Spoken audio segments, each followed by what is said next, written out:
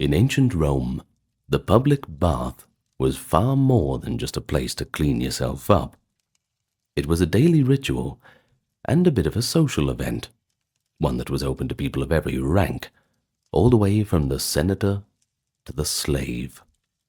By the height of the empire, the city of Rome boasted hundreds of bathhouses, some enormous complexes that could accommodate thousands of visitors at once.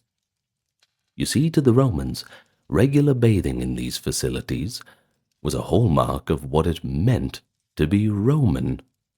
A little bit of the civilization's sophistication and communal life. It's no wonder that even today the ruins of gargantuan baths like those of Caracalla or Diocletian inspire awe. It just reminds us of a culture that masterfully combined engineering, luxury, and social interaction. And that's what we're here to talk about today. All about Roman baths. So if you'll spend the next hour with me, I think you'll come away with quite a good understanding of what they were and what happened. Now, just quickly, thank you to everybody supporting on the Patreon and YouTube memberships, along with the merch store and any donations. Helps keep the channel completely ad-free, and all links are in the pinned comment and description. If you can't do that, a quick like, comment, and subscribe pushes us out in the algorithm. Thank you very much in advance. Anyway, let's begin. So, like many aspects of Roman culture, the habit of bathing evolved over time, and of course it was influenced by other civilizations. It didn't just spring up in a vacuum. Well, in the early Republic, Romans were relatively conservative about bathing. You see, it was done more for basic cleanliness or health than for leisure. According to the philosopher Seneca, in Rome's olden days, people would wash their arms and legs daily, but bathe the whole body just once a week, a far cry from the daily soaking of later times. An early Roman general, such as Scipio Africanus, who lived in the 2nd century BCE, had private bathhouses in his villa. But it was extremely simple, you see. It was a small, dark room, just sufficient enough for a quick dip. It didn't really have any of that lavish adornment. Now, this balneolum, little bath, as Seneca calls it, exemplified the modesty of republican manners compared to the luxury that came later. Bathwater in those times might be nothing more than lukewarm and even a bit murky after a rain. In short, before the 1st century BCE, the Romans didn't, bathe too often. It was kind of infrequently, and without too much pomp. The turning point for Roman bathing culture came as Romans encountered the Greek world. You see, the Greeks had long traditions of bathing and gymnasium culture, including public bathhouses and hot air rooms. As Rome expanded into the Hellenistic East in the 2nd and 1st centuries BCE, Romans picked up new ideas of bathing as a social activity from observing their Greek cousins. By the late Republic, references to public bathhouses in Rome became a lot more frequent. In 59 BCE, the orator Cicero casually mentions public baths in a legal speech, indicating that they were already an established urban fixture. These early baths were small, at least by later standards, often just a series of rooms with a heated bath or two, and they were typically privately built, but open to the public as long as they could pay. Initially, public baths may have been viewed as places for the lower classes. The wealthy preferred to bathe at home. Over time, however, even aristocrats began to frequent, or at least build, public bathhouses as well. And here's one important figure in the development of bathhouses: Marcus Vipsanius Agrippa, a close friend of Augustus, by the way. Agrippa, serving as aedile, which is a magistrate in charge of public works, in 33 BCE, undertook a massive campaign of construction in Rome. He improved the aqueducts to bring more water into the city, and built what is often considered Rome's first grand public bathhouse around 25 BCE. The baths of Agrippa, supplied with copious water from the new Agua Virgo aqueduct, became a prototype for the monumental imperial baths. Agrippa reportedly even made admission to his baths free of charge to encourage the public to use them. Now that's a public service, isn't it? Well, this gesture certainly set a precedent for emperors to come. Providing splendid bathing complexes for the populace became a way to gain favor and even eternal prestige. Imagine long after you're gone, people are saying, let's go to Agrippa's bath. That's some kind of legacy, right? Soon emperors and wealthy elites were constructing baths not just in Rome, but in cities all across the empire. By the time of Emperor Augustus's reign from 27 BCE to AD 14, bathing had become fashionable and frequent among all social classes. It was just the thing that Romans do at this point. Well, in fact, there is a story that survives that Augustus's own elder relatives, even the emperor's dignified mother, occasionally went to public baths, and that reflects how normalized it had become for high society to bathe in public alongside everybody else. And so, in the span of a few generations, Roman attitudes towards bathing transformed quite a lot. What had been a weekly chore turned into a daily leisure activity, and by the 1st century, most Romans expected to stop at the baths as part of their everyday routine. Emperors of the early empire continued to promote this culture. New bathhouses, both modest neighborhood baths and huge imperial thermae, sprung up throughout the cities of the empire. Each successive ruler tried to outdo the last in providing more spacious and elaborate facilities. By the late empire, the city of Rome was said to contain around 1,000 baths of various sizes, and that's pretty astonishing. And bathing had become virtually synonymous with urban life. So let's take a deeper look into the design. How exactly did a typical bath look? Now, even the smaller baths were cleverly designed to provide a sequence of bathing experiences, and the largest thermae were among the most complex buildings of antiquity. Let's have a look at the key chambers of a Roman bath. They included first the apoditerium, the changing room, that is. This was the entry hall, where bathers would undress and store their belongings. Often the apoditerium had rows of shelves or cubby holes for clothes, and benches for sitting. Basically just the locker room, you know. Slaves or attendants might be on hand to watch people's items, as theft in busy baths was not unheard of. You had to watch yourself. In some baths, the apoditerium was combined with the frigidarium, the cool room, serving a dual purpose as both a changing area and a place for a cool plunge. Next we have the tepidarium, which is the warm room, a mild heated chamber where bathers went after undressing to acclimatize their bodies to heat. The tepidarium usually had warm air, that's where the word tepid comes from, but typically did not contain a water bath. It was often richly decorated too, sometimes featuring warm benches or even a heated floor to sit down and relax. The idea was to open up the pores gently before the intense heat would be ahead. Next is the caldarium, the hot room. This was the heart of the bathhouse. The caldarium was a steamy hot chamber, comparable to a modern sauna or steam bath. It had the hottest temperatures, produced by the bath's heating system beneath the floor, and sometimes braziers of hot coals. Most caldaria also featured a hot water pool or tub, where bathers could immerse themselves in very warm water.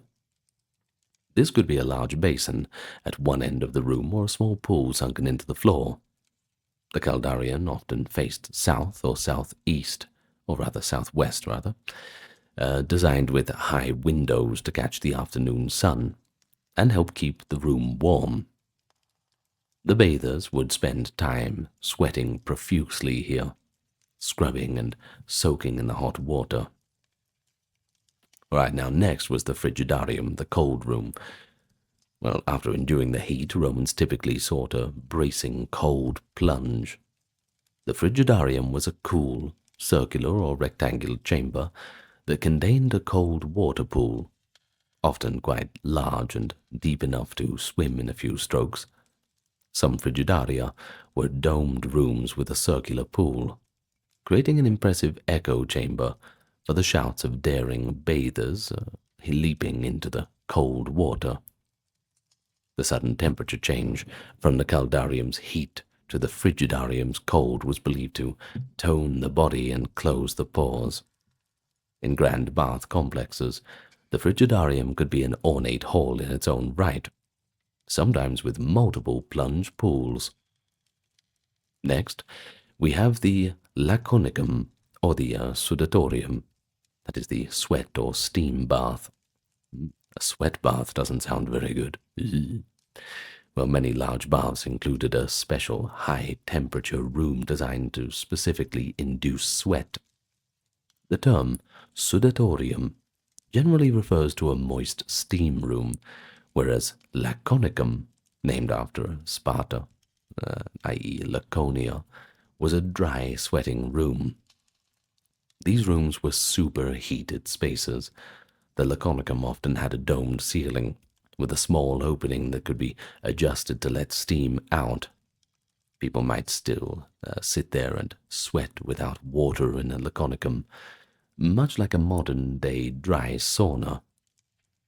In some designs, the caldarium and sudatorium were combined, but in others, they were special sequential steps. Now next, we have the natatio, which basically means the swimming pool. The most luxurious baths featured an open-air pool. This was usually a large, unheated pool in a courtyard or portico within the bath complex, where patrons could swim or lounge around in the cooler air. The natatio was often the final stop after the frigidarium, or a place for more leisurely exercise. For instance, the sprawling baths of Caracalla in Rome had a massive natatio about 50 meters long, open to the sky and surrounded by columns. Even some provincial baths included sizable pools. Recent excavations in Spain uncovered a 1st century BCE bath with one of the largest ancient pools in Iberia, showing how important swimming and water play were in Roman bathing culture. Now, in addition to these main areas, Roman bathhouses contained a variety of auxiliary rooms and spaces. There were toilets, latrines often attached to the baths, and these were communal latrines with benches and flowing water to carry waste away. No doors, by the way. Sometimes they would even use the excess water from the baths to flush everything away too, which is pretty efficient in terms of recycling water. There were also service corridors and furnace rooms, where slaves tended the fires that heated the complex.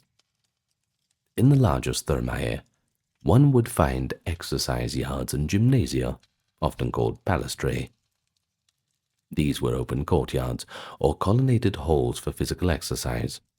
Yet all the classics like wrestling, weightlifting, ball games, and other sports being practiced there, much like at a Greek gymnasium. Of course, they get their ideas from somewhere, don't they? Elite bath complexes also featured exedrae and libraries, comfortable hall areas where people might lecture, poets might recite verses, or scholars might read scrolls. For example, the baths of Caracalla reportedly housed libraries with collections of Greek and Latin texts, allowing the people to exercise both body and mind. Furthermore, many baths were adorned with beautiful art, statues of gods, heroes, and past benefactors, as well as colorful mosaics on floors and frescoes on walls. Entering a major Roman bath could feel like going into a museum almost. One ancient description of a bath from around AD 50 marvels at halls lined with marble and statues, gleaming with purple red paint and light pouring in.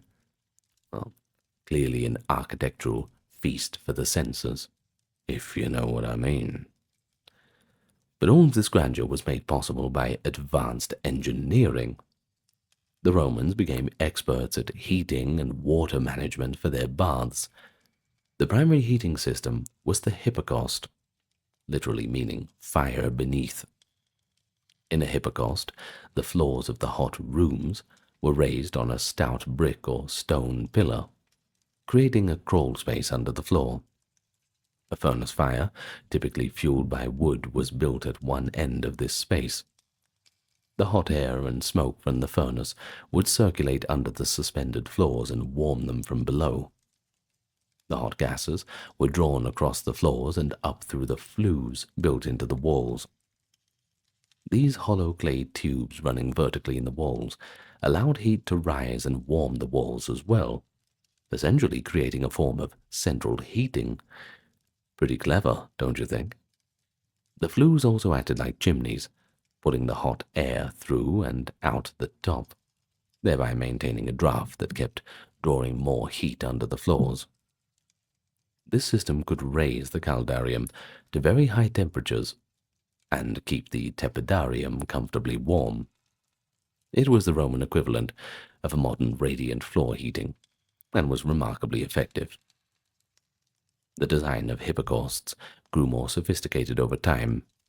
By the 1st century AD, builders had added those hollow wall tubes to introduce radiant wall heating, not just warming the floors.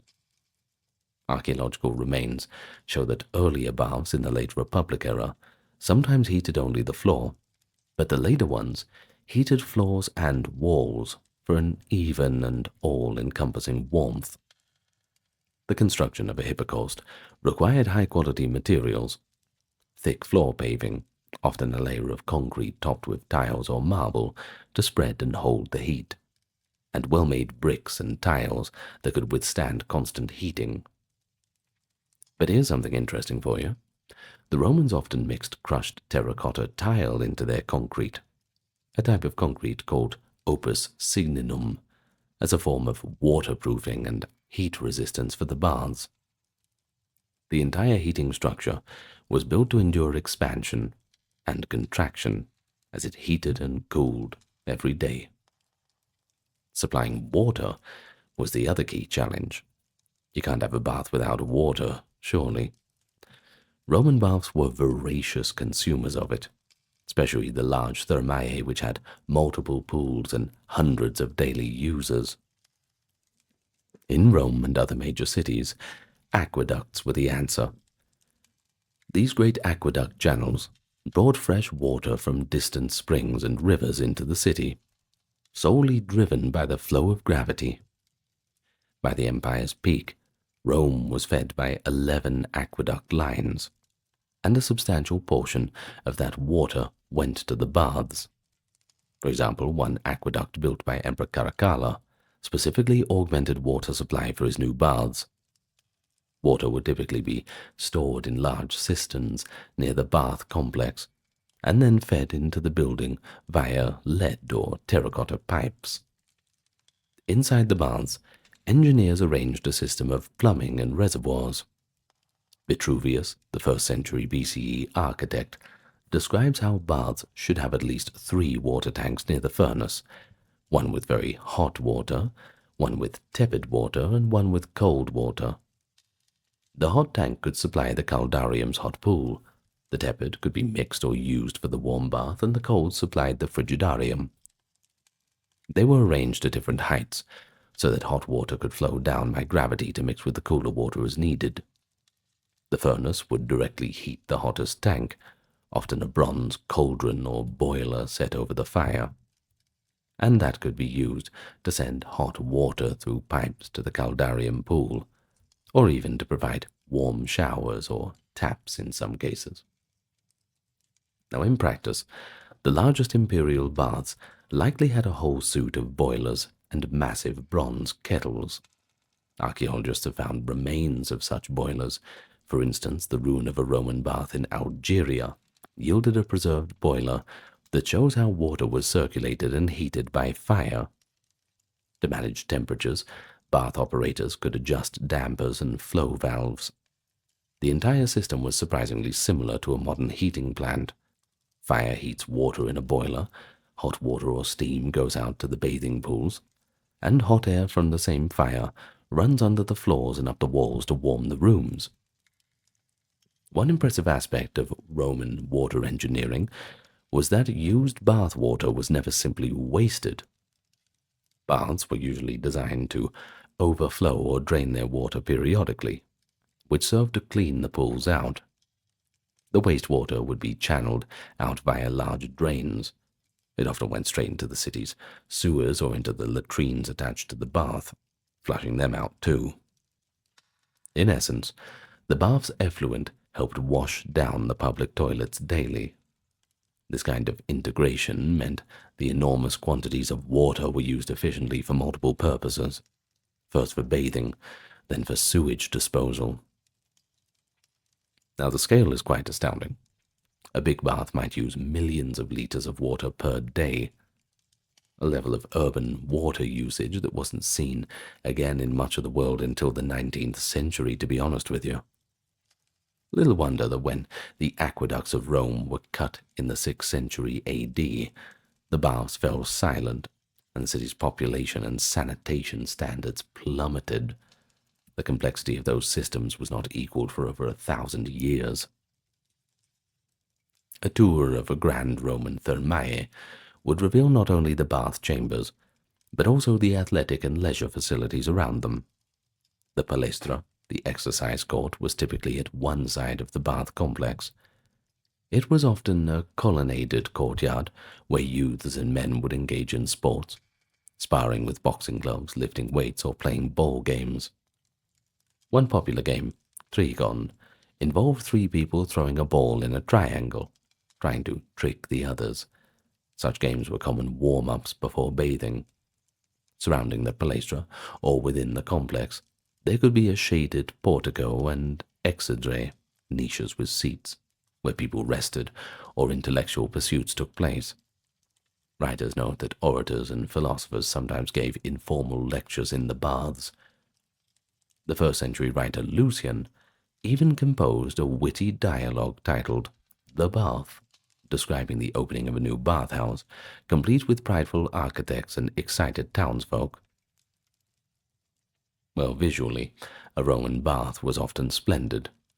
Interiors might be lined with varicolored marble panels, and floors decorated with mosaics, sometimes depicting marine motifs, swimmers, or abstract patterns. Mosaics from a bath in Libya, for example, show careful scenes of bathers and aquatic creatures, inviting visitors to enjoy the water. Statuary, was another feature. The baths of Caracalla in Rome contained famous sculptures, like the colossal Farnes Hercules, which was found centuries later among its ruins. Large baths intentionally conveyed imperial generosity, and just the idea of that good Roman life. Health, leisure, and culture, all under one roof. What a time to be alive. So, most Romans would go pretty much every day, usually in the afternoon. The baths in cities generally opened around lunchtime, which would be the 7th or 8th hour of the day, and they'd stay open till sunset. Now, the Roman work schedule often ended early in the afternoon, you see, allowing time to bathe before the evening meal.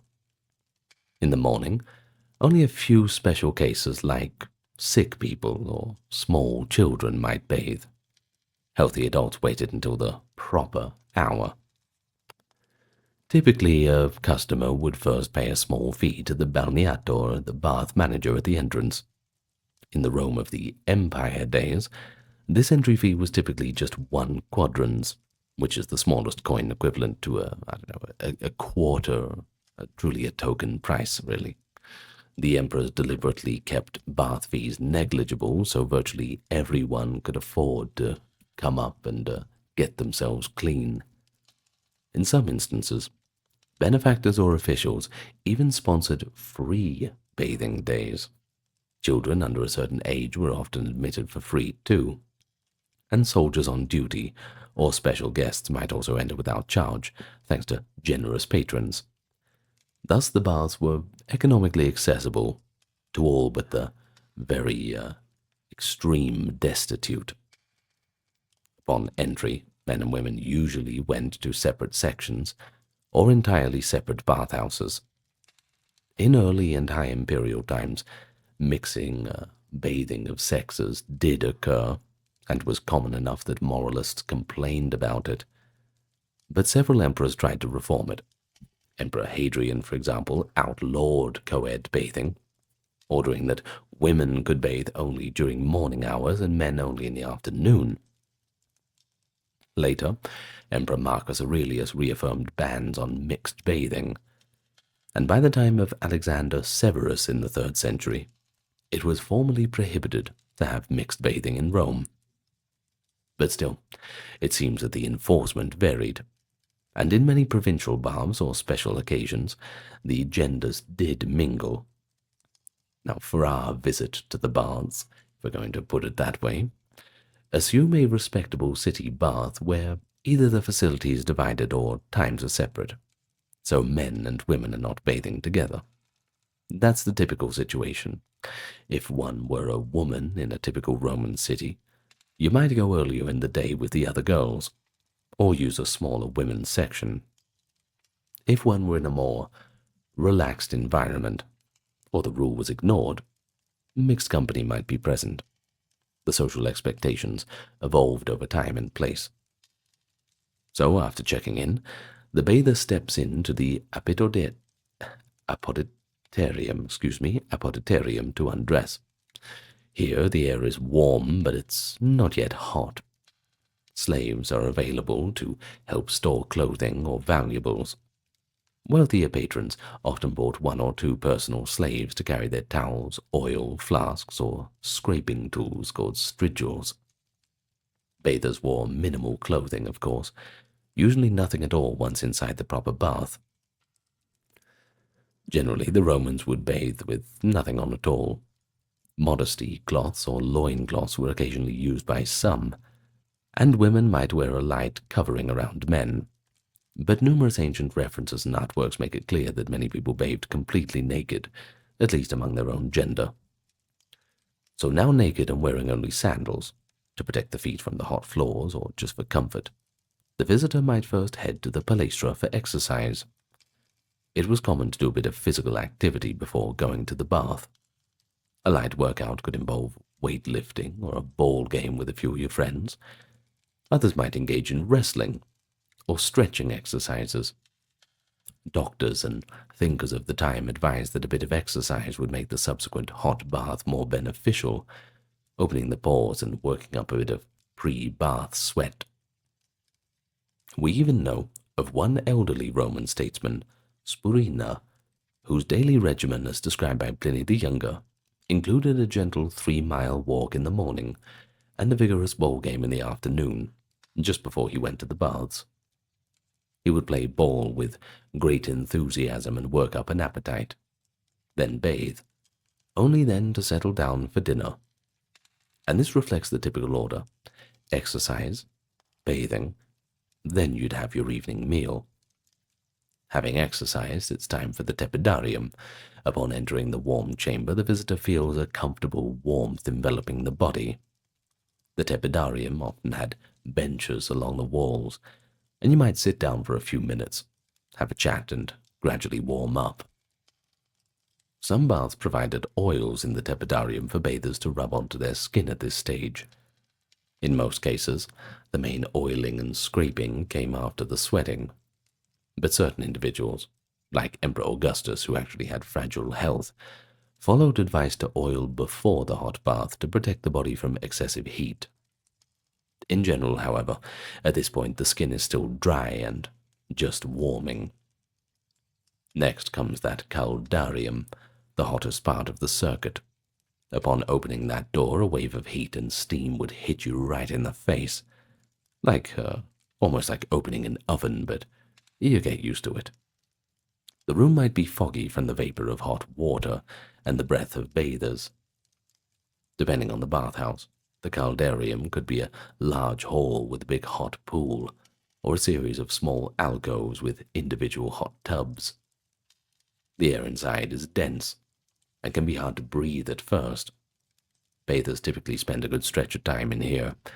They might sit beside the hot water pool and chat, or immerse themselves up to the neck in the bath. In some caldaria, there were built-in basins at waist height called iabra, great round marble basins filled with very hot water, from which the bathers could ladle water over themselves or even dip in briefly. There might be slaves, too, to help pour warm water over the masters using buckets. While in the caldarium, the body begins to sweat profusely.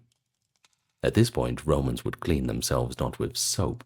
Now, soap existed, and indeed a kind of soap made from tallow and ashes was known, even imported from Gaul, but it was relatively expensive, and not the typical method of washing. You see, instead, they used olive oil as a cleanser. A bather or an attendant would oil the bather's skin generously. The oil applied to skin and hair would mix with sweat and dirt. And then came the tool of choice, the strigil, a curved metal scraper. Using the strigil, bathers would scrape their skin, literally sluicing off the oil, sweat, and grime. This removed dead skin and impurities, functioning much like a modern exfoliation. Contemporary accounts mention slaves trained to use the strigil to scrape down their masters down from head to toe. The dirty oil would be scraped away, and usually just discarded on the floor or in a container. One can imagine the sludge produced from dozens of people doing this, hence the need for a regular cleaning of the facilities. It was a thorough cleansing routine, if, well, admittedly a bit abrasive by modern standards. In any case, after oiling and scraping, some bathers might get a massage. The combination of exercise, heat, and sweat would relax the muscles, and professional masseurs, often slaves of the bath or freelancers working for tips, were always on hand to knead sore muscles. They might work scented oils into the skin, providing a bit of aromatherapy. Meanwhile, others in the caldarium simply socialized or even conducted business deals. It was not uncommon for a politician or a patron to hold informal conversations or negotiations while soaking in the bath. Having thoroughly sweated and cleansed in the hot room, the bather now takes the most bracing step, the plunge into the cold water. He or she leaves the caldarium, and either returns briefly to the tepidarium to cool down slightly, or heads straight to the frigidarium. The cool waters await there. Some people prefer to first have a slave pour cooler water over their head and body to gradually lower the temperature. But many Romans loved the dramatic leap into the cold water. Ancient writers describe how fashionable it became, especially after one of Emperor Augustus's physicians prescribed cold baths for health and supposedly cured the emperor of an illness in this way. Cold showers are good for you, by the way. Cold bathing caught on as a medical and popular trend. Ice plunges became the talk of Rome, and for a time, in the Augustan age, cold water was so popular that people scarcely used the hot baths at all, according to later commentators. But I'm sure when winter rolled around, they might be a little bit of a change of heart. In practice, though, most did a bit of a combination. Hot water, then a cold rinse. Now, our hypothetical bather would climb down the steps of the plunge pool in the frigidarium. The water is unheated, perhaps fed directly by aqueduct flow or stored cisterns. It might be refreshingly cool in summer, or even quite chilly in winter. With a gasp, he submerges himself. Some would take a brief swim in the pool if it was large enough. The frigidarium of a grand bath often had a handsome design, too. Maybe a decorative fountain of icy water, too, would spout from a kind of decorative animal head, too, but, well, that would depend on how fancy the bath was. The cold water closes the pores, invigorates the body, and completes the cycle of hot-to-cold therapy, which the Romans believed balanced their humors and strengthened the constitution. Emerging from the cold pool, and the major bathing is done. Now comes the drying off and dressing phase. You'd return to the apodyterium, or a unctorium, an oiling room, if the facility had one set aside. There they'd towel off. Often a light coating of fine oil or perfume was applied after drying to moisturize the skin. The writer Marshall jokes about people leaving the bath smelling of expensive Eastern perfumes.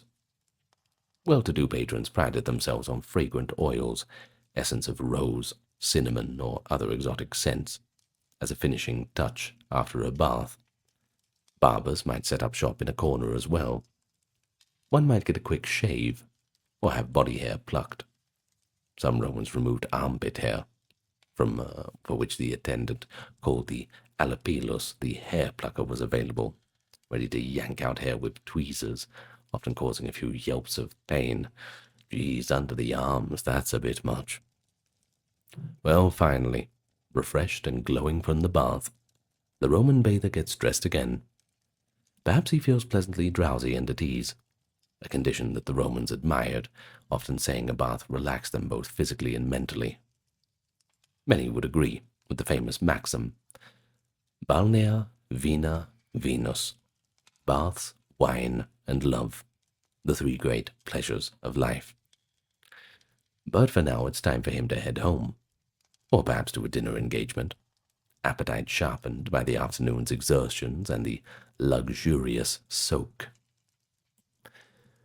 Now, of course, this routine that we described above was not merely a solitary cleansing. It was really about the social aspect. And one of the most striking aspects of Roman baths was how they served as a great leveler and meeting ground. Rich and poor, young and old, all could bathe, in theory, under the same roof. In practice, there were gradations. You see, the wealthier might choose more upscale baths, or at least enjoy better service within the bath. For instance, a rich man might have multiple slaves attending him. But fundamentally, everyone who entered paid the same fee, and they shared the same pools. There are accounts of emperors deliberately bathing in public baths to appear more accessible and relatable. Emperor Hadrian, for example, was said to bathe in public and even tolerate fairly rough jesting and interaction from fellow bathers, which earned him favor as a man of the people.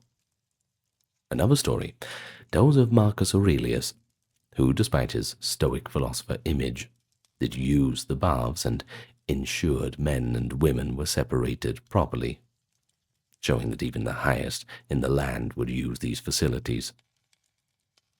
The atmosphere in a bathhouse was anything but hushed or monastic. It was, in a word, raucous. Love that word. One contemporary observer, the philosopher Seneca, whom we talked about a little bit earlier, gives us a vivid description of the noises emanating from a public bath. You see, Seneca lived in an apartment above a bathhouse in Rome, and in one of his letters he actually complains with a touch of dark humor about the assortment of sounds that surround him daily, enough to make him yearn for silence.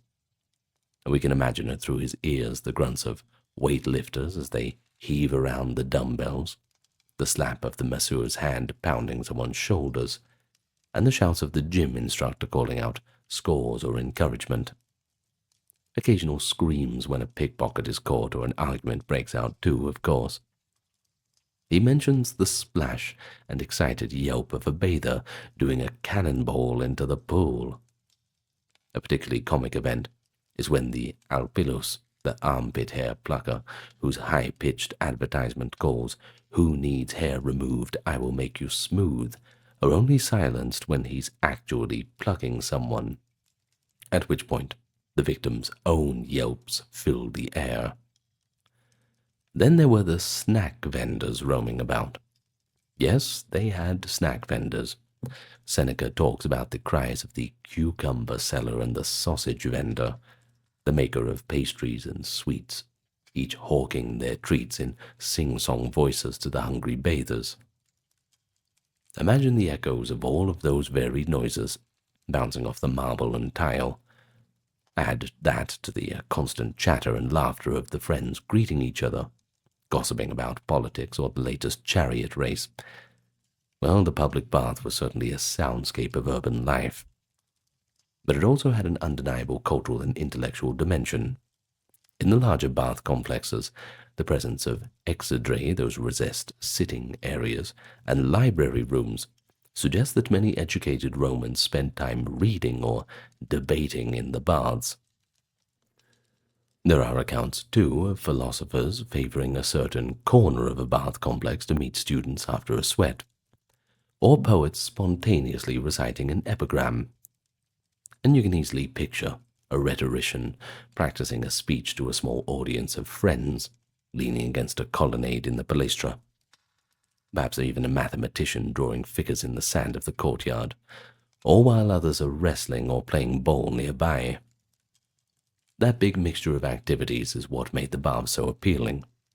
You could exercise, bathe, socialize, get something to eat, even get a haircut, or hear the news, all in one venue. But not everybody praised the baths, of course. To some moralists, especially as the empire became more decadent in their eyes, the bathhouse was seen as a potential site of vice or excess. Bathing naked in mixed company raised eyebrows among the conservative. The satirical poet Juvenal, in one of his verses, lambasted the idea of nobles and commoners scrubbing shoulders together, insinuating that the standards of propriety had declined from the days when even a father and grown son would not be able to bathe together out of modesty. Early Christian writers, too, had mixed feelings. On one hand, many Christians continued to use the public baths just like everybody else. There was nothing inherently pagan about water and steam, surely, and they appreciated the cleanliness. In fact, some church leaders recommended bathing for health, but advised moderation. On the other hand, certain Christian moralists warned against the immodesty and promiscuity that might arise in the bath's relaxed environment, especially if men and women mingled. Tertullian, a 3rd century Christian author, begrudgingly allowed that Christians could go to the baths, but with caution, and he, of course, derided any lewd behavior there. But the truth is, the Roman bath could cater to wholesome and less wholesome pursuits alike. While many people simply went to clean off the day's sweat and talk with friends, it's likely that a few went looking for, let's just say, illicit liaisons. Prostitution was not uncommon in larger baths. Secluded corners of the complex or attached brothels might facilitate encounters, something that both the Roman authorities and moral writers took note of. Emperors periodically tried to police behavior in the baths, for instance, segregating the sexes, as we saw, or closing baths on certain religious days to enforce piety. Emperor Caligula, at one point, made it a capital offense to bathe on certain holy days, thinking it sacrilegious to indulge in luxury then. These measures showed that authorities were quite aware of the bathhouse's hedonistic potential. Nonetheless, the vast majority of bathgoers likely minded their manners in public and treated the bath as just a normal social outing. Another interesting social role the baths played was a setting for patron-client interactions. In Roman society, lower status individuals often relied on support from higher status patrons, and daily morning visits to a patron's house were quite the routine. However, in the informal atmosphere of the baths, clients might catch a moment to petition a busy senator or merchant for a favor outside the strict formality of the patron's atrium. We even hear of emperors who would use public baths as a sort of informal audience chamber. We already talked about Hadrian, of course. At times he would even solve legal disputes and grant requests on the spot. The symbolism was clear, though. In the bath, all men were ostensibly equal in their humanity, which provided a democratic flavor to the gatherings. Of course, there was also the leisure and indulgence. The food and drink was available, either from roaming vendors or sometimes small taverns attached to the bath complex. Some of them even had adjacent thermopolium, a snack bar, or even a wine shop. It would not be unusual to see bathers, after dressing, sit in the portico and enjoy a cup of diluted wine or nibble a bit of cheese and bread. In fact, some hard partying types took things even further. The notoriously debauched Emperor Commodus was said to have actually dined inside the bath. He would have meals brought to him in the caldarium, luxuriating in the hot water while feasting, an indulgence that, well, not every Roman would approve of. Commodus's contemporary, the Emperor Gallienus, similarly was reported to take multiple baths a day, and even snack between them, trying to stimulate his appetite for more banquets. Such extreme behavior was lampooned as excessive, but it does show that the bath was seen as a place of leisure and even luxury, where one could just linger around for hours on end. And indeed, many people did. We have evidence of some extreme enthusiasts like Commodus, who might bathe half a dozen times in a single day. Apparently, he sometimes took up to 8 baths in one day, alternating hot and cold, or just to show off his extravagance. But in more normal circumstance, someone might just take one extended bath session a day. Though an especially idle aristocrat might return in the evening for another dip, or treat it as a place to just kill time. There was a saying that a truly decadent person would live in the baths. While that was hyperbole, it showed how integral these facilities were to leisure in the Roman world. The communal aspect extended even to bathing practices that modern people consider private. Using the toilet, for example. That could be a social act. The bath's latrine was often a room with a long bench of holes, where users sat next to each other without any partitions. They might chat, or even continue a business discussion while relieving themselves. One can imagine sealing a trade deal literally on the latrine, if writers like Marshall are believed to be believed in their jokes, rather. The Romans did not have the same concept of personal space or privacy as many cultures do today. A lot of daily life was shared. All these elements, the conversations, the games, the grooming, the deal-making, shows that the Roman bathhouse was a microcosm of Roman society, a place to see and to be seen. Much like modern coffee shops or fitness clubs can be social hubs, the baths were a place where you could catch up on gossip and news. A person might hear the latest political rumors while soaking, or bump into a friend just returned from the provinces to get first-hand stories. The openness and mixing also meant that information spread quickly through bathhouse talk. Emperors sometimes feared the baths as breeding grounds for dissent or conspiracy, given the free flow of chatter. But they also recognized that supporting the bath culture won them public approval. An emperor who built grand baths was remembered fondly in popular memory for providing such public benefactions. But of course, like much of the classical world, the baths had to fall into decline.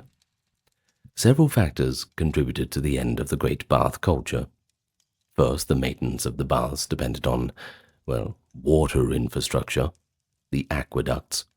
In the turmoil of the latter empire and after the Western Empire's fall in the 5th century, many aqueducts were damaged or not kept up.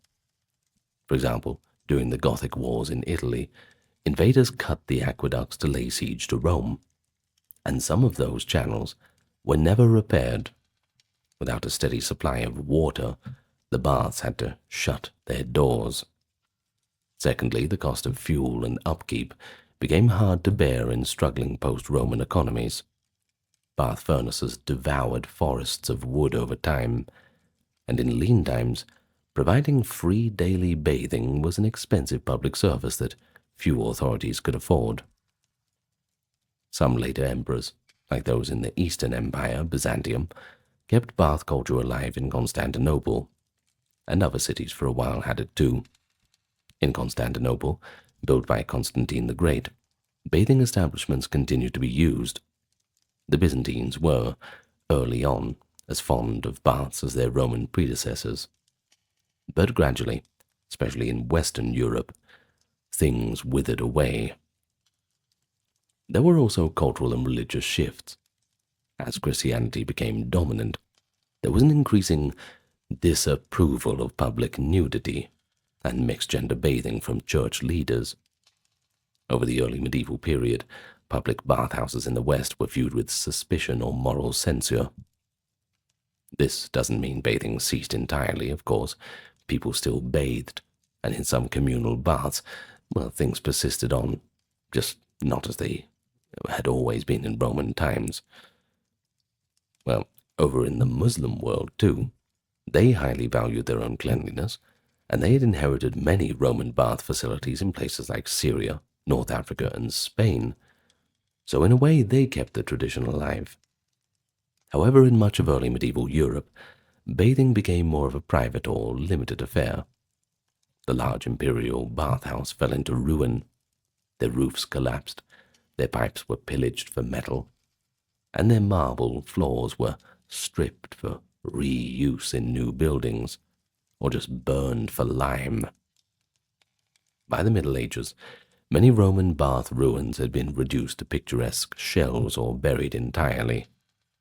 In Rome, the baths of Diocletian partially survived only because they were turned into a church, as mentioned, and the baths of Caracalla became a quarry for builders. Still, enough remained that Renaissance architects like Palladio and Michelangelo studied those ruins to learn vaulting techniques and grand floor plans, influencing modern architecture. Interestingly, the concept of public bathing did revive sporadically in medieval and early modern Europe, though often in different forms. In medieval towns, bathhouses existed, somewhat notorious for doubling as brothels in certain cities, but nothing on the scale of a Roman bath. Only much later, by the 19th century, with urbanization and new public health ideas, did public bathhouses and swimming pools make a comeback. And by then, people explicitly looked back to the Roman models for inspiration. Meanwhile, the legacy of Roman baths is visibly preserved in places like Bath in England, or the city of Baden-Baden in Germany, whose very name, Baden, means bathing, stemming from the Roman thermal baths there. Well, language too carries echoes. Words like bath, balneary, thermae, and spa. The term spa itself comes from a Roman-style mineral spring at Spa in Belgium, by the way. They've all got roots entwined with the Roman practice of communal bathing. Modern spa culture, gym complexes with sauna and steam rooms, and even our focus on combining exercise with wellness and social relaxation can all be seen as distant descendants of this Roman bath ethos. The Romans believed in a healthy mind and healthy body, and the bathhouse was the embodiment of that ideal, offering physical cleansing, exercise, and social nourishment all in one neat little package. And so here we are, standing in the ruins of a Roman bath, and you can almost hear the echoes of that life, the low hum of conversations in Latin and Greek, maybe a laugh ringing out beneath the high dome. One can imagine the misty air, the mosaic floors, wet with the footprints. These places were the great equalizers of an empire. A citizen could feel like a king for a few hours, indulging in warmth and water that soothed the body. For the listener who's gone through our time together today, I hope you've gained not only an understanding of the mechanics and history of Roman baths, but also a feel for their vibrant atmosphere and the role that they played in antiquity. In the end, the story of Roman baths reminds us of the universality of simple human pleasures, the enjoyment of being clean, the camaraderie of shared spaces, and the rejuvenation that comes from just a bit of relaxation. The Romans, in their grand way, turned these simple pleasures into an institution and even a kind of art form. And while empires fade, the appeal of a good bath remains timeless. So the next time you step into a modern spa or a heated pool, you might recall the Romans who perfected the practice 2,000 years ago. And think about it, in spirit, you'll be partaking in the same tradition of balnea that once defined the rhythm of life in the Roman Empire. Water. It covers the stage of countless ancient dramas. So imagine the story of a torrential rain and raging sea swallowing the world. Humanity reduced to a few terrified survivors, clinging to a makeshift vessel. This compelling vision of a great flood is not one confined to any single culture, but it appears in the folklore of peoples separated by oceans and millennia. So why did so many early civilizations, from Mesoamerica to Mesopotamia, tell of a time when the earth was inundated by a catastrophic flood? Today, we are going to voyage through these flood myths across the ancient world. We'll hear the voice of Utnapishtim in Mesopotamia, warning, abandon your house, build a boat, save yourself. We'll listen as a small fish tells Manu of India that the flood will sweep away everything, and learn of how Emperor Yao of China lamented waters that rose up to heaven, encompassing the mountains. We will explore the tales of the Nautian deluge in the Hebrew Bible, the Deucalion flood in Greece, and the indigenous flood traditions of the Americas. Each society's version has its own unique twists, yet the recurring motive of a world-engulfing flood is quite striking. So by examining these stories in their historical contexts and original sources, we can appreciate both the diversity and their uncanny common threads. Were these stories purely symbolic? Were they moral parables? Or could they dimly echo real prehistoric deluges? We'll have to think critically about that. Throughout, we must remain mindful not to favor any single culture or theological interpretation. Our aim is a comparative, global perspective. So with all this in mind, prepare to dive deep into the ancient world and look at these profound narratives of destruction and rebirth, captivating human imagination since antiquity. Well, welcome to the channel. Introductions all said and done. It's good to see you again, but if you're new, or if you're yet to click the subscribe button, I invite you to do so, and throw the video a like and leave your thoughts in the comments for the algorithm. Also, this video, like all the other videos on the channel, are ad-free. Isn't that wonderful? Of course, made possible by the generous support of those on Patreon, YouTube memberships, and those who were kind enough to check out the merch store. Now, with all that being said and done, if you want to support the channel, you know exactly where to go, links in the pinned comment and the description of the video. But let's all get nice and relaxed first, and we can go back into the ancient world. Don't forget to bring a towel. Let's begin in Mesopotamia. What better place to begin in the ancient world than there? And this is the place where one of our earliest known flood myths comes from. In fact, if you're familiar with it, Mesopotamia means the land between the two rivers, where the inundations of the Tigris and Euphrates were both a blessing and a curse. The Mesopotamians left multiple accounts of a great flood, recorded on clay tablets in cuneiform script, among humanity's earliest written stories. These Mesopotamian narratives, including the Sumerian tale of Ziusudra and the Akkadian Atrahasis epic, and the flood episode, of course, in the Epic of Gilgamesh, are remarkably rich and are thought to predate and influence later flood tales in the region. Let's start with the Epic of Atrahasis, circa 17th century BCE. The gods decide to destroy humanity with a flood. Uniquely, the reason is not humanity's sinfulness, but its noisiness. That's right. They were too loud.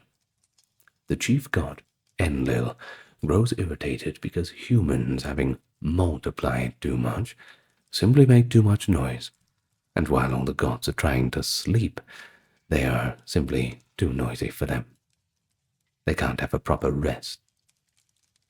In one passage, Enlil complains, "The noise of mankind has become too much. I have become restless at their noise. Sleep cannot overtake me because of their racket." After lesser measures to curb human population, such as plagues and droughts, failed, Enlil resolves on total destruction. However, the wisdom god Enki betrays his plan to his faithful devotee Atrahasis. Enki whispers through the walls of Atrahasis's home, advising him to dismantle his house and build a giant boat. Reject possessions and save living things. The boat that you build, roof it like an abyss, so the sun cannot see inside it. Atrahasis follows the divine instructions. He loads the vessel with his family and animals of the field, and when that allotted time comes, he seals the door with bitumen as black storm clouds gather. The narrative vividly describes the unleashing of the flood as follows. The storm winds were raging. No one could see anyone else. They could not be recognized in the catastrophe. The flood roared like a bull, like a wild donkey, screaming the winds howled. The darkness was total. There was no sun. And so, for 7 days and 7 nights the torrents poured down, and in the end, Atrahasis's boat survives the tempest and comes to a rest. But when the chief god Enlil discovers that some humans have escaped his decree, he is quite furious, only to be chastened by Enki and the mother goddess, who remind him of the need for life's preservation. A reconciliation ensues, and measures, like making humans mortal and vulnerable, are taken so humanity will never again grow so noisy as to trouble the gods. The most famous Mesopotamian flood account appears in Tablet 11 of the Epic of Gilgamesh. Here, the hero Gilgamesh seeks out Utnapishtim, the immortal flood survivor, to learn the secret of eternal life. Utnapishtim then recounts to Gilgamesh the story of how he survived the great deluge. The Gilgamesh version closely parallels Atrahasis, but there are some differences in detail and in emphasis. Utnapishtim, also called Utnapishti or Noah of Babylon, tells how the gods decided to send a flood to wipe out the city of Shuruppak on the Euphrates. The god A or Enki whispers the warning to him as follows. Utnapishtim, abandon your house and build a boat. Seek life instead of riches. Save yourself. Take with you on the boat an instance of each living thing so they may be safe from the obliteration of the flood. Utnapishtim follows the god's instructions to the letter, but he too faces the dilemma of how his sudden building project looked to the curious town people. A advises him to give a deceptively benign reason. Say that Enlil has driven him out and that a bountiful rain is coming, a ruse to get people to ignore the ark. When the flood comes, it is a cataclysm. The tablet says, even the gods were frightened by the flood, and they crouched, cowering like dogs. Utnapishtim's boat endures the onslaught for 6 days and nights. On the 7th day, all is quiet. Utnapishtim opens a hatch and sees a calm sea, littered with debris. His boat had come to rest on a mountain, Mount Nimush, or Nisir. To test if the waters have receded, he sends out birds, a dove, a swallow, and a raven. The first to return, finding nowhere to land, but the raven sent last does not return, indicating that dry land is emerging. Utnapishtim then disembarks and offers a sacrifice. The hungry gods gather over the soothing aroma of the offering. Enlil, at first enraged that a mortal survived, is eventually reconciled, and in an act of grace, or perhaps to remove humans from the earth, he grants Utnapishtim and his wife immortality and sends them to live far, far away. It is this secret of the gods, the story of the flood, and the gift of immortality that Utnapishtim imparts to Gilgamesh. The Epic of Gilgamesh's flood account is our primary Mesopotamian source, first translated in the 19th century, which alerted the modern world to how much older this flood myth was to the biblical story. But scholars widely agree that the Hebrew Bible's flood narrative from Genesis 6-9, featuring Noah, was heavily influenced by these earlier Mesopotamian stories. The parallels are numerous and undeniable. A chosen man, warned by God, builds an ark, takes animals aboard. A global flood comes as divine punishment for human wickedness, and the ark floats to a mountain, Mount Ararat in Noah's case of the Hebrew version. Birds are sent out to test the water. Noah sends a dove 3 times. The sacrifice is then offered, and a divine promise is made never to destroy humanity by the flood again. The Mesopotamian gods likewise agree on a new order, with a promise marked by a necklace of Ishtar, akin to the Rainbow Covenant in Genesis. Yet there are differences, and they reflect each culture's values. In Genesis, the cause is moral corruption. Genesis 6:11 says, the earth was filled with violence, and the flood is a kind of ethical cleansing by a sole, righteous God. Whereas in Atrahasis, the cause is overpopulation and noise, and multiple, fallible gods are at odds with each other, some regretting the havoc. The biblical account is also notably monotheistic, and emphasizes a moral lesson and comfort. God spares Noah for his righteousness, and promises never again to send such a flood. But it is important to view each account in its own cultural context. Still, the lineage is undeniably evident.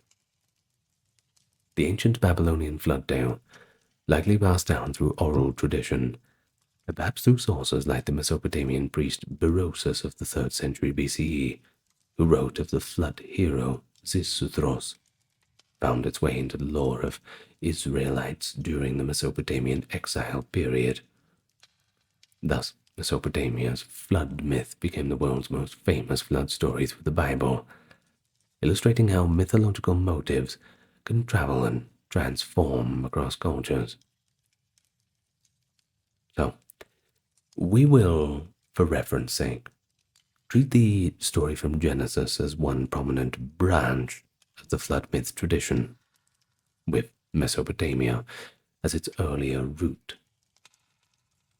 Interestingly, archaeologists have found evidence of significant flooding in early Mesopotamian history. In an excavation of the city of Ur in the 1920s, Sir Leonard Woolley discovered a deep layer of flood-deposited silt, leading him to claim that he had found proof of Noah's flood. Of course, we know that that layer represents a serious local flood around 2900 BCE, which affected some Sumerian cities, but not the entire world. Other flood layers of varying dates are found at other sites, and this suggests that devastating river floods were part of Mesopotamian life, and likely inspired these legends of a universal deluge. However, no single event in geology matches the scale of the myths. Rather, the myths, in rather typical ancient fashion, exaggerate and synthesize the reality of periodic floods into one grand narrative. The Mesopotamian flood myths thus blend observation with theology. That is, floods happen and can certainly be catastrophic, and the theory that gods use floods to intervene in human affairs. Perhaps a dash of creative storytelling, too, can become canon over time. But there's no need to stick around in Mesopotamia for too long. As much as we'd like to stay there, there are other flood myths that we need to get to the bottom of. So let's go a little bit east, find ourselves in India. And there's a very interesting flood legend. The story appears in the Hindu tradition, with the earliest recorded version in the Satapatha Brahmana, that is a Vedic prose text, dated to roughly the 8th to 7th century BCE. Of course, later it was elaborated in the Mahabharata and the Puranas, like the Matsya Purana, for example, with a few variations in between. Now, the core narrative centers on Manu, that is, this character of the primordial man, often considered the first human or lawgiver in Hindu lore. Now, of course, the lore is quite deep, so I'm just going to try and explain it on a surface level. The old Vedic texts are very complicated, and they require videos of their own. Perhaps I'll get to them soon. Anyway, uniquely, Manu is warned of the flood by a tiny fish that he had rescued. According to the Satapatha Brahmana, one morning, this is how the story goes, as Manu was washing his hands, a little fish jumped into his palm. The fish spoke, a surprising and obviously numinous event. "Rear me, and I will save thee." Of course, Manu is understandably quite astonished, and he asks what the fish is going to save him from. The fish then reveals that a flood will carry away all of these creatures. From that is what he will be saved from. The fish then requests Manu's protection, knowing that small fish are easily eaten by bigger fish, and Manu, showing compassion, places it in a jar of water. But the fish kept growing, and miraculously fast, outgrowing vessel after vessel, until Manu released it into the sea once it was enormous and safe. The fish, by now clearly a divine being, then told Manu the time had come. Quote from the text, "In such and such a year that flood will come. Thou shalt then prepare a ship, and when the flood has risen, thou shalt enter into the ship, and I will save thee. So, of course, as instructed, Manu builds the wooden ark. When the foretold flood arrived, true to prophecy, it, quote, swept away all the creatures, and Manu alone remained. The great fish swam to Manu's ship, and Manu tied the vessel to the fish's horn. The fish then safely guided Manu's ship to a high mountain in the north. As the waters subsided, the fish advised Manu to secure his ship to a tree on the slope, so it would not drift as the flood receded, and to descend gradually. Manu's ark thus came to rest on a mountain, sometimes identified in later texts as the Himalayas.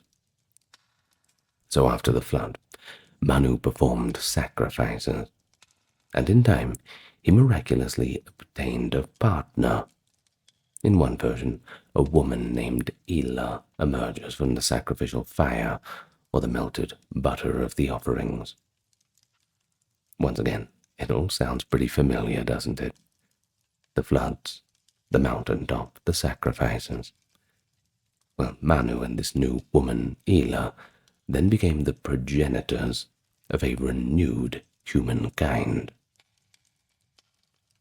Think about the Indian flood story. It's remarkable for a few reasons. First of all, the savior is a fish. Later interpretations, the fish is identified as Matsya, an avatar or incarnation of the god Vishnu. Thus, in Hindu tradition, Vishnu takes the form of a fish to preserve the universe's cycle by rescuing Manu, the seed of the next age. Kind of like a new Adam, Elu being kind of a new Eve, if we are going to understand it in strictly Western theological terms. So, second, unlike the Mesopotamian or biblical floods which are sent as a punishment, the early Indian text doesn't actually explicitly state why the flood comes, only that it is a cosmic inevitability. Later versions do imbue it with moral or cyclical rationale. For example, some Puranas say that Brahma was going to dissolve the universe with a flood as part of the Yuga cycle, or that Vishnu, in fish form, appears to restart creation. In the Satapatha Brahmana, the emphasis is on Manu's role in preserving life and performing the proper rites to begin the world anew after the flood. The Rig Veda, which is actually older than the Satapatha Brahmana, does not contain a global flood myth, though it has hymns about rains and cosmic oceans. Now, what does this suggest? Well, essentially, it suggests that the flood myth entered Indian lore in the later Vedic period, possibly from contact with Mesopotamian-influenced regions or independent development. Some scholars have speculated on Mesopotamian influence due to trade links. And yeah, sure, it's a pretty easy conclusion to jump to. But we must remember that the Indian story has distinct features, like that fish avatar, and that all argues for a local evolution of the theme. There's never any simple copy-paste for this. No plagiarism in these stories. Of course, they rhyme to a certain extent, but, like we said, regional variations matching up with local cultures and customs. Now, Manu's flood. It's often cited as a parallel to Noah's story, and indeed the basic plot, the virtuous man heeding a divine warning, building a boat, surviving a flood that wipes out others, repopulating the world. Like I said, it all rhymes.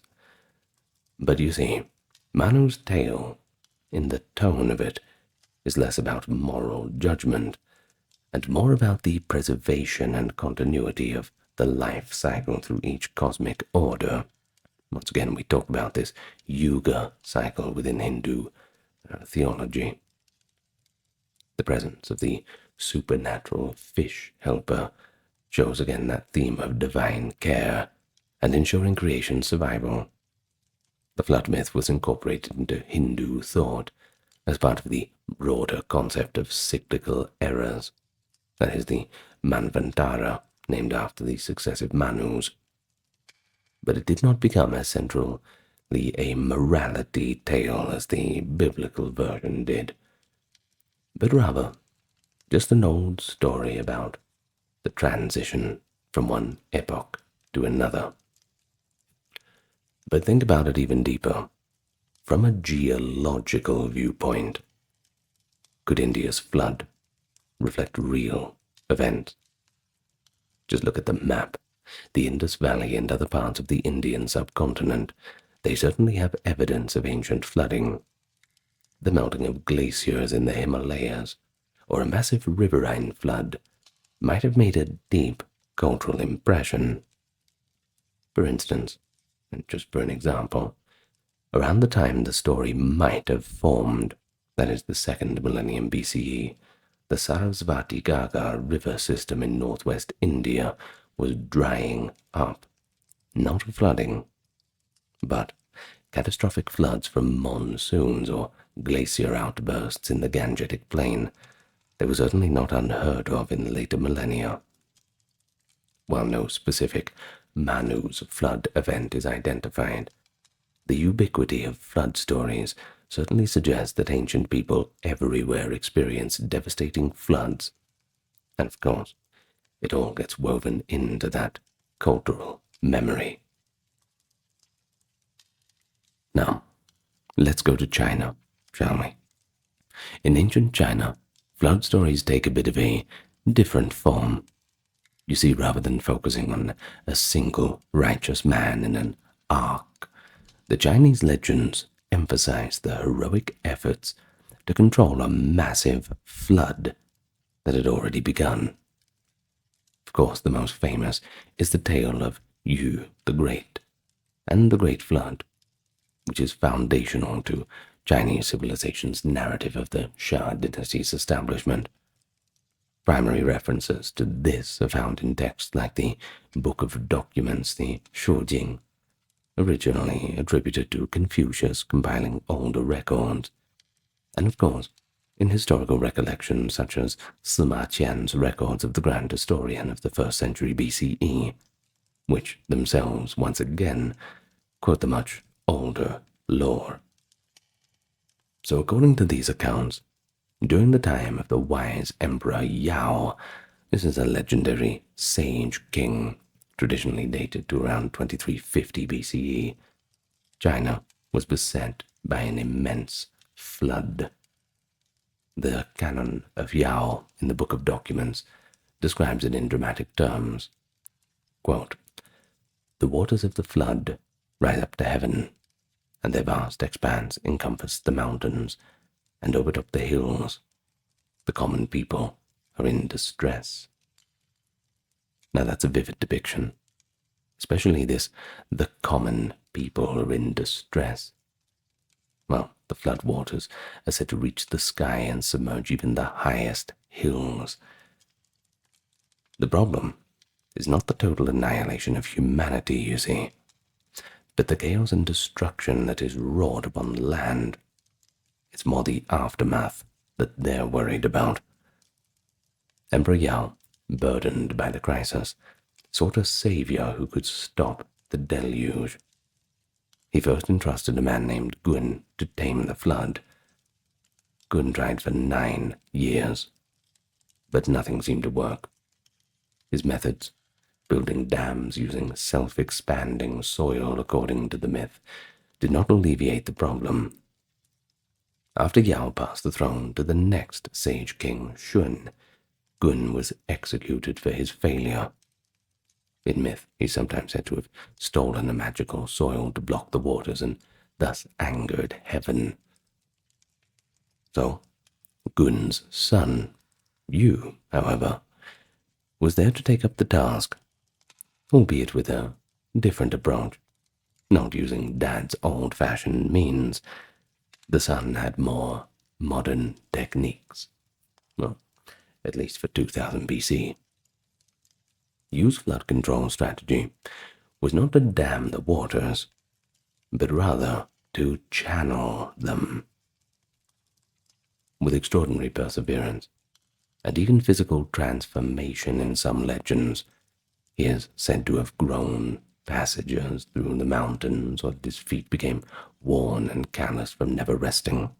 There are a few little anecdotes from the old stories. You traveled the length and breadth of the land, digging canals, dredging riverbeds, and leading the waters to the sea. The task took years of ceaseless labor. One oft-cited detail of Yu's dedication is that in the 13 years he spent controlling the flood, he passed by his own home 3 times, but he never went in. That was how determined he was, not to rest until the job was done. And eventually, lo and behold, the great Yu succeeded. The flood waters were guided off the plains, lakes and rivers were properly channeled, and fertile land re-emerged. The people were saved from the watery chaos, and agriculture could finally flourish again. In gratitude and recognition, Shun ceded the rulership to Yu, and therefore made him the founder of the Xia dynasty. Now that is, by the way, traditionally regarded as China's first dynasty. And thus, over 4,000 years later, Yu the Great is still a cultural hero.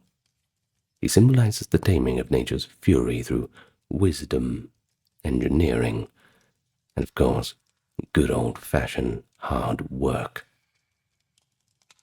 Now, what is notable in the Chinese flood myth is the emphasis on mitigation rather than divine wrath.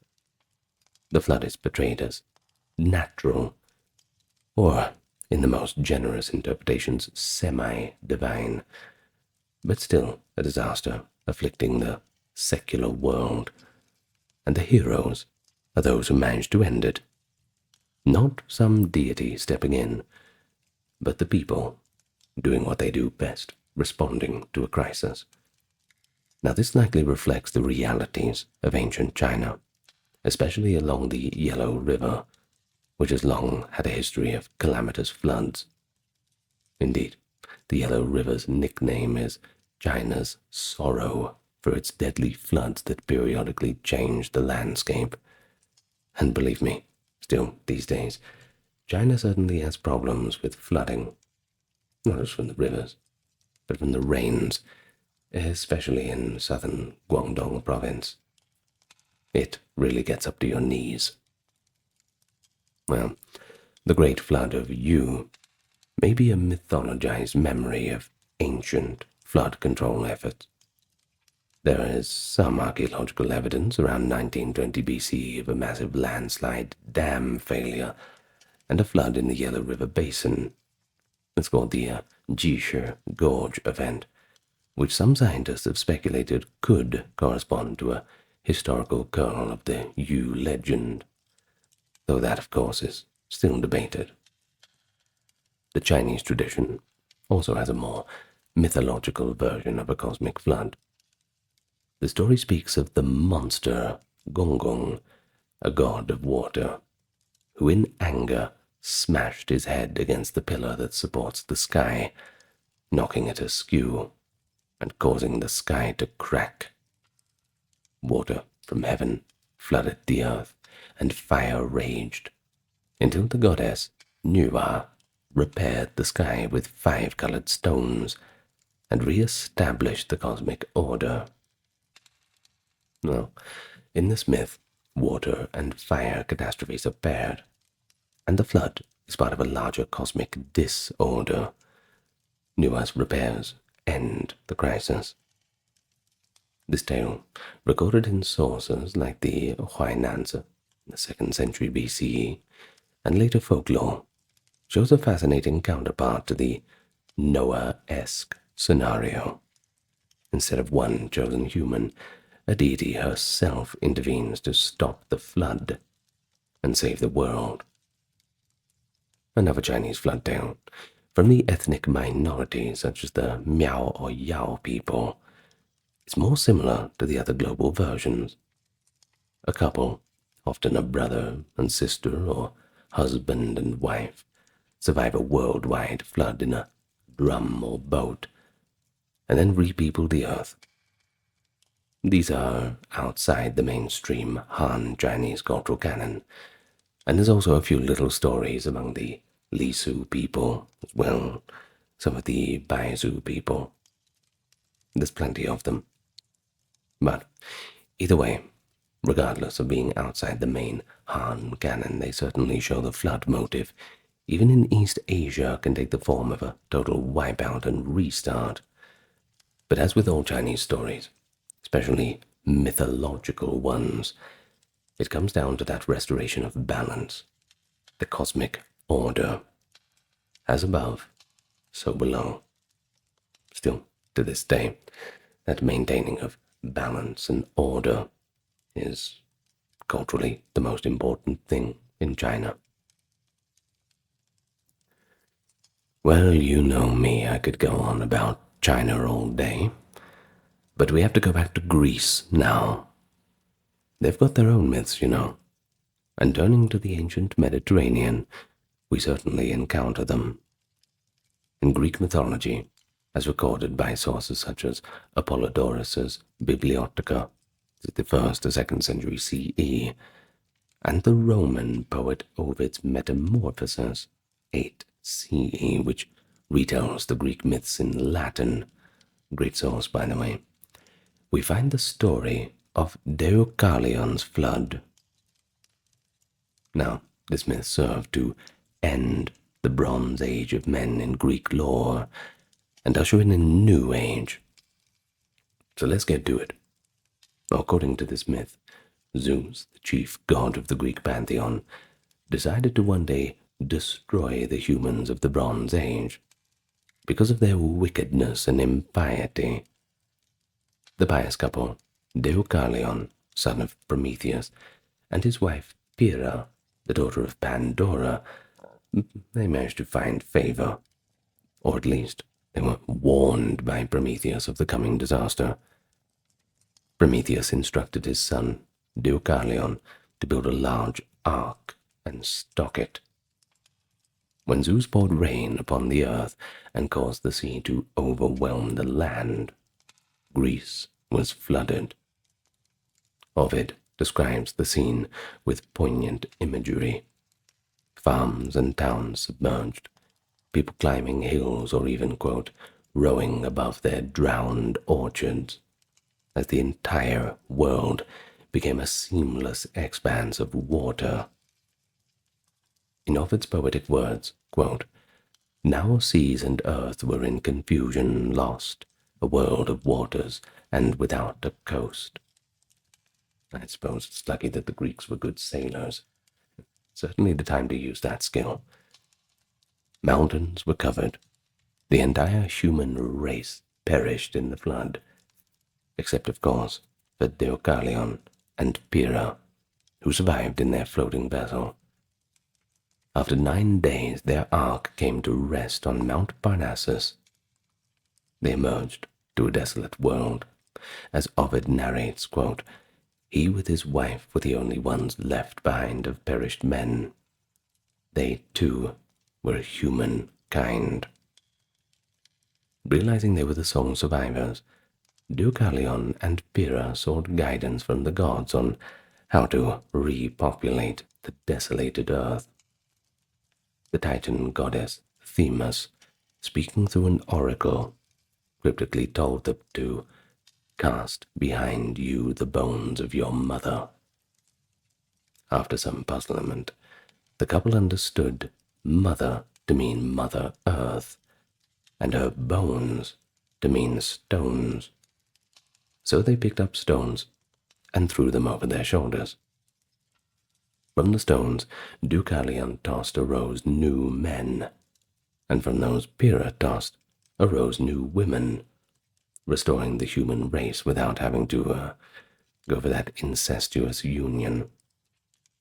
Thus, humanity was born anew, literally from the rocks of the earth, cleansed and rejuvenated after the great flood.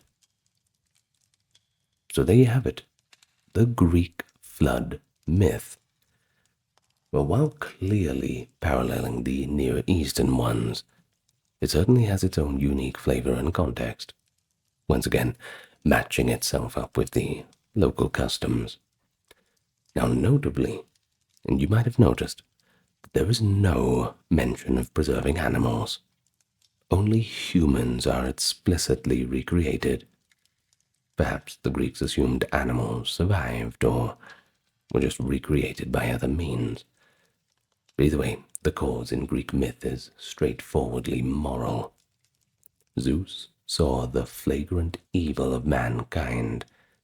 In Ovid still, this comes right after the horrific story of King Lycaon's attempt to trick Zeus into eating human flesh, which so enrages Zeus he calls for the annihilation of humans.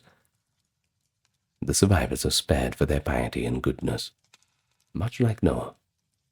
Indeed, later commentators in antiquity, and today of course, often compare Deucalion to Noah. Ancient Greek writers themselves had multiple flood traditions. Some spoke of an earlier flood of Ogyges, the primordial flood in Attica, but the Deucalion story is the most developed and therefore widely cited. By Hellenistic times, Greek thinkers like Plato were aware of the Near Eastern flood stories.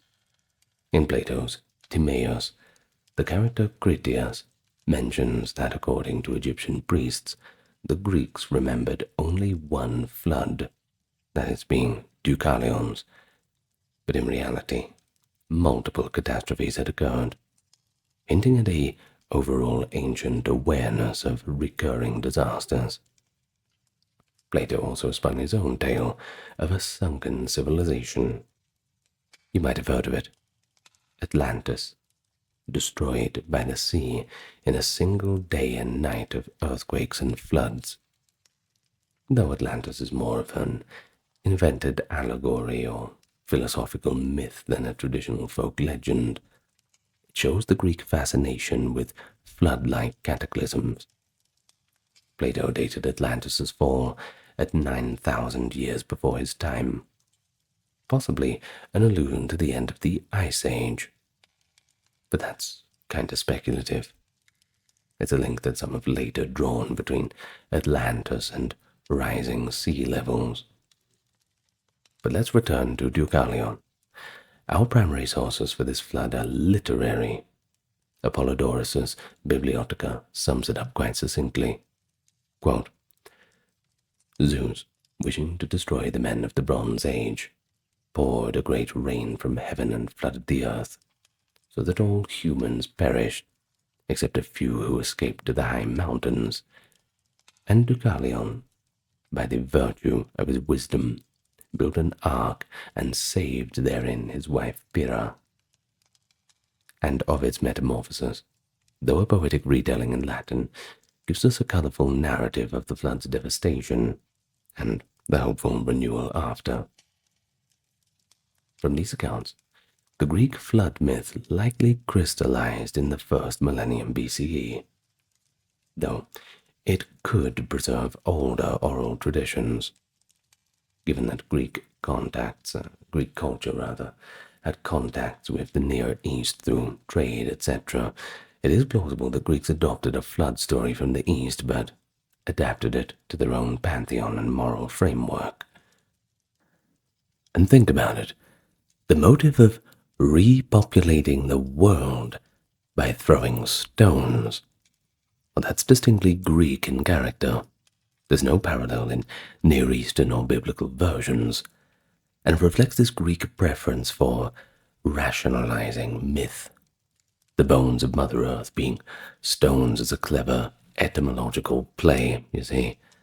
The word for people Laos was linked to Las, stone. So there's that too. But of course, Greek mythology did not treat the flood as the absolute beginning. It was one event in a sequence. So in Greek thought, the flood is a major interruption, not a total restart of recreation, or restart of creation, rather. The gods survive unaffected.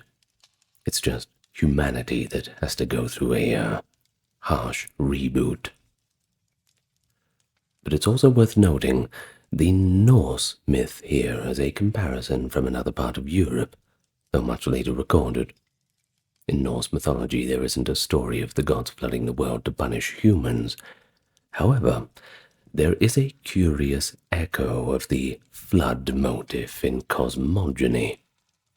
When the primordial giant, Ymir, was slain by Odin and his brothers, so much blood gushed out that it caused a flood that drowned most of the giants. They seem to have a little bit more of a violent flair to them, the Norse myths. But only one giant, Bergelmir, and his wife survived by floating on a wooden box, often interpreted as a boat or perhaps a hollow tree trunk. And from them, the first frost giants descended. Now this is essentially a giant's flood at the dawn of time. It doesn't affect humans. They'd not yet even been created. But it's strikingly similar in structure. A world drowned in blood, metaphorically water, with a single couple surviving in a vessel. The Norse did not carry this motive into a moral tale, sure, but it shows how widespread the ark and survivor's pattern is, and this video is all about patterns, even in a context where the cause is different. That is, the violence of cosmic creation. Now, returning to Greek and Near Eastern connections for a moment before we move on, the Greco-Roman world eventually connected the dots between Deucalion and the Eastern Flood heroes. By late antiquity, some commentators outright identified Deucalion with Noah, though for the Greeks, Deucalion was local and Noah's story came with Christianity. But it is a testament to how flood mythology resonated across cultures. Each one could recognize its own version in the other's tale. Well, going far, far away now to the Americas, all the way across the globe, and long before any contact with the old world, various indigenous cultures harbored their own flood traditions. These were passed down orally, and later recorded by missionaries and anthropologists. It's fascinating to observe these stories because they developed in isolation from Eurasia, yet they still mirror many motives of the old world myths, and that raises a question of convergent tradition versus a very ancient, shared human memory. Let's look at a few examples from the Americas, Mesoamerica, the Andes, and North America's First Nations. Let's start with the Maya of Central America. In their sacred book, the Popol Vuh, transcribed in the 16th century from older oral accounts, there is a flood in the sequence of creations and destructions of the world. According to them, the creators, heart of sky, heart of earth, and other deities, made several attempts at fashioning human beings, with varying degrees of success. The first attempt, humans of mud, was a complete failure. The second attempt produced wooden people. They could speak and even multiply, but they had no souls or memory of their makers. These wooden people sinned by not acknowledging their gods, and so the gods decided to destroy them. Quote, "The heart of sky devised a flood for them. A great flood was made. It came down on the heads of the mannikins, wood carvings. The Popol Vuh describes how a thick, resinous rain fell, and how even inanimate objects turned against these people.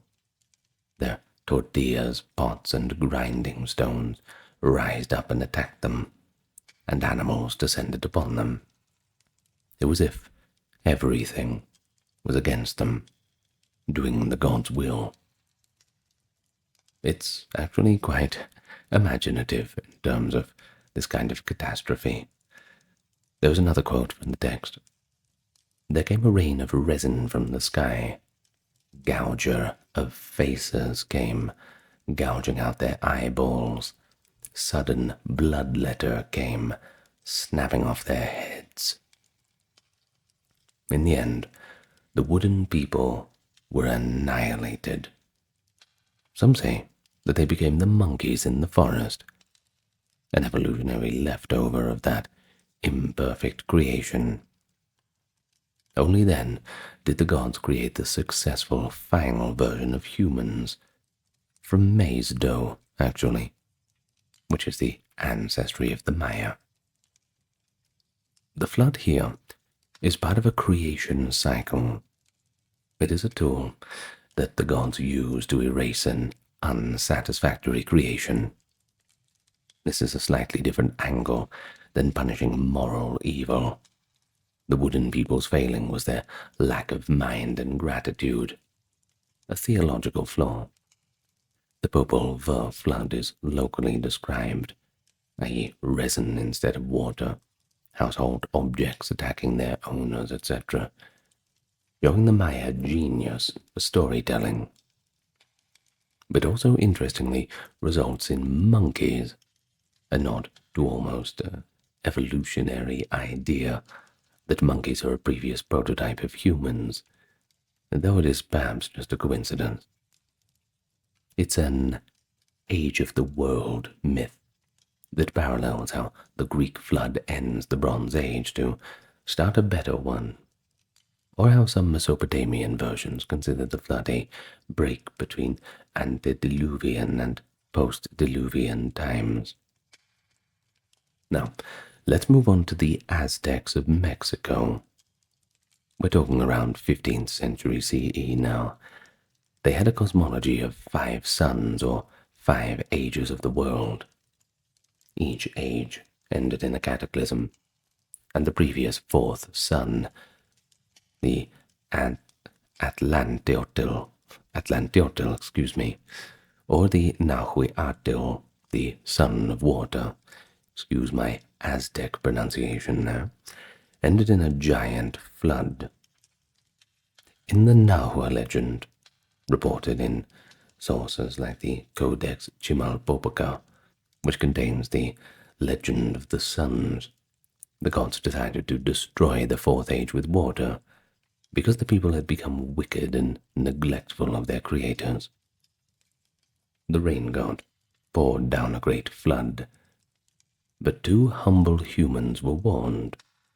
Are you surprised?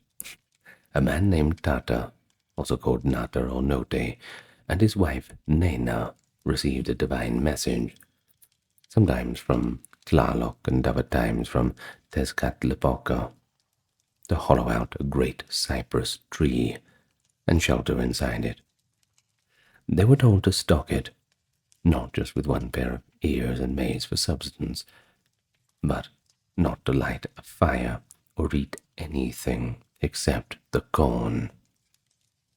Tata and Nena did exactly as they were told, and they survived the flood by floating in the log. When the flood waters subsided after some time, they emerged, quite cold and hungry. Finding themselves alive, they decided in joy and forgetfulness to catch a fish and cook it. Now this violated the explicit command of the god who had warned them not to eat anything beyond corn. At the delicious smell of cooking fish, Tlaloc descended in anger. He scolded them. "This is how I am repaid for saving your lives." In punishment, he transformed Tata and Nena into dogs, and thus they did not become the progenitors of a new human race. In fact, the Aztec flood myth usually says that the world of the fourth sun was completely destroyed after the flood. The gods had to create a fifth sun and create humans anew. That being in the fifth age now, which the Aztecs believed they were living in the 15th century CE. In another version, the survivors are named Koskov and Xochiquetzal, and they escaped in a boat to repopulate the earth. But the problem was, their children are born dumb, until the gods send birds to grant them languages. Kinda like the Tower of Babel-like coda. The details vary, but clearly the Mesopotamian peoples had flood stories with familiar elements. Divine punishment for impiety, a favored pair forewarned and preserved in a vessel, and landing on a mountain, sending out birds to... One tradition says the man released a dove and the other birds to test the land, as in the story of Thisbe, which closely mirrors Noah's dove and raven. Of course, all these similarities amazed early anthropologists and missionaries. Some thought they indicated Old World influence, though there's no solid evidence of that. It seems more likely that these tales arose independently, shaped by the prevalence of floods in Mesoamerican environments. The Valley of Mexico, for example, has periodic lake floods, and Tabasco's lowlands flood regularly. Now, let's head to the Inca civilizations. In the Andes, the Inca and other highland peoples have flood legends associated with their creator god, Viracocha. In one Inca story, Viracocha created an early race of giants or primordial people, but they proved unruly or indifferent to him. This did not make Viracocha very happy, of course. He sent a great flood called the Una Pachacute, meaning water that overturns the world, to wipe them all out. In this version, unlike the biblical one, Viracocha doesn't explicitly save anyone, he just wipes the slate clean. However, some versions do say that he allowed 2 people to survive. In one account, Viracocha saved 3 men, one of them actually named Taquapaca, who later rebelled. Either way, he saved 3 of them by sheltering them to assist in the next creation. Another more popular variant says that a man and a woman survived by floating in a box on the flood waters. When the flood was over, Viracocha remade humanity. Some accounts say he fashioned new people from stone, or brought ancestors out of caves and waters around Lake Titicaca after the flood. The high lake, Titicaca, is significant. Inca myths often place the flood's end there, with survivors emerging at that lake, which was sacred as an origin point. Just as other cultures would have a mountain landing, the Andean one fittingly involves the highest lake in the world, nestled among the mountains, as the post-deluge site. Quite a fitting end, I think. The Inca flood myth again shows this divine dissatisfaction with an early race, and a fresh start with a new and improved humanity. Now let's have a look at North America now. Flood legends are found there too among the indigenous groups, often with unique twists, but also some common patterns. A widespread motive is the Earth Diver myth. After a global flood, the world is rebuilt by animals who dive to the ocean's bottom to fetch mud from which the earth is created.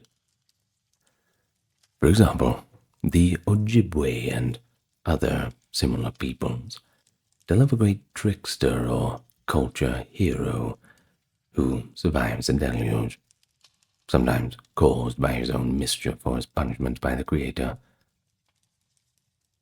He and a few animals, such as a loon, an otter, and a muskrat, are floating on a log or raft after the endless waters. He asked these 3 animals to dive and get soil from beneath the flood. The loon and the otter fail, but the little muskrat heroically dives in, and at the cost of his own life, manages to grab a pawful of mud before drowning. The character of the tale takes the mud back and spreads it on the back of a turtle, or a bit of earth is placed on a turtle's back, some variation, and it miraculously then begins to expand until it becomes a vast new land.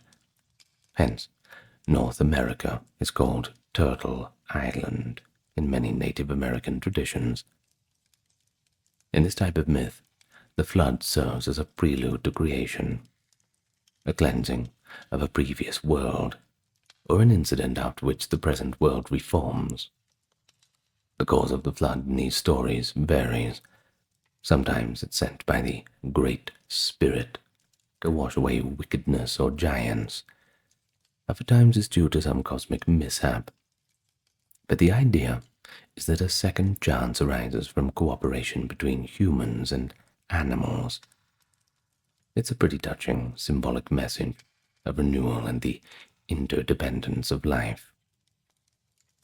Another example, the Caddo people have a story of a flood from which only one man survives in a canoe with some animals and corn.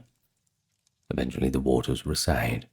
He sends out a dove to find land, once again that familiar motive, and repopulates the earth with the help of the corn. The Tsalagi, or Cherokee people, speak of the waters above the sky vault occasionally pouring through. Not exactly a moral flood, but a way to explain that periodic flooding rains. The Hopi, in their complex cosmology, explain how at the end of the Third World, people became evil, and the deity commanded a spider woman to save the righteous. She guided them into hollow reeds. The world was flooded and destroyed by water, and the chosen people emerged in the Fourth World by traveling on those hollow reed crafts. This has resonance with the concept of selected survivors in vessels, in this case, those made from reeds. Well, from Alaska to the tip of South America, dozens of such narratives exist. Some involve only water, others involve water and fire together, as in some Californian native myths, where after a flood a fire comes, reflecting a local wildfire experience. If you know anything about California, well, that is certainly an experience. Some tribes explicitly mention that all humans today descend from flood survivors. Interestingly, a few traditions in Mesoamerica and South America mention that after the flood, languages got confused. A parallel, of course, to the biblical Tower of Babel, but in flood context. For example, a Maya story has that detail, and the Nahua story of Koshkosh that we saw has the dove granting languages to the flood survivors' children. Well, of course, beyond the well-known civilizations, we have plenty of others.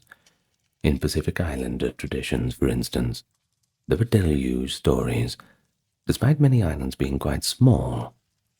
In fact, the Polynesians of Hawaii tell of Nu'u, who built an ark on God's command and escaped a flood, landing his vessel on top of a mountain, and then he offered sacrifices to the moon, mistaking it for the god who saved him, until the true God came and corrected him and sent a rainbow as a sign of favor. This Hawaiian tale, recorded by missionaries, has quite a few obvious biblical parallels, but some even suspect that it was influenced by missionary teachings, yet some Hawaiian priests still insist it was an authentic ancient story. In the Maori lore of New Zealand, a story exists of Ruatapu, who caused a flood to avenge an insult, drowning many people. with only a few, like Pikaia, who rode on a whale, surviving to re-establish humanity. In Africa, flood myths are rarer but not absent. The Kikuyu of Kenya have a legend where a supreme being, Ngai, told the patriarch Tumbainot to build an ark because of a coming flood. Tumbainot's family and some animals survived, and afterward they repopulated the land, which reads like a nearly exact parallel to Noah. However, some West African groups had more homegrown flood tales.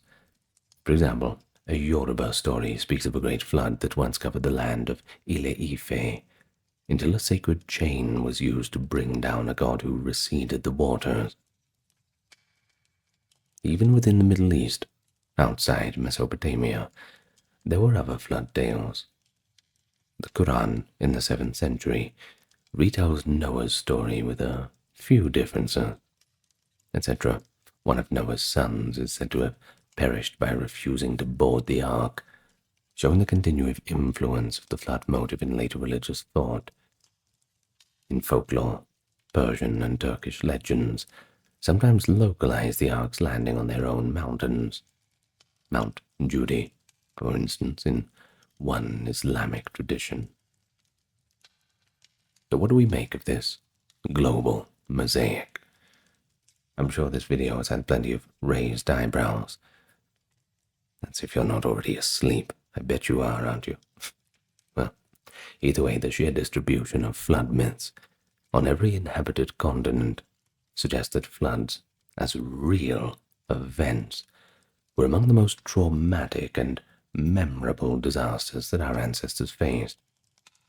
Whether it was river floods, monsoon rains melting glaciers, tsunamis breaching lakes, many communities had some memory of catastrophic water-related disasters.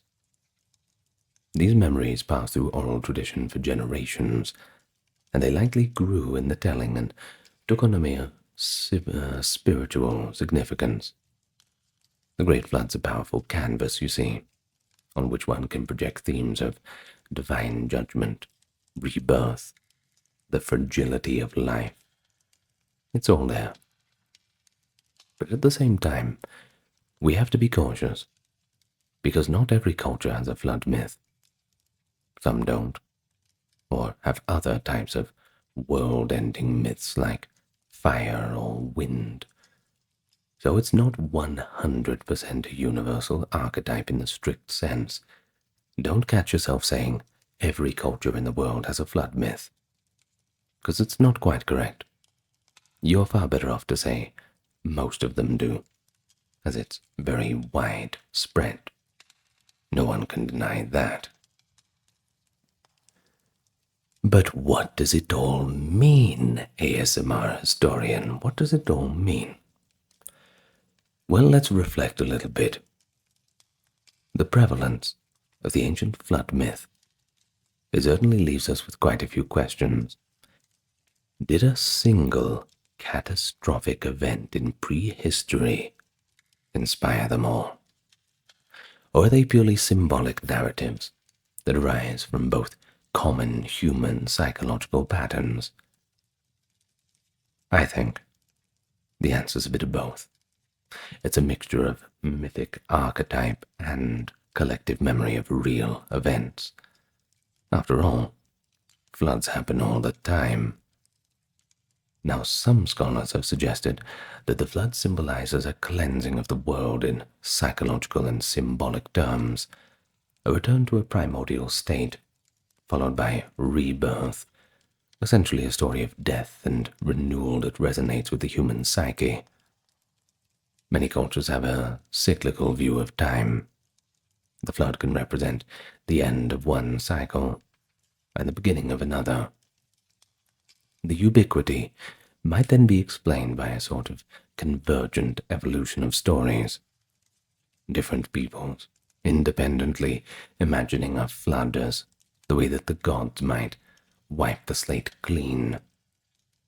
In fact, water, it's a natural symbol of both destruction and fertility, So as a metaphor, it's quite potent, destroying evil and allowing life to finally start anew.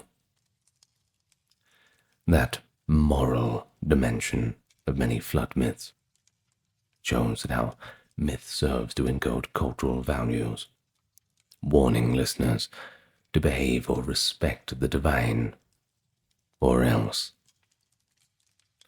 But let's think about some historical and environmental triggers, because you see, on the other hand, these stories likely do contain kernels of truth, or at least local truths. The end of the last ice age, circa 10,000 to 7,000 BCE, saw a dramatic sea level rise, about 100 meters globally as the ice sheets melted. Now this would have gradually, and sometimes in pulses, flooded vast coastal areas. Land that was once home to humans, such as the Sahul Shelf around Australia, Sundaland in Southeast Asia, parts of the Persian Gulf Oasis and the Black Sea Basin, all inundated. So imagine generations living near a fertile low-lying plain by the sea, and over centuries the ocean encroaches, swallowing villages. Such occurrences could implant enduring memories, solidify into myth. Geologist William Ryan and Walter Pittman's Black Sea Deluge hypothesis is one prominent example. They proposed that around 5600 BCE, the rising Mediterranean burst through the Bosphorus Strait catastrophically, turning the then freshwater Black Sea Lake into a saltwater sea and flooding shoreline communities with a rise of possibly 10 meters within a short period. This event, they suggest, could have been remembered in oral traditions of peoples who later spread into Mesopotamia and Europe, contributing to flood legends like Noah's flood and all the rest that we've discussed. While the story remains debated, it's certainly put a spotlight on how real deluges might echo in storytelling. Similarly, the Persian Gulf region. Some have theorized that the flooding of the Gulf, once a lush valley, by the way, by the Indian Ocean, around 6 to 5000 BCE, could underlie these Mesopotamian flood tales. Those who fled the rising waters might have carried with them a tale of paradise lost under the sea. In the Indian subcontinent, the bursting of glacial lakes or ancient river shifts could have inspired the Manu story. And in North America, native groups on the Pacific Northwest coast have their own oral histories that match the timeline of a known massive tsunami in 1700 CE. This shows that dramatic water events do get preserved in legend for centuries. Perhaps the great flood myths are similar preservations, but just on a grander timescale. But then, could all of these myths be distant collective memory of the end of the Ice Age? Perhaps the biggest global flood humans ever experienced between 12,000 and 7,000 BCE. Some scientists and mythologists have toyed with this idea. Sea levels rose, sometimes perhaps rapidly, drowning coastal plains worldwide. As a more extreme hypothesis, some have even connected Plato's Atlantis to this time frame, around 9600 BCE in his account. Another intriguing little bit for you. Geology tells us of post-glacial mega-floods. For example, the breaking of giant ice-dammed lake, like Lake Agassiz, that flooded into the Atlantic, or the Storegga slide around 6200 BCE, which caused a tsunami that hit Scotland. These were region-specific, but enormous. Early peoples might not have been able to scientifically explain such events, so they did the only thing they knew how to do. They put it into a story. Either way, that survived the test of time. We still have to talk about, so credit where it's due. But that being said, not every myth need correspond to a specific event. You see, mythic time is not literal history. Cultures might embellish or even fabricate flood stories to serve their own cosmology. Think about it. The Maya and the Aztec didn't necessarily witness a global flood. They just embedded it into their creation cycles regardless. Well, of course, then some flood myths might also be metaphorical retellings of local floods. For instance, river cultures like ancient Egypt didn't have a doomsday flood myth, possibly because the Nile's floods were regular and rarely catastrophic in the way the Tigris and Euphrates or the Yellow River, for example, could be. Meanwhile, Mesopotamia being more flood-prone and unpredictable certainly did. So, environment shapes myth to a degree. The prevalence in maritime or coastal cultures like the Pacific Islands, that makes a lot of sense too. They are intimately aware of the ocean's destructive potential. Typhoons, storm surges. It's all there. But it's worth noting how each culture colored the flood myth with its own worldview, and we have to avoid this single perspective bias. Mesopotamians saw the gods as irritable and somewhat arbitrary. The Chinese focused on moral duty and engineering. Indians incorporated the theme into a dharmic cyclical time. Abrahamic tradition made it about sin and covenant with one god, and the Greeks used it to bridge mythic ages and teach human virtue. The Mesoamericans, they used it to explain why their current world is the nth attempt by the gods to impart a lesson on proper respect toward deities. None of these is the same story. Each is a chapter in humanity's broader spiritual grappling with disasters. Because after all, you have to explain it somehow. So take a step back, before we go, that is. What do all the ancient flood myths tell us? Well, on one level, they highlight our ancestors' vulnerability to nature. It's natural that societies asked why and found answers for the will of the gods in need for renewal. But on another level, it's a bit of a paradoxical message about destruction and hope.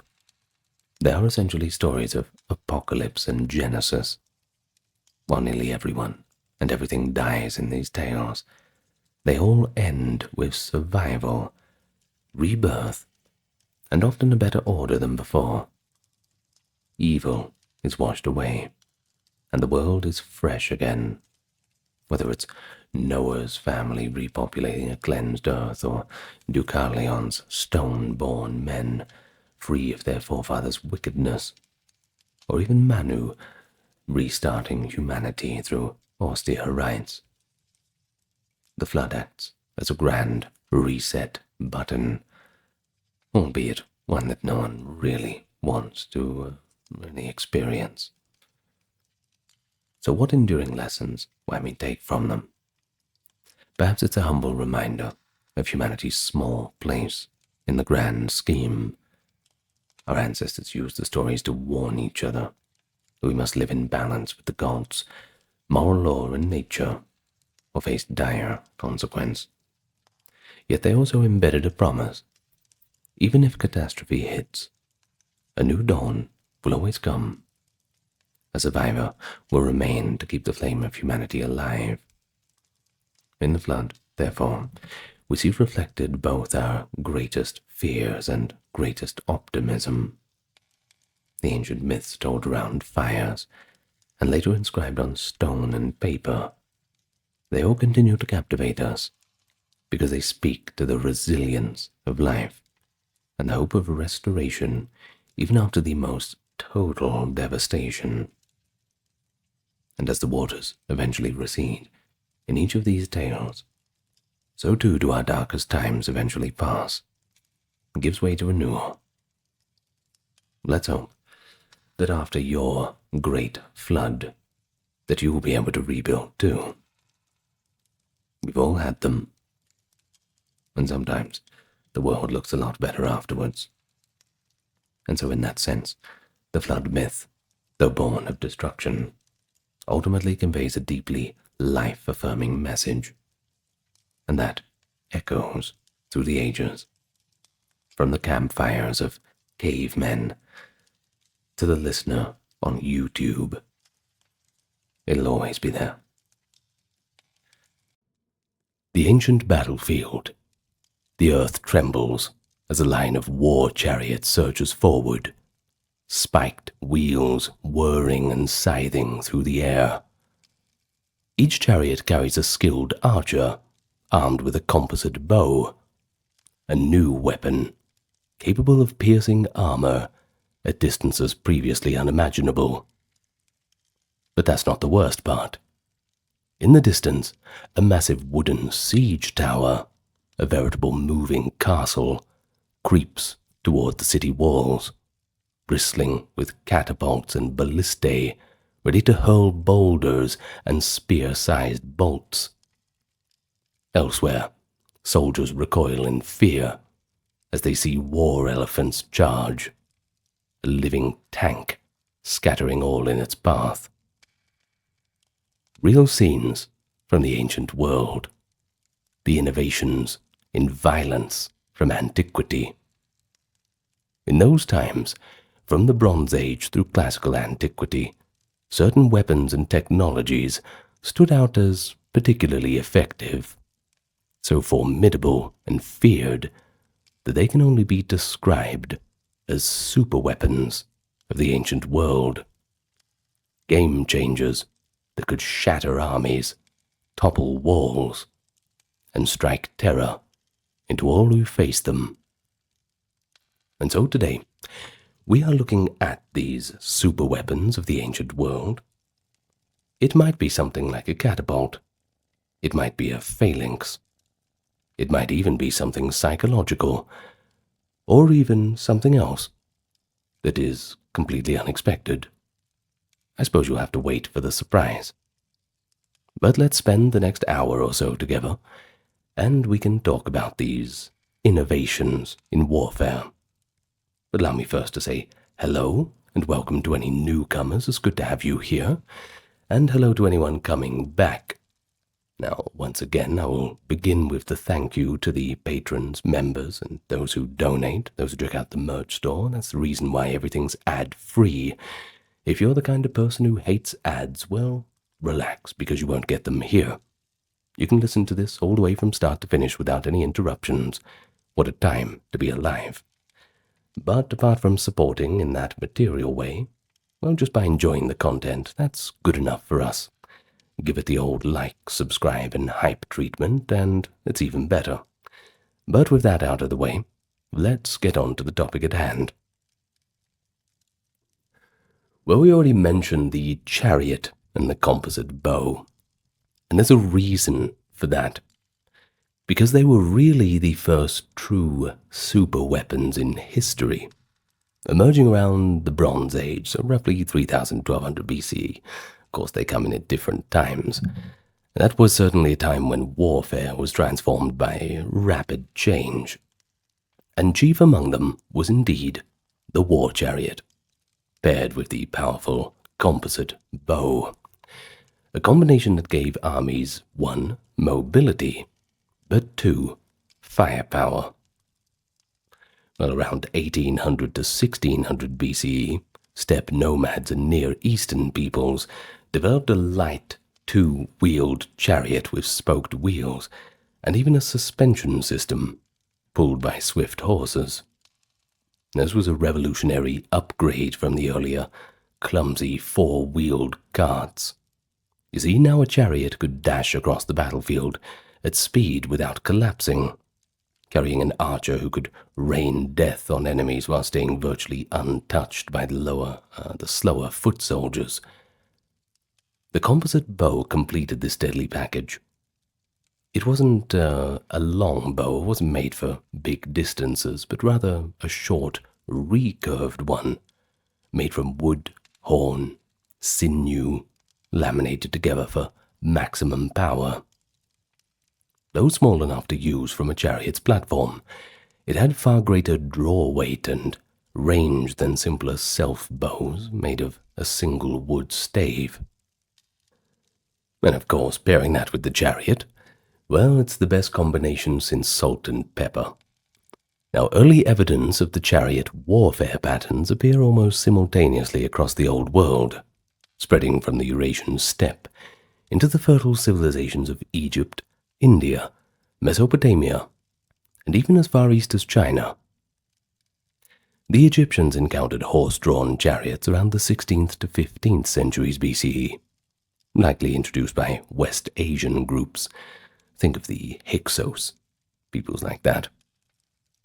And they quickly adapted to the technology too. New Kingdom Egypt, from 1500 BCE onwards, made chariots a centerpiece of its military. Pharaohs are frequently depicted in battle reliefs riding galloping chariots and shooting arrows with quite a good bit of accuracy. Think about the Battle of Kadesh, that is in 1274, one of the largest chariot battles in history. Ramesses II himself faced off against the Hittite Empire in what he describes as a grand clash of two chariot corps numbering in the thousands. Egyptian inscriptions boast that Ramesses himself in his shining chariot charged into the Hittite host, quote, like Montu the war god in his might, his arrows falling upon them like rain. Well, you might have caught a little whiff of propaganda. I don't blame you. The victors always write the history, and indeed the Egyptians were victorious, even though it wasn't much of a victory to celebrate, but a victory nonetheless. In any case, the Hittite charioteers were thrown into a panic by the onslaught, and only the pharaoh's personal valor and the grace of Amun, his patron, saved the day. They want you to believe it, but in truth it was probably more of a stalemate. You see, both sides understood that chariot units were the elite strike force of their time, and it's good when you have them and the enemy doesn't, bad when the enemy has them and you don't. But if you've both got them, well, it just ends up being quite a mess. A single chariot with a driver and an archer could outmaneuver and massacre dozens of infantrymen who had no means to catch or counter it on open ground. Think of later medieval horse archers, this kind of thing. And it is telling that contemporary accounts refer to chariots in almost exalted terms, as if they were almost mythical instruments. Let's get away from Mesopotamia and Egypt for a moment. In the Indian Rig Veda, that is an ancient collection of hymns from around 1500 to 1200, there are references to war chariots and skilled archers in heroic battles, and that indicates how prestige and victory became associated with these weapons too. In any case, the dominance of chariot warfare lasted for centuries. Between roughly 1700 and 1200, chariot armies were indeed superweapons. They could either build an empire or take one down. The Hittites in Anatolia, the Mycenaeans in Greece, the Shang dynasty in China, who acquired chariots by the 13th century, and many other cultures all invested heavily in chariotry. It wasn't just the vehicle itself, but the entire system. Breeding and training horses, a new animal in many regions, by the way. It's not like everybody had horses to begin with, but also developing skilled drivers and archers. Then there's the manufacturing of composite bows and light armor. It all represented cutting-edge military technology. There was a lot to learn, and a lot went into a chariot. Indeed, charioteers became an aristocratic warrior class in many societies, because maintaining these weapons was quite expensive. We might even compare them to the medieval knightly cavalry in terms of their social impact. They confer status and required great skill, but also resources. In fact, you might sometimes hear historians describe a chariot age during the late Bronze Age. when small elites armed with chariots held sway over infantry levies, creating a kind of feudal hierarchy supported by this superiority in military terms. But, as with any superweapon, a countermeasure eventually arose. You see, chariots were devastating on flat open plains, but they had a weakness: rough terrain, mud, or densely wooded areas. That could bog them down, and without their mobility, they're not much good. If infantry kept discipline and used long spears or barriers, a direct charge might be blunted. By the end of the Bronze Age, and especially in the early Iron Age, new tactics and weapons began to challenge this supremacy. Foot soldiers equipped with long spears, shields, and later iron weapons could form defensive lines that chariots struggled to break, foreshadowing the rise of mass infantry formations. However, the spread of mounted horseback riding without chariots introduced more flexible cavalry tactics that would, in time, render the chariot completely obsolete. But, of course, during its prime, the combination of the horse-drawn chariot and the composite bow was the ultimate military innovation, the Rolls-Royce, kind of like when they rolled out the tanks first in the First World War. Well, they weren't that good, but eventually they became pretty fearsome. The first tanks really just broke down more often than they worked, but that's a little bit beyond our timeline for today. In any case, the chariot was truly a superweapon of the ancient world. It transformed warfare and enabled those who could master it to conquer vast territories. The first superweapons and the first empires. Well, alas, the Bronze Age must end, and as the Bronze Age gave way to the Iron Age, after 1200 BCE, new powers emerged with superior metallurgy and new strategies. Among these was the Neo-Assyrian Empire. They were around about 900 to 600 BCE, give or take. They were in Mesopotamia, and they distinguished themselves by wielding iron weapons, and of course pioneering a little bit of clever siege engineering. Now, if the earlier age was defined by mobile superweapons like chariots, the Assyrians brought a different kind of superweapon to the field, i.e., the disciplined, engineered army, complete with specialized units and war machines dedicated to crack the greatest military obstacle of the age, the walled, fortified city. In effect, the Assyrian war machine itself was the superweapon, with siege engines as its greatest component. So let's take a look at the Assyrians. Well, with their capital at Nineveh on the Tigris River. So remember, you have, between Mesopotamia, the land between the two rivers, you have the Euphrates on one side, the Tigris on the other. Well, this Nineveh capital was built on what is often considered the world's first truly professional standing army, with iron-equipped soldiers, and that certainly makes quite a difference, especially when you're hacking through shields and armor. Iron swords and spears and armor gave their troops an edge over the enemies still equipped with the softer bronze. An advantage both in weapon durability, but also in penetrating power. But even more critical was that development of the siege weapons and tactics to subdue the walled cities. Everyone thought they were safe, and they were for a little while, until, well, this happened. Usually you'd have to starve a city out, hope for their surrender. But the problem is reinforcements can come and just ruin that whole idea, or if they hold out until a winter hits or your own supplies run out, well, then the siege has to be called off. But now there was no real need for that. You could just batter down the walls. Of course, the preferred method was to starve people out, but time permitting, it wasn't always the best. Now, earlier armies had generally struggled pretty much everywhere to take fortresses, and the Assyrians changed this game. They constructed massive battering rams. These were wheeled wooden frames, often covered with wet animal hides for fireproofing. They housed a huge beam tipped with iron. Under the cover of shields or a roof, the Assyrians would roll these rams up against enemy walls or gates and relentlessly pound away to create a breach.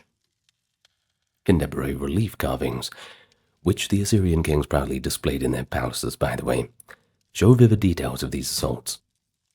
For example, the siege of Lachish in 701 BCE in the Kingdom of Judah is depicted in a famous series of panels found in King Sennacherib's palace.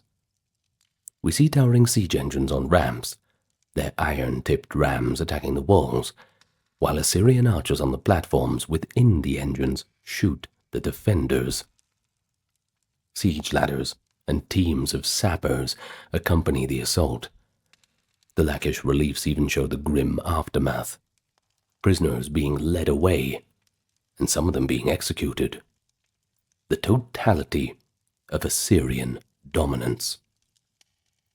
And it is clear that by Sennacherib's time, so around 701, this sort of thing, the same time as the siege of Lachish, the Assyrian army had a full arsenal of siege technology at their disposal.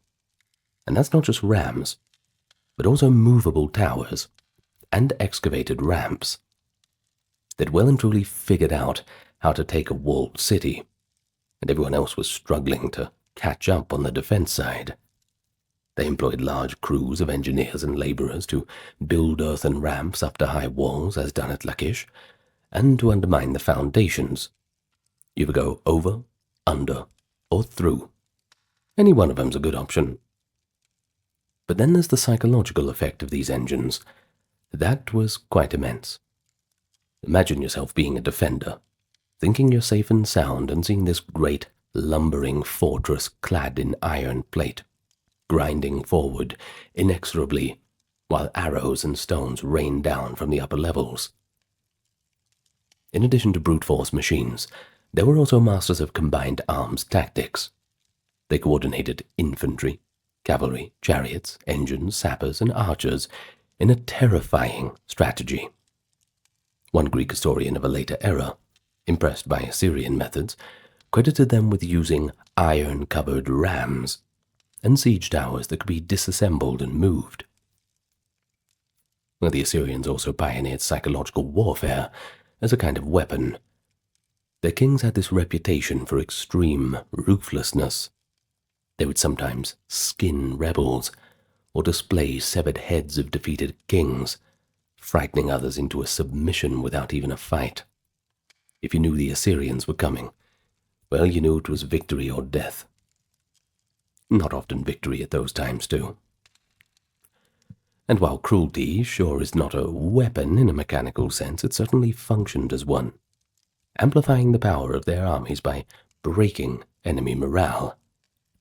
Many cities surrendered at the mere sight of the Assyrians approaching.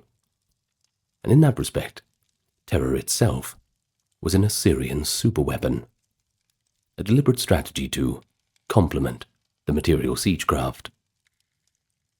But ironically, the high efficiency of the Assyrian military machine sowed the seeds for new defenses. Of course, as we said, everyone was struggling to catch up, but, well, desperate times certainly speeds up innovation. You either adapt or die, and generally people don't really want to die, so they adapt instead. Enemies began to build stronger fortifications, or develop counter-tactics. For instance, engineers in besieged cities tried clever tricks like digging trenches inside walls to catch battering ram heads, or lighting fires to burn siege towers. The constant Assyrian pressure also spurred neighboring peoples like the Babylonians, Persians, and Medes to improve their own armies, eventually leading to the downfall of Assyria in 612, when a coalition used some of the same siege tactics against the Assyrian capitals. Yet for several centuries, the Assyrians had been unmatched, wielding what we might call the artillery and engineering corps of antiquity. The legacy of siegecraft endured. Later empires, from the Persians to the Romans, built upon the inventions first seen in Assyrian campaigns. Thus, in the story of ancient superweapons, the Assyrians represent the transition from individual weapons like chariots to organized technological warfare, where the synergy of training, engineering, and iron hardware created an almost unstoppable force. Almost. Until 612 at least. Alright, so let's move on. We can look at classical Greece now. The Greek city-states introduced new military innovations that, while perhaps less high-tech than an Assyrian siege engine, were extraordinarily effective in their context. Now, two Greek contributions stand out as superweapons of their time. First of all, it's the hoplite phalanx on land and the trireme warship at sea. But additionally, there is something else. Greek ingenuity in this period gave rise to experimental weapons, including, believe it or not, one of the earliest recorded flame-throwing devices, Greek fire. Let's start with the hoplite phalanx. It was not a single weapon, but rather a tight formation of heavily armed infantry, and it dominated Greek battlefields from the 7th through to 4th centuries BCE. Armed with the doru, a 6 to 9 foot thrusting spear, and protected by large round shields, hopla, that's where the name gets from, hoplite, helmets, breastplates, greaves, all the rest of the armor. These citizen soldiers would stand shoulder to shoulder in ranks, sometimes 8 or more deep. When the phalanx pushed forward, it acted like a giant armored battering ram of bronze and flesh, a unified mass with spear points bristling out in the front. In an age when many opponents, like the Persians for example, relied on lighter troops or archery, a well-drilled phalanx could simply smash through the enemy lines by sheer weight and cohesion. Let's look at the Battle of Marathon, for example, in 490 BCE. The Athenian hoplites used a rapid charge in phalanx formation to collide with and rout the numerically superior Persian army, which was frankly not prepared for close-quarter shock combat. The Persians' arrows, their own kind of superweapon in open terrain, were less effective at short range once the hoplites closed in dense formation. Marathon showed that a disciplined formation of heavy infantry could essentially be a superweapon system, negating the advantages of cavalry and missile fire under the right conditions. Greek writers often marveled at the discipline and bravery needed to maintain the phalanx, and it became the pride of cities like Sparta, whose hoplites were drilled from youth to be virtually unbeatable in these formations. Yet the hoplite phalanx had limits. It was ponderous and worked best on flat, open ground. Recognizing this, one Greek innovator, Philip II of Macedon, we call him Greek, he's probably Macedonian if we want to get technical, but the broad Greek world in an antiquity sense. Well, he modified the concept to make it even more formidable. Philip's phalanx used the sarissa, an extremely long pike about 18 feet, wielded with 2 hands. Macedonian pikemen could outreach shorter spears and create a forest of points that enemy footmen or horses dared not go near.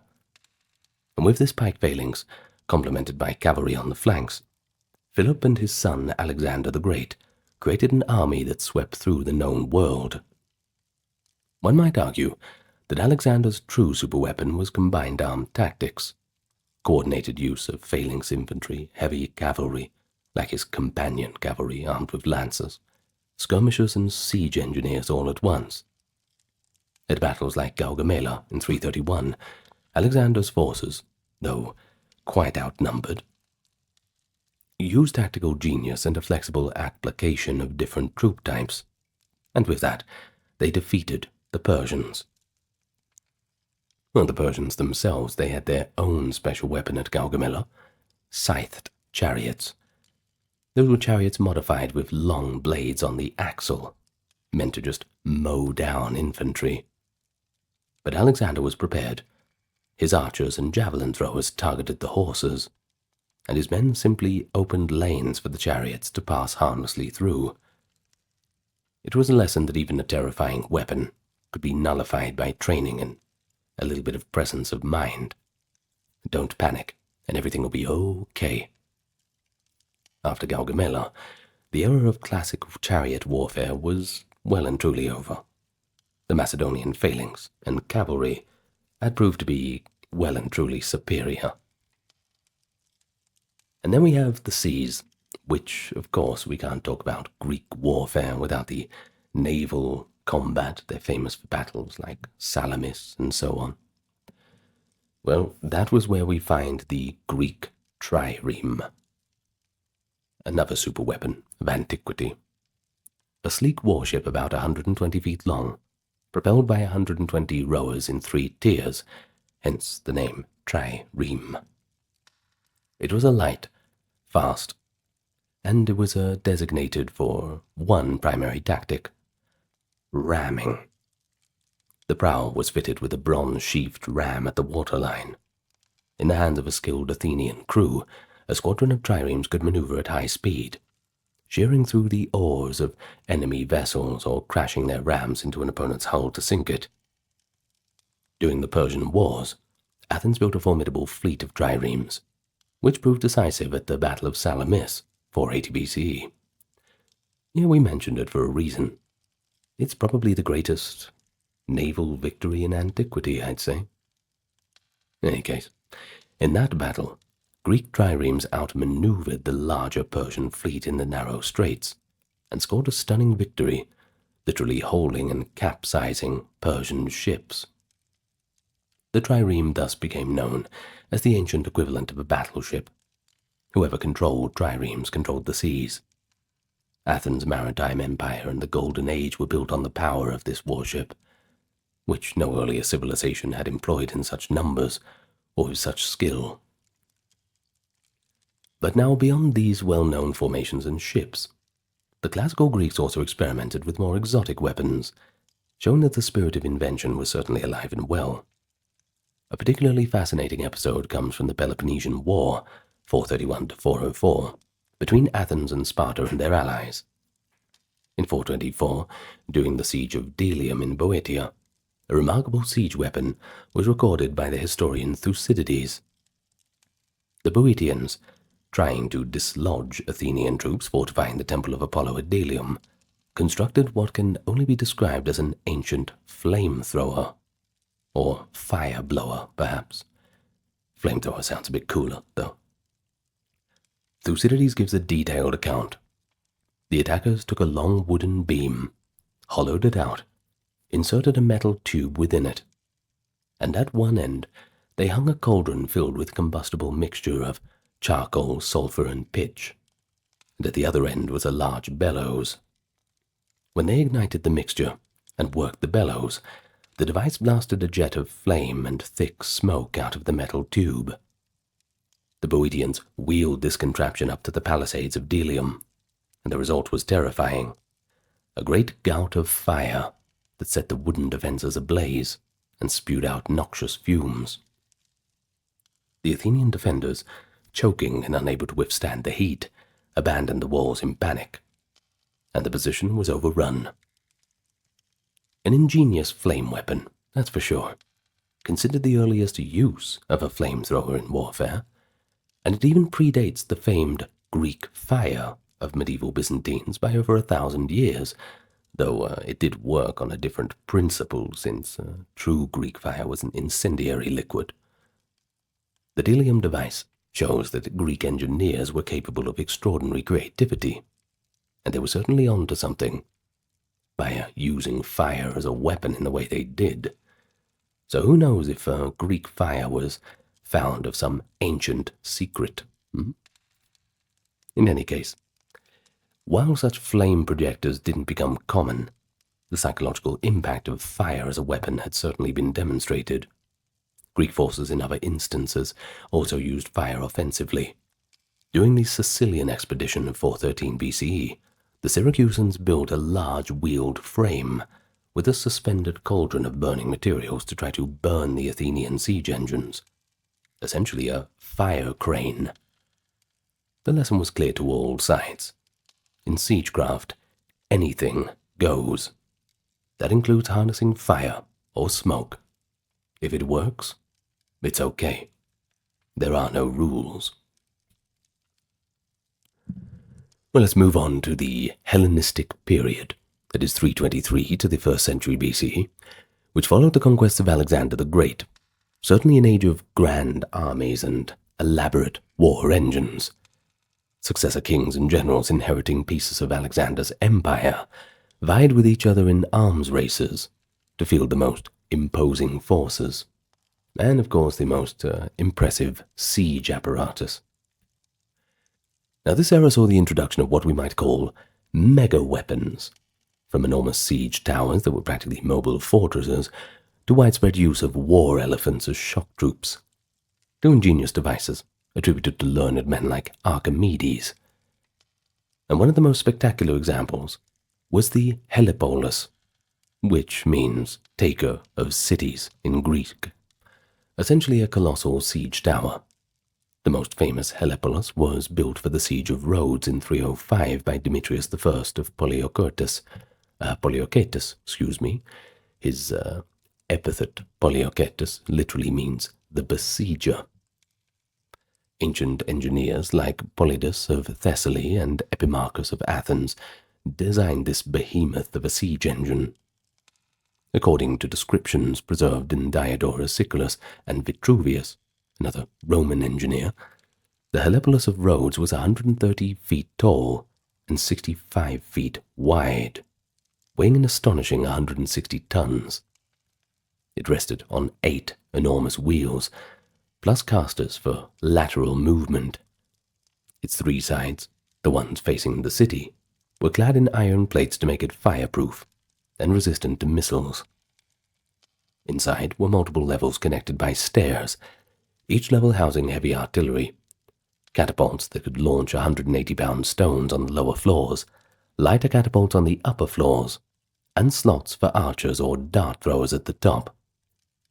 It reportedly required over 3,000 men to move and operate, some turning capstans and roll the wheels, others loading and firing the weapons. As this ironclad leviathan rolled towards the walls of Rhodes, one can imagine the mix of awe and terror it inspired. Plutarch writes that Demetrius' siege engines, including the Helepolis, made the ground shake and produced incredible sights and sounds during the assault, like a giant moving skyscraper armed with giant crossbows coming to break down the city. However, in a twist of fate that often accompanies superweapons, the Rhodians managed to defy Demetrius and his Helepolis. They continually reinforced the walls, used fire hoops to damage the tower's sides, and mounted desperate counterattacks. And at one point, heavy Rhodian fire from catapults forced Demetrius to withdraw the Helepolis for repairs. The siege ultimately failed. Better luck next time. And Demetrius abandoned the great tower. It was a good idea, but the Rhodians just had better ones. Oh, by the way, the Rhodians later sold the metal from the Helepolis, and legend has it, used the money to build a wonder of the world, the Colossus of Rhodes, the giant statue of the sun god Helios. Kind of ironic. A failed superweapon funded a famous symbol of peace and resilience. But the engineering know-how should not be lost. Variations of the siege tower certainly continued to be used, and Demetrius himself built another large tower for the siege of Thebes a few years later, and the idea of a towering siege engine persisted right into the Roman era. In fact, Hellenistic treatises by engineers like Philo of Byzantium and Athenaeus Mechanicus detail how such machines indicating there was a thriving military science at the time. So when we think of the Hellenistic age, you might think about phalanxes and cavalry, but don't forget the theatrically large siege towers. Here's another hallmark of Hellenistic warfare, the war elephant. Alexander had encountered elephants in 331 BCE. In fact, Darius III had a few of them at Gaugamela, and more dramatically in 326 BCE at the Battle of Hydaspes in India, where King Porus deployed dozens of elephants against the Macedonians. Impressed and perhaps a bit unnerved by these beasts, Alexander incorporated elephants into his army after that battle. His successors then made elephants a staple of their armies, especially the Seleucid kings in the Middle East and the Ptolemies in Egypt. Now we have to keep in mind that these were mostly Indian elephants, and they were larger and more trainable than the smaller North African variant. North African forest elephant, which the Carthaginians later used, unfortunately went extinct. Probably because they were put in so many battles, we don't know. In any case, elephants in battle were the ancient equivalent of a tank, basically. They carried on their backs a tower like howdah, with archers or javelin men. Their tusks might be fitted with iron spikes, and they could trample infantry and horses alike, causing panic at the sheer size, the trumpeting sound, and don't forget the smell. Many battles of the 3rd century BCE featured elephant charges as a moment of decision. For example, at the Battle of Ipsus in 301, the successors of Alexander fought a huge engagement in which Seleucus, one of the generals, Seleucid Empire, by the way, fielded a reputed 500 war elephants, an enormous number acquired through a treaty with the Indian Mauryan Empire. Pretty good deal. Those elephants played a pretty decisive role in blocking the retreat of the opposing general Demetrius's cavalry, effectively isolating and contributing to the defeat of Antigonus, who was Demetrius's father. But they also developed some countermeasures against elephants. One approach was to try to wound the elephant or scare it into throwing its own troops into chaos. At Magnesia in 190, Romans and their allies faced Seleucid war elephants. The Roman-aligned general, Eumenes, deployed an unusual tactic. He used slingers and skirmishers to hurl projectiles at the elephants, and reportedly used the sound of horns and trumpets to confuse and frighten them. Elephants, for all their power, could certainly become liabilities if they panicked and started to run amok. And indeed, guess what? At Magnesia, many of the Seleucid elephants turned and trampled their own ranks once they were hurt or frightened, certainly sealing Antiochus's defeat. And this points to an important truth about superweapons, that the impact can cut both ways. If your opponents find a clever way to nullify or terrify your fearsome weapon, it can backfire spectacularly. But still, the allure of elephants remained, a symbol of royal power and might. They knew the risks of using them, but risk versus reward, I suppose you got to add it up. Most people thought the reward was far greater. But no discussion of Hellenistic superweapons would be complete without highlighting the legendary innovations of Archimedes of Syracuse. Archimedes, around the 3rd century BCE, was a genius mathematician and inventor, and when the Romans besieged his native city of Syracuse in 213 to 212 during the Second Punic War, he supposedly devised several ingenious defensive weapons. The Roman historian Polybius and later Plutarch give accounts of these inventions. The most famous is the claw of Archimedes, sometimes called the iron hand, a device essentially a large crane or lever hidden behind the city walls, with a hefty grappling hook at the end. When a Roman ship approached the walls to attack or land troops, the claw would swing over, drop the hook onto a ship's prow or hull, and then by a system of weights and pulleys suddenly yank the ship upward and sideways. Didn't see that coming, didn't they? According to accounts, the claw could capsize ships or at least damage and destabilize them enough to thwart an assault. For the Romans, it must have seemed as if the city walls themselves could reach out and swat their galleys away. Truly a blow psychologically. Modern experiments and reconstructions, even a BBC documentary in the early 2000s, by the way, which I remember when I was very young, have suggested that such a machine was mechanically feasible, at least on a small scale, and it lends some credence to these historical reports. And then there is the famous legend of Archimedes' burning mirrors, which is a pretty cool one. But the ancient sources are a bit contradictory on this. The burning mirror story appears in its fullest form in much later writers around the medieval period, who claimed that Archimedes polished bronze or glass mirrors to concentrate the sun's rays and set Roman ships on fire from a distance. Now it all sounds pretty good, doesn't it? But, well, let's just say it's viewed with a lot of skepticism. Okay, it's just too fantastical. A line of mirrors acting like a laser beam. Experiments have shown that it's very difficult to ignite a moving ship with diffuse sunlight, although it's not impossible to smolder a stationary target under ideal conditions. But think about a moving ship, it just seems a bit far-fetched. Archimedes himself left no writings on such a device, by the way, and Polybius, who was generally quite thorough with everything, did not mention it when discussing the siege of Syracuse, which you would think that he would. Thus many scholars consider the death ray a later embellishment, a kind of tribute to Archimedes' outsized reputation as an inventor. So yes, critical approach here. Well, all things considered, the Hellenistic period provided a rich theatre for superweapons.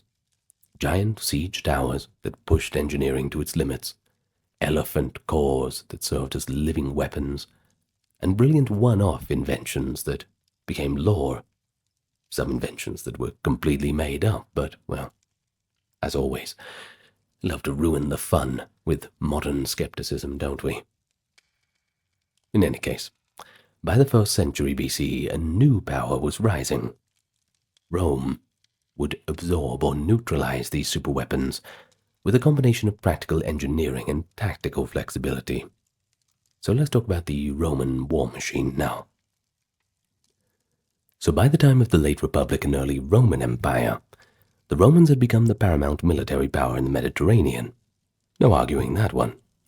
Their approach to warfare was characterized less by singular miracle weapons and more by organized discipline and engineering prowess.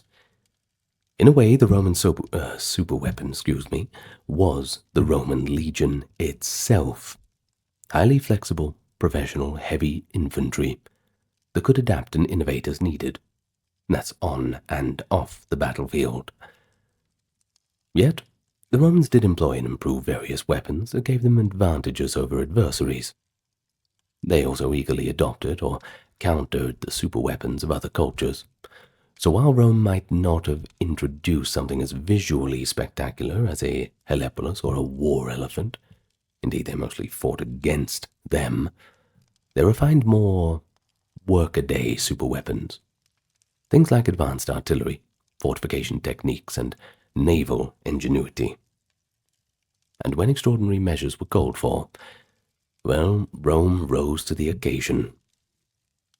In terms of personal weapons and tactics, one of Rome's celebrated secret weapons, though not secret for long to their enemies, was the pilum, a heavy javelin carried by legionaries. Not legionaries. Well, each Roman foot soldier typically carried 2 pila. And what made the pilum special was its design. It had a long, slender iron shank behind the pointed head, often with a weakened section.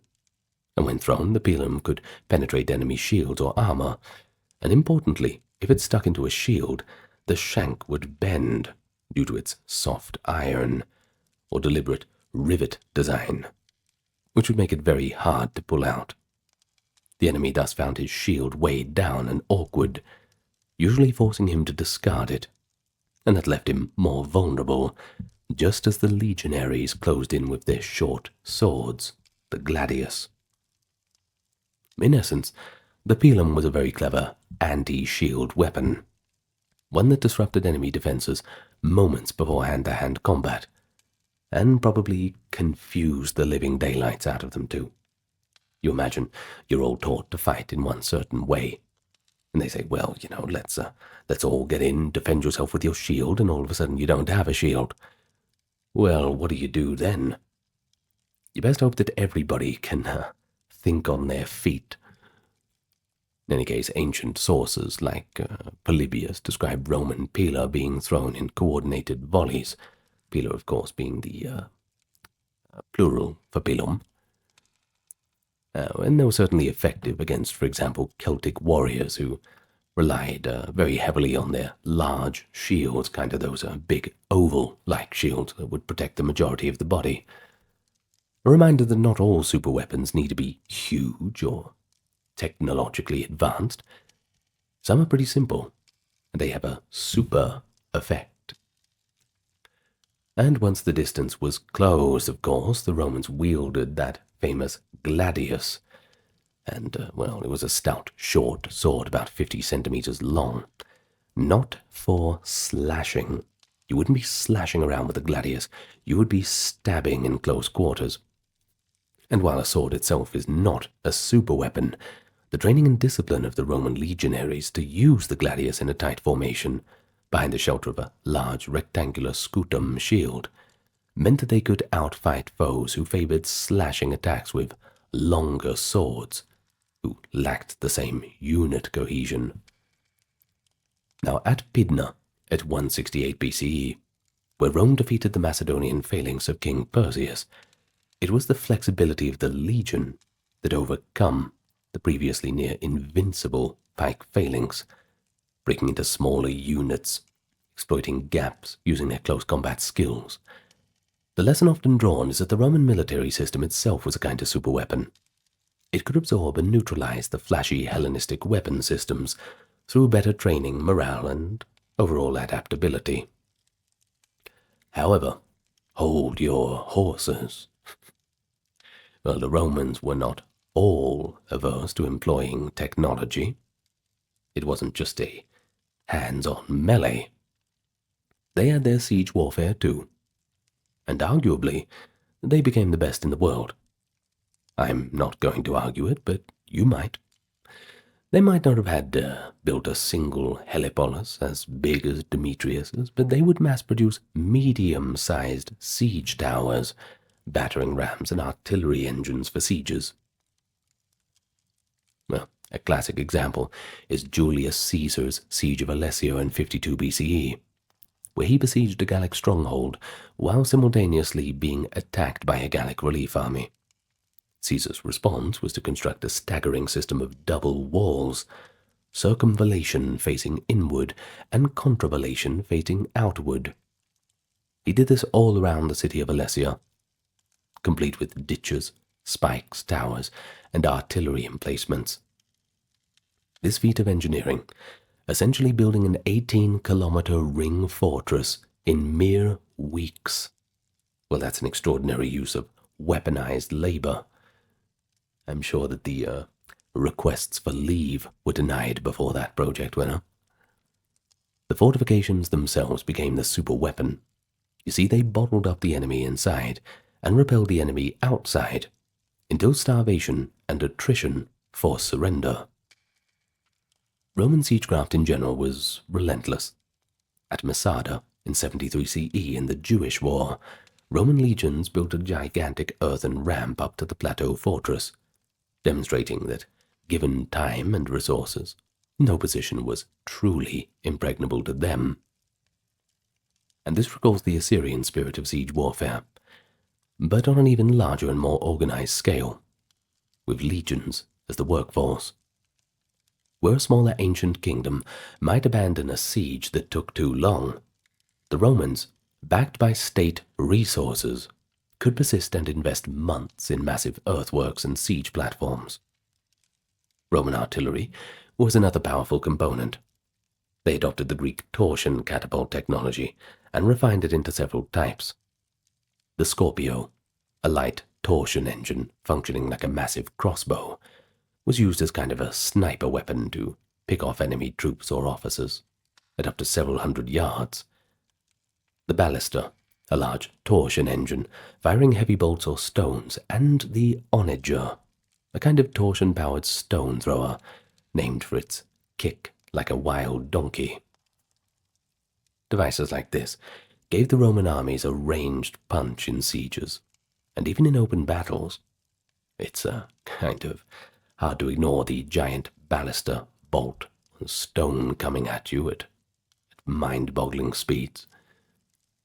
Well, the Scorpio, for instance, could be deployed in numbers.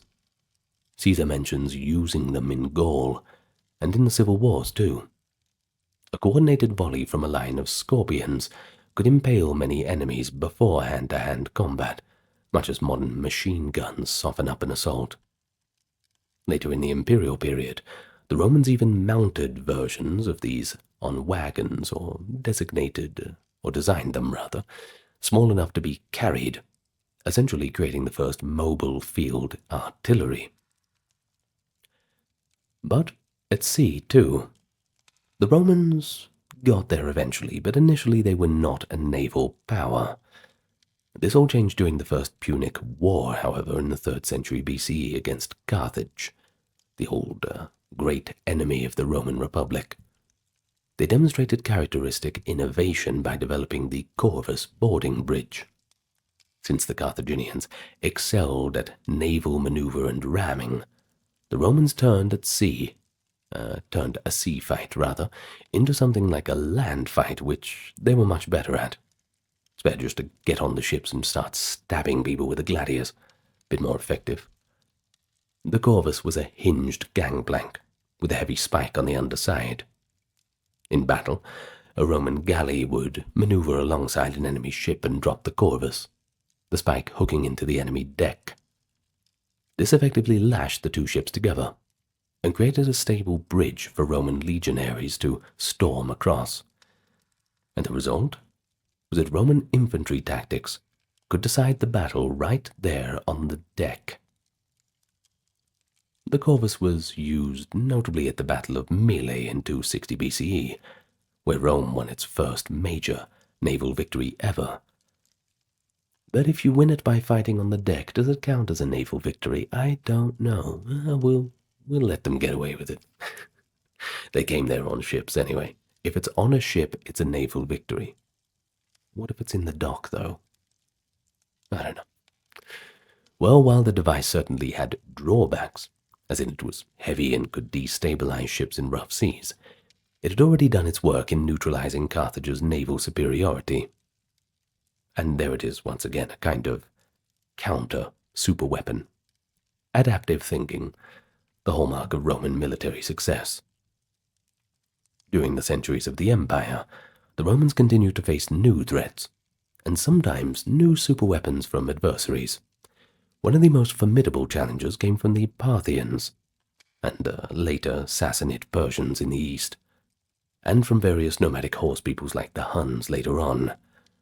The Parthians at the Battle of Carrhae in 53 BCE famously annihilated a Roman army led by Crassus, using a combination of heavy cavalry, cataphracts clad in armor, and masses of mounted archers. Crassus couldn't buy his way out of that one, I'm afraid. Well, the Parthian horse archers had composite bows that outranged the Romans' javelins and could harass them relentlessly, even feigning retreat and then circling to shoot. The tactic of the Parthian shot, the Romans, caught in the open desert with little mobility, were nearly helpless against the mobile missile superweapon. Thousands of Roman infantry fell to incessant arrow fire, and Crassus's defeat at Carrhae sent a shock through Rome.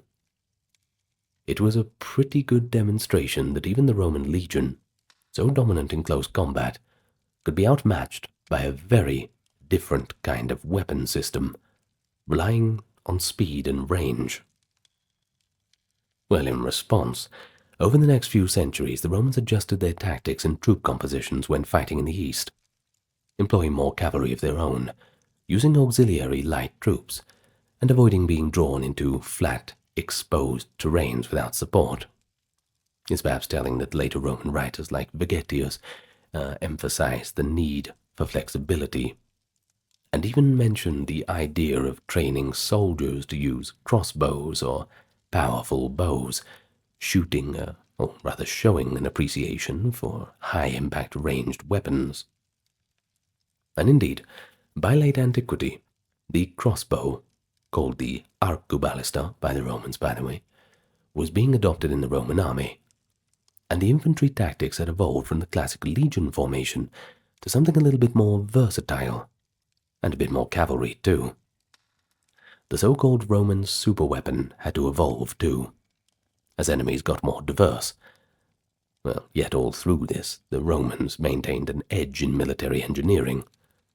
Even as late as the 4th and 5th century CE, enemies marveled at how Romans built marching camps daily, fortified their cities with massive walls, the Theodosian walls at Constantinople, for instance, and constructed their war machines on the go. When the Sassanid Persians or Huns fielded fearsome heavy cavalry, the Romans responded with spiked barriers, ditches, and camouflaged pits called lilia to break the charges. We even read of Eastern Romans employing handheld flamethrowers and wildfire akin to Greek fire by the 6th and 7th century CE, a sign that the ancient world was already transitioning into the early medieval period of new secret weapons. Well, while the Mediterranean and Near East saw the rise and fall of many different war engines, you shouldn't neglect the equally rich military innovations in South and East Asia. Civilizations in India and China developed their own formidable superweapons and tactics, some in parallel with Western developments and others quite unique. The Chinese, in particular, were pioneers in certain technologies that would much later appear in Europe, and ancient Indian armies fielded impressive war animals, even early steel weaponry. These regions also provide probably the earliest evidence of chemical weapons and strategic thought that treated surprise or trickery as a weapon in and of itself. But let's start with India. And of course, one of their most striking features is the war elephants that we mentioned before. Indian armies, from at least the first millennium BC, integrated elephants into their battle order as regular units. Texts like the Mahabharata, though epic and semi-mythical, we have to admit they certainly reflect older warfare traditions, mention elephant warriors and chariots alongside foot soldiers and cavalry. By the time of the Magadha kingdoms and the Mauryan Empire, that is the 4th and 3rd century BC, elephant corps were a standard component. Mauryan Emperor Chandragupta had thousands of elephants, and one of his successors, Ashoka, even mentions in an edict the establishment of medical treatment for animals, implying the large role of elephants and possibly horses in war. Indian treatises on statecraft and war, such as the Arthashastra, attributed to Chanakya, the advisor of Chandragupta around 300 BCE, give detailed consideration to the maintenance, training, and deployment of war elephants. The Arthashastra, in fact, can be seen as an ancient military handbook, kind of like an Indian version of the art of war, and it reveals pragmatic and sometimes ruthless approaches. For example, it lists recipes for poisons and incendiaries, recommending their use when advantageous, essentially sanctioning a form of chemical warfare and espionage. But it also suggests using secret agents to sow chaos or assassinate enemy leaders, showing that in addition to big weapons like elephants, the use of guile and unconventional tactics was certainly a part of the strategist's arsenal. And here's a fascinating aspect of Indian military traditions: the concept of divine or super weapons in a religious form in literature, which, while mythological, show how ancient people imagined the ultimate weapons. The Sanskrit epics speak of the Brahmastra, for example, a weapon of gods, invoked by certain mantras, said to be able to destroy entire armies or cities in a cataclysmic blast. Some later interpreters even likened it to a modern nuclear explosion in description, with its blinding light and intense heat. Pretty handy to have one of them around, I suppose. There were also astra, like the Agnayastra, a fire weapon, or the Narayanastra, which would fire a volley of millions of deadly missiles. These were, of course, legendary and not historical armaments, However, they likely echo real weapons, just in a metaphorical form. For example, the Agyanastra might reflect the use of flaming arrows or oil weapons.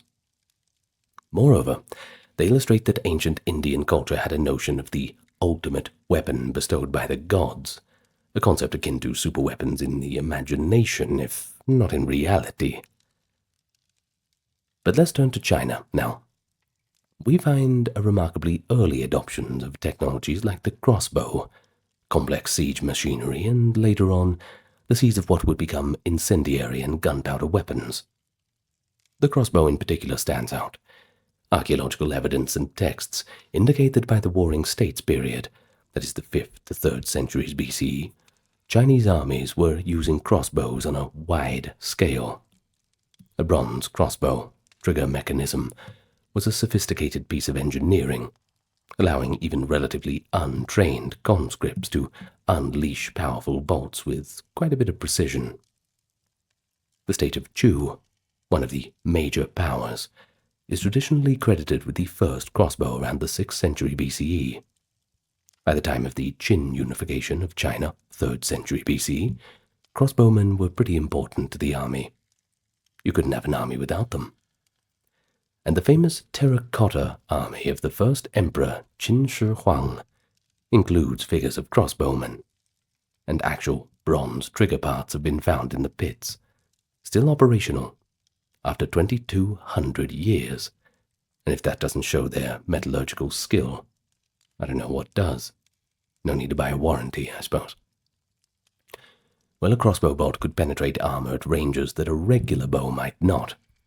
And crucially, an average soldier could operate a crossbow effectively with far less training than an expert archer would need. This gave Chinese states a force multiplier, essentially an early version of a mass-produced firepower, which could cut down charging nobles or nomadic horsemen alike. Chinese writings even talk about volley fire and concentrated crossbow barrages that sound reminiscent of the later musket lines. First-rank fire, kneel. Second-rank fire, kneel. This kind of thing. Well, the Chinese also invented repeating crossbows. They were also known as the Zhuge Nu, or the Chu Ko Nu, named in folklore after the 3rd century AD strategist Zhuge Liang. Though he likely improved an existing design, he still gets the credit. This was a magazine-fed crossbow that could rapidly shoot a series of small bolts by working a lever back and forth. Its range and power were lower than a standard crossbow, but it excelled at close quarters for laying down a flurry of shots. Some historians considered it more of a multi-shot defensive weapon than a battlefield game-changer, but it's impressive as an ancient attempt to increase rate of fire, a problem every era of warfare tries to solve. And then, of course, there's siege warfare. Ancient Chinese states built some of the first traction trebuchets, a type of catapult where men pulling ropes provide the force to hurl a projectile. These were in use by at least the 4th century BCE, and could throw large stones to break walls or bombard troops. Sieges also saw tunneling and counter-tunneling, the use of smoke to flush out defenders, and other methods that have parallels with Western siegecraft. But what is intriguing is that by the later Han dynasty around the 1st or 2nd century CE, the Chinese had compiled works like the Mo Jing, of the Maoist school, that described defensive strategies and devices, including things like wooden low chariots, that is, movable observation towers, and counterweight drop traps. And while these might not be singular superweapons, they certainly reflect a robust military engineering tradition. It all has to add up to something, right? But additionally, the Chinese were among the first to weaponize chemical and incendiary compounds. There are records and later legends of Chinese forces using poison smoke, perhaps made by burning noxious materials like mustard seeds or arsenic compounds to choke enemy soldiers in tunnels or enclosed areas. One legendary account from the Han dynasty tells of a general who used a form of tear gas by burning peppers and herbs to overwhelm a fortress's defenders, though the exact historicity of that is once again debated. Chinese manuals do discuss creating smoke bombs, however, using combinations of sulfur, railgar, which is a kind of arsenic disulfide, oils and other ingredients to produce blinding and toxic smoke. This is remarkably early for chemical warfare doctrine. We only really think of it in terms of the First World War, at least in the West. In China, they think of it all the way back in those times. The Chinese propensity to experiment with materials laid the foundation for the eventual discovery of gunpowder in the Tang dynasty, 9th century CE. And while true gunpowder weapons appear after our period, rockets, bombs, and guns from 900 CE onwards, it is worth noting that the precursors, understanding the saltpeter, I haven't had dinner yet, excuse me. I'm thinking about that salmon I have in the oven. Anyway, saltpeter, charcoal, and sulfur were being explored by Taoist alchemists in late antiquity. In fact, an ancient Chinese text, the Huolongjing, compiled later in the 14th century but containing older material, attributes to much earlier times the use of a kind of fire arrow. Essentially, an arrow with a small gunpowder charge attached to set things ablaze. Even if those specifics are anachronistic, we do know that by the late Han, the Chinese had fire arrows, arrows wrapped in burning cloth or pitch, and thunderclap bombs, earthenware jars filled with combustible substances that made a loud blast when ignited, more psychologically effective than physically destructive. Again, there's hints of what was to come, showing that East Asia's military technology trajectory was certainly pointing towards new forms of superweapons that wouldn't fully materialize until the later medieval period. Still, it's pretty impressive, I think. But strategically, Chinese military philosophy, exemplified by Sun Tzu's Art of War, which was written around the 5th century BCE, emphasized that the greatest victory is one won without fighting, by breaking the enemy's resistance beforehand. Sun Tzu's advocates deception. I get mixed up when I speak English and Chinese together. Now, Sun Tzu advocates deception, intelligence gathering, and speed as ultimate weapons. While not a physical superweapon, this philosophy itself became a kind of intangible weapon. Chinese generals often used surprise, feints, and psychological tactics to outwit opponents. For example, there is a famous story, albeit from the later Three Kingdoms era, that is Zhuge Liang's empty city stratagem. You might have heard of it. He basically fools a much larger army into retreat by calmly playing his lute atop an open gate, giving the impression that he must have a city full of troops, walls set with hidden archers and deadly traps all over the place, when the reality was the city was nearly defenseless. They knew if that army showed up, they were completely going to have the floor mopped with them, basically. So he thought, well, we may as well take a bluff. And it worked out. The enemy was confused, and they thought, there's no way, he's inviting us in. Maybe they got spikes on the ground, maybe they got archers ready to get us. Someone's going to ambush us. No, there's no way.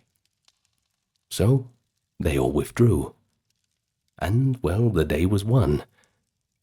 And this tale, whether it's real or not, I prefer to think that it's real, shows how deeply the idea of winning through a cunning ruse was ingrained in Eastern warfare, to the point where cunning could neutralize brute force. All right, we're almost done. Stick with me. We got one last little section to do. In case you're having fun. If you are, make sure you tell me in the comments, huh? Well, beyond the famous machines and units, Ancient warfare often saw kinda unconventional weapons and tactics. And that's what we're going to talk about now. Some of them were a bit smaller in scale, but they've earned their place in legends of military history. These include the use of animals, poisons, sound, and just good old trickery.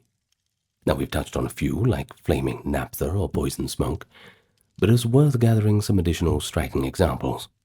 They highlight the creativity and occasional desperation of ancient commanders.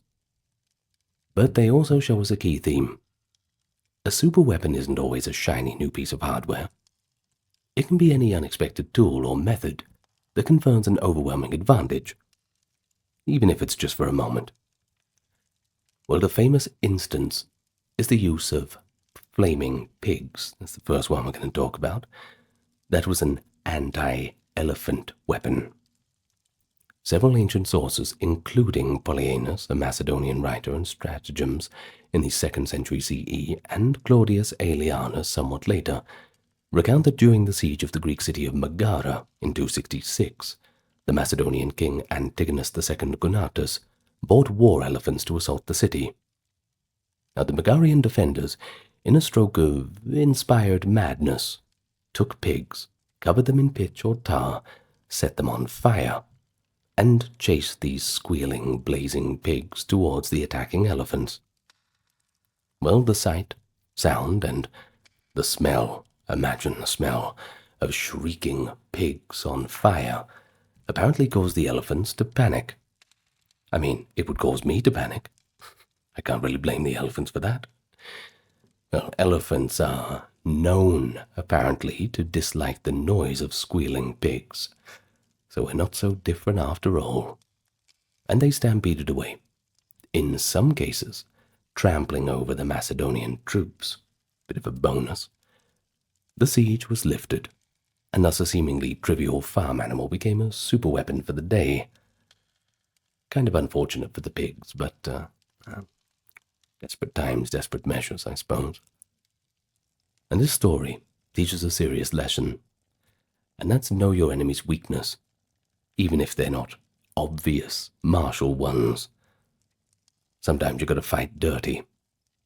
Elephants might be impervious to spears in the front, but a clever tactic exploiting their senses can certainly undo even the strongest and biggest of foes. Well, animals were used in other creative ways too.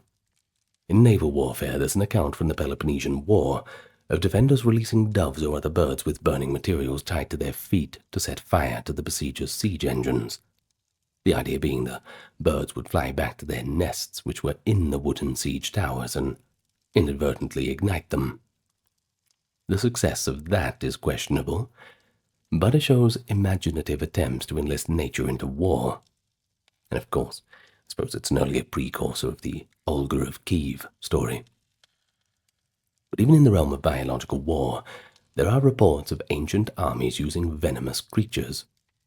For instance, Hannibal Barca, during one of his later campaigns in Asia Minor, in the 2nd century BC after the Italian War, allegedly filled clay jars with venomous snakes, and had his sailors catapult them onto enemy ships. Yeah, that's a good way to work, yeah. That would certainly panic people. The sudden appearance of angry snakes slithering around the decks caused chaos among the crews, effectively turning each jar into a living biological weapon. This was recorded by the historian Frontinus in his stratagems.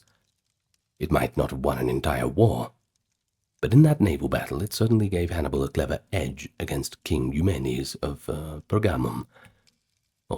Eumenes II of Pergamum. Sorry if Eumenes I is listening. Well, likewise, there are accounts of scorpions and centipedes being used in similar fashion in sieges. The city of Hatra in Mesopotamia supposedly threw clay pots full of scorpions at Roman attackers in the 2nd century CE, which would work as well as snakes, I suppose. Poisoning was another ancient tactic, though often frowned upon. As mentioned from the Indian and Chinese sources, poisoning wells, food supplies, or using poison-tipped arrows, they were all pretty known practices. The Scythian nomads of the Black Sea region were infamous for their poison arrows. They concocted a gruesome poison by mixing viper venom, decomposed animal matter, and blood, letting it ferment into a deadly biotoxin. Any arrow wound from a Scythian arrow thus risked swift and agonizing death, far beyond the physical injury. Greek writers like Herodotus note the Scythians' use of such poisoned arrows with a little bit of horror in the wording. A kind of psychological weapon too, I suppose. Just knowing the enemy's arrows were poisoned could sap a soldier's morale, not getting anywhere near those. Some early treaties or unwritten rules tried to ban poison, but good luck doing that. We're far from the Geneva Convention. The ancient Greek laws of Manu, which was an Indian text actually, forbid poison arrows, as did a couple of Hellenic agreements. But such rules were often ignored when it was expedient. The Romans at times even poisoned enemy water supplies. One Roman general in the 2nd century BCE, Manius Aquilius, did so to end a war quickly, though the later Romans claimed to disapprove of that. You don't really get paraded out in a triumph for a dirty trick like that one. And in siege situations, everything from flinging dead animals to spread disease to contaminating rivers with corpses was attempted. These are the precursors of biological warfare, make no mistake, though the ancients didn't really understand what they were doing, no germ theory, but they did observe that filth and decay brought illness, plague, and that's an observation they were pretty quick to weaponize. And then there's noise and psychological warfare. They were also deliberately employed. We've already touched on the loud noises scaring elephants or the use of horns to misdirect troops. But we'll talk about the Parthians now. They would supposedly yell and make sudden shouts to disorient enemies.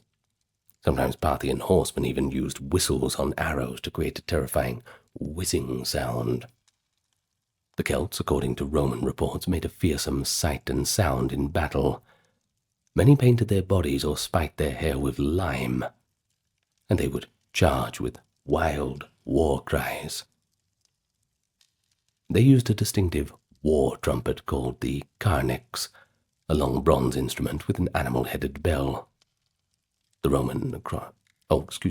at the Battle of Telamon in 225 BCE, the Roman chroniclers described the Gallic army on a hilltop, thousands of warriors yelling and carnixes braying, causing an unnerving echo across the valley. While the Romans did not break, one can imagine the intimidating effect on those who had never encountered it. In a sense, the Celts' shock tactics and use of psychological terror, well, that was their superweapon. Though it ultimately failed against Roman discipline, so not so super after all. Conversely, the Romans themselves, they understood psychological edges. Their centurions carried the eagle standard and drilled their troops to shout in unison. The famous war cry of the legions, that could be quite imposing. It's said that at Pharsalus in 48 BCE, when Caesar's legions shouted their battle cry and clashed swords on shield, Pompey's less experienced recruits were taken aback before the fight even finished. And finally, good old deception deserves a mention as an unconventional weapon. You know the most legendary case, the Trojan horse. A masterstroke of trickery rather than a physical weapon, but one that ended a decade-long war in a single night. And that's a pretty super weapon. According to Homer and elaborated by Virgil and others, the Greeks built a wooden horse. They hid a few crack troops inside and pretended to abandon their siege of Troy. They left this horse as an offering, almost like a parting gift.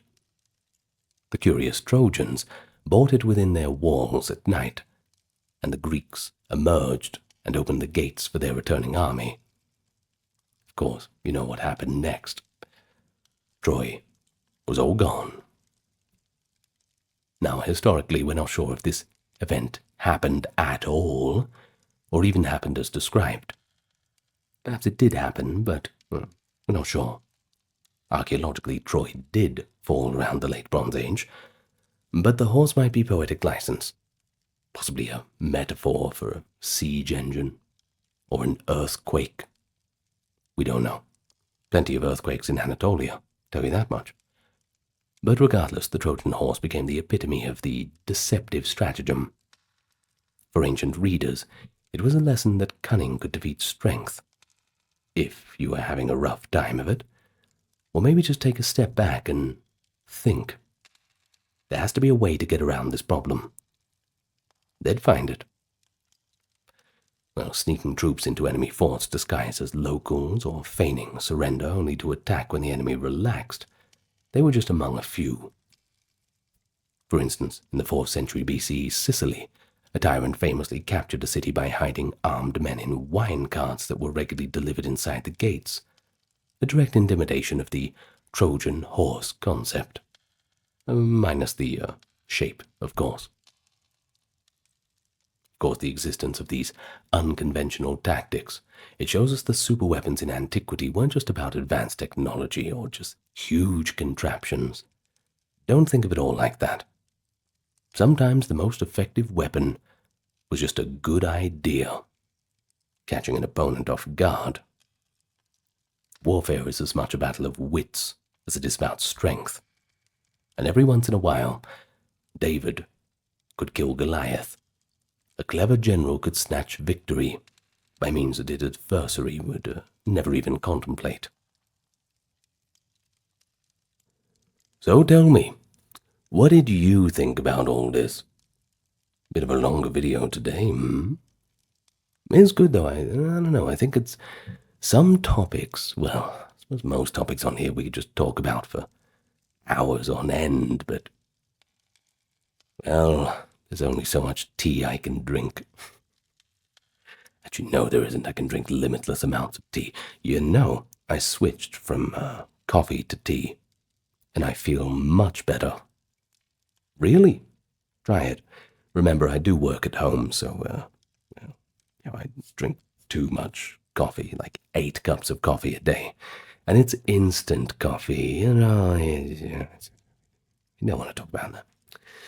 In any case, if you're still awake, hope you don't mind my little end conclusion rant. We call it the thoughts and conclusions section because it's basically just me thinking and having a conclusion. But tell me, what do you think? Did I miss any super weapons? Maybe you've got one that you know, or maybe something from a different culture that I didn't cover. Tell me anyway. I like hearing the comments. And I might even give you a voice response. Druids, the learned priestly class of the ancient Celts. You'll find them among the peoples of Gaul, Britain, and Ireland. They served as religious leaders, educators, legal authorities, healers, and keepers of lore in their societies. Or did they? We have a problem when we examine the Druids. They're shrouded in mystery, and more often than not romanticized. The problem's exacerbated by the fact that the Druids themselves left no written records of what they actually taught. All the knowledge being passed down in oral form, and what we do know of them comes from either Greek or Roman observers with their own biases, and then later medieval Irish and Welsh texts, sources that have to be read quite critically. But if we do examine these accounts, from Julius Caesar's commentary on Gaul to the Irish myth and later Christian hagiographies, we can land somewhere in the middle and sketch a portrait of who the Druids were, the roles they played, and how their legacy has echoed through history. Welcome to the channel.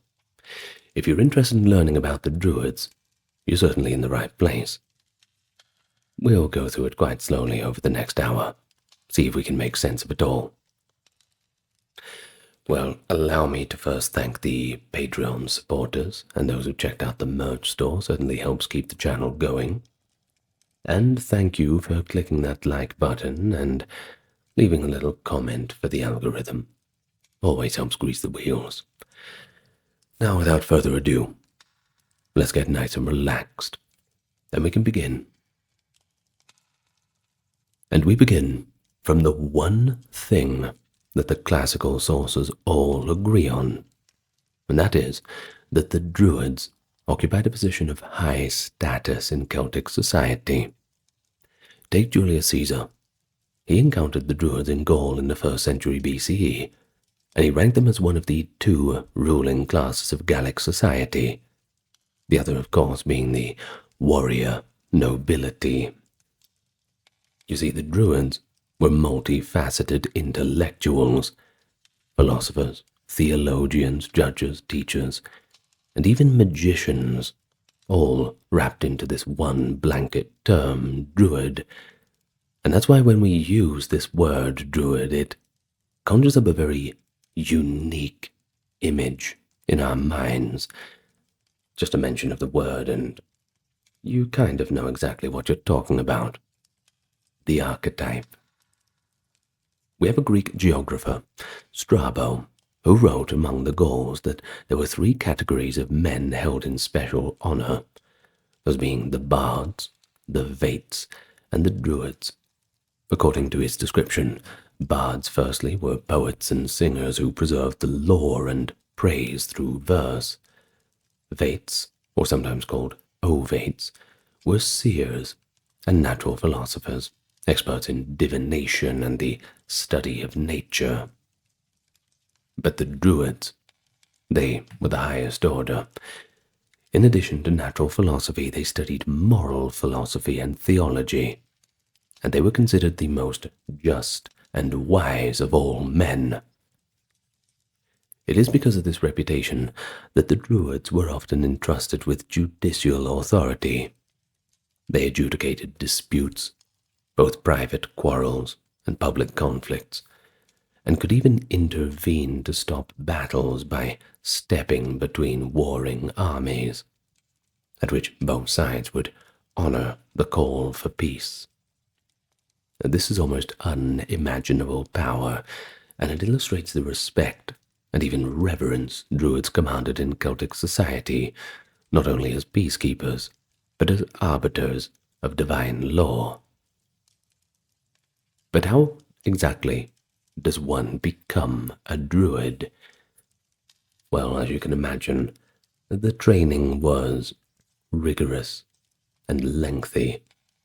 Classical commentators emphasize the extraordinary depth of knowledge Druids were expected to master.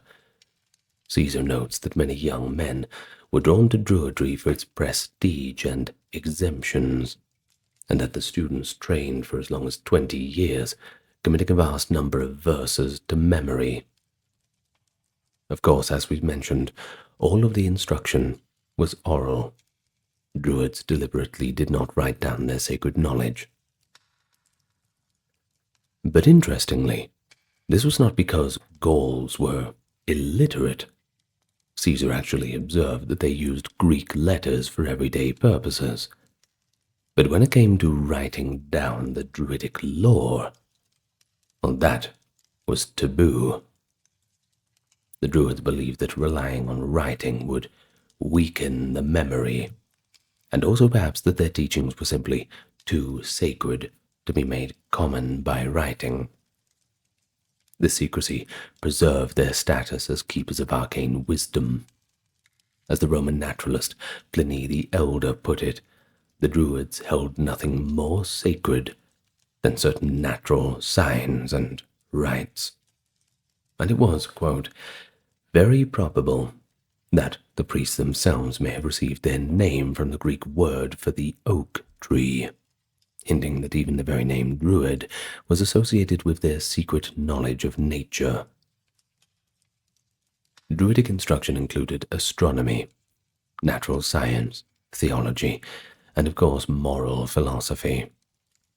They contemplated the stars and their movements, the size of the universe and the earth, the order of nature and the powers of the immortal gods, handing down this knowledge through generation to generation. There is one core teaching, reported consistently by multiple sources. That was the immortality of the soul, or transmigration of souls. Caesar writes that Druids taught that souls do not perish, but pass from one body to another after death. Pomponius Mela, a Roman geographer of the 1st century CE, confirms that one of the Druids' publicly known precepts was that souls are immortal, and there is another life awaiting after death. He notes that the Celts, confident in this doctrine, would sometimes delay settling debts or other obligations until the next life, and that some loved ones would voluntarily leap onto funeral pyres of deceased chiefs so as to accompany them into the hereafter. Such beliefs made them exceptionally fearless in war. Indeed, the Roman poet Lucan dramatized this in the 1st century CE, writing that if the Druid's song of the soul's transmigration is true, that death is but the middle of a long life, a view in which made the Celts rush upon the foe and scorn to spare the life that shall return. In other words, the Celts' faith in rebirth banished the fear of death, and there's nothing like that to bolster one's courage in battle. In addition to philosophical teaching, Druids were the religious officials of Celtic society. They oversaw rituals and sacrifices, and served as intermediaries between the people and the gods. No important sacrifice was performed without a Druid there to officiate. According to the Greek historian Diodorus Siculus, sacrifices had to be conducted by men who knew the nature of the gods. Druids were said to understand the divine will and the proper rituals to honor it. They led ceremonies in sacred groves and acted as augurs and diviners, interpreting omens from nature. Cicero even mentions meeting a Druid named Divitiacus of the Aedui, that is a Gallic tribe, who claimed expertise in, quote, the knowledge of nature which the Greeks call physiologia, and who predicted the future by augury, that is, observing birds. This remarkable reference from Cicero, a contemporary observer, gives us a glimpse of a real Druid's reputation. Divitiacus was treated with honor in Rome and conversed as an intellectual, suggesting that Druids could indeed be sophisticated and respected, not just within their own culture, but even on the streets of Rome. But it is in Gaul, that is, ancient France and Belgium, that we have the most detailed early accounts of the Druids, and that is thanks largely to Julius Caesar, for better or worse with his conquests in that area. During Caesar's conquest of Gaul, that is 58 to 50 BCE, he took careful note of the customs of the people that he was subjugating. In his commentaries on the Gallic War, Book 6 in particular, he actually devotes several chapters to describing the Druids' position and practices within the society.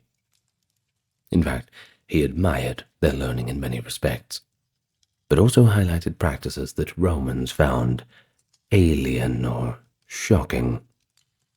Perhaps that is just to justify the campaign as bringing civilization to the barbarians.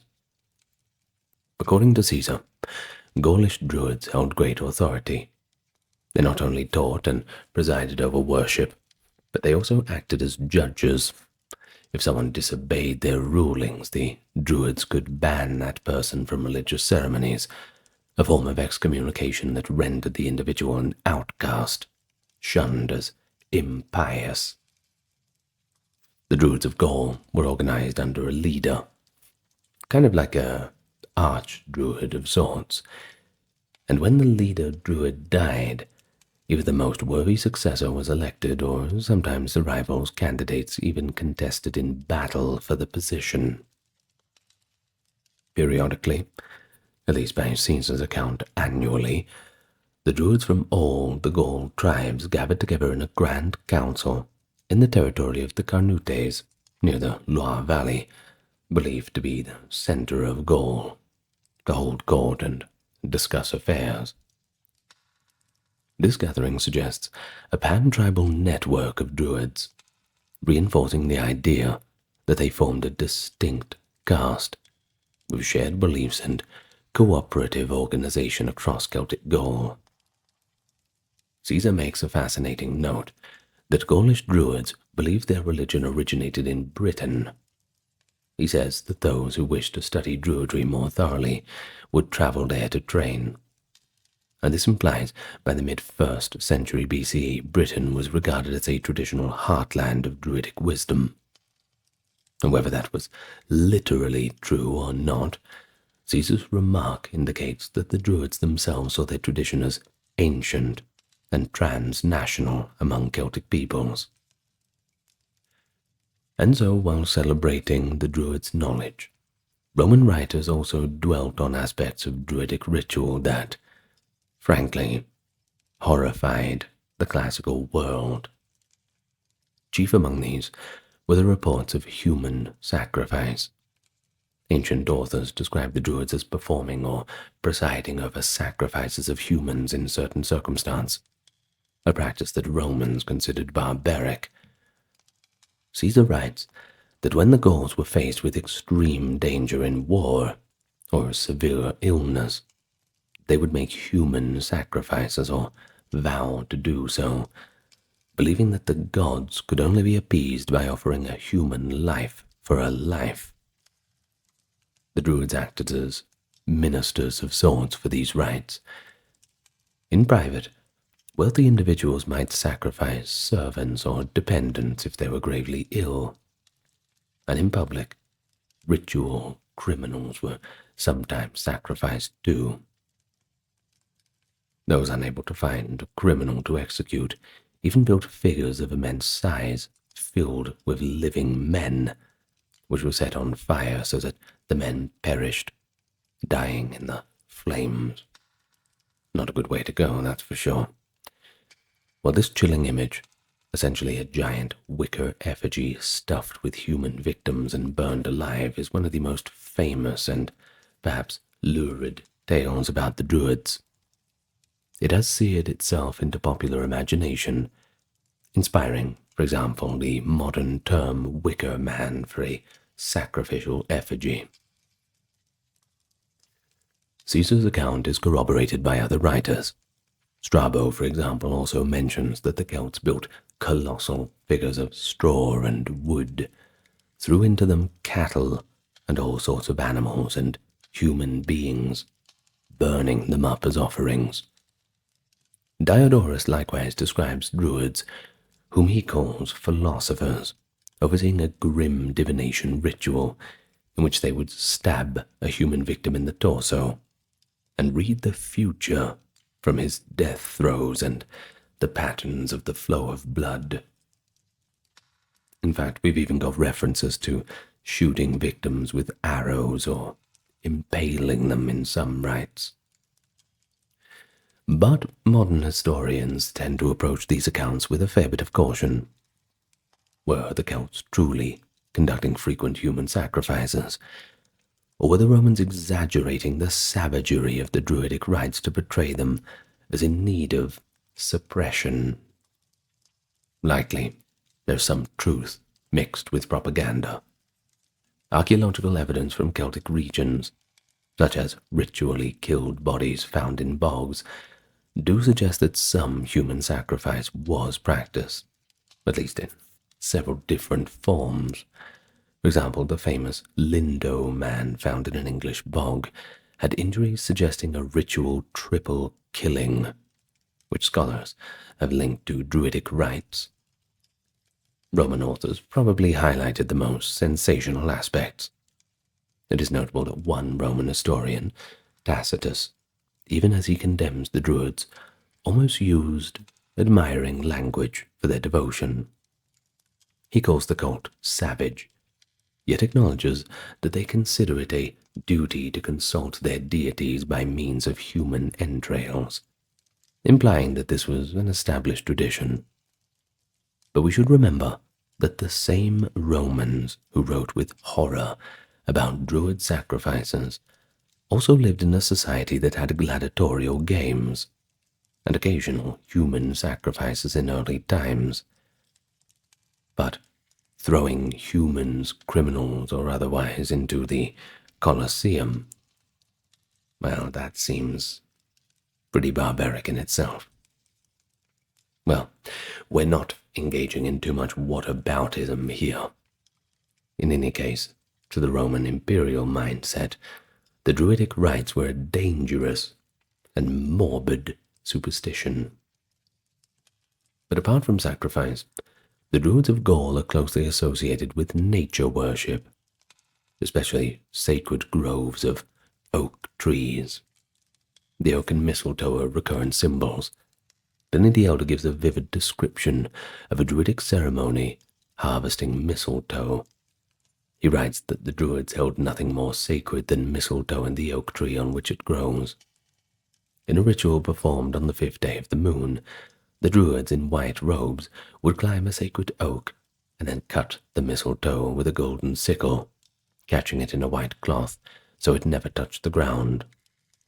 They would then sacrifice 2 white bulls while praying that the mistletoe would be propitious to those who received it. Mistletoe, especially from oaks, was believed by the Druids to be a gift from the gods, a panacea, or all-healing plant.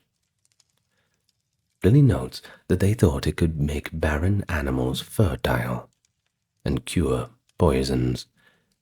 This famous scene, described by Pliny with a mix of fascination and skepticism, shows the Druids' image as wise herbalists and somewhat of miracle workers, communing with the forest itself. It's a pretty evocative snapshot of a Celtic ritual. White-robed figures in an oak grove, the flash of the golden sickle, the hush of believers as the sacred mistletoe falls into that linen sheet. But another intriguing aspect of the Gallic Druids was their independence from the warrior aristocracy. Caesar emphasizes that the Druids generally did not take part in warfare and were exempt from military service, also from paying tribute taxes that others were owed. They enjoyed privileges that likely helped preserve their neutral and scholarly position. These privileges, no war, no taxes, were so appealing that many Gaulish youths sought druidical training for the status it conferred. It's better than going up against a Roman shield wall, I suppose. This exemption also meant that the Druids could travel among tribes and act as peacemakers without being seen as combatants. Their authority could transcend clan rivalries. For instance, ancient authors recount that when Celtic tribes were on the brink of battle, a Druid could intervene and halt the conflict through his mere presence and command. Even when swords were completely drawn and people were at each other's throats, the presence of a Druid could turn the tide. It's really hard to overstate how extraordinary that is. Just imagine an intellectual priesthood with the moral authority to stop these warriors in their tracks.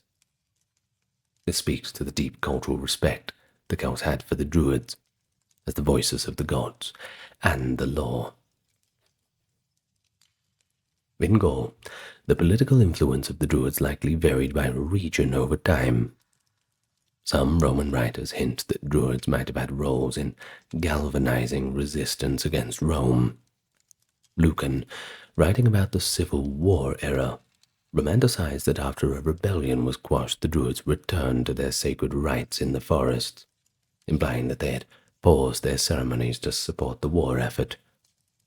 19th century historians once speculated that the Druids were leaders of Celtic resistance.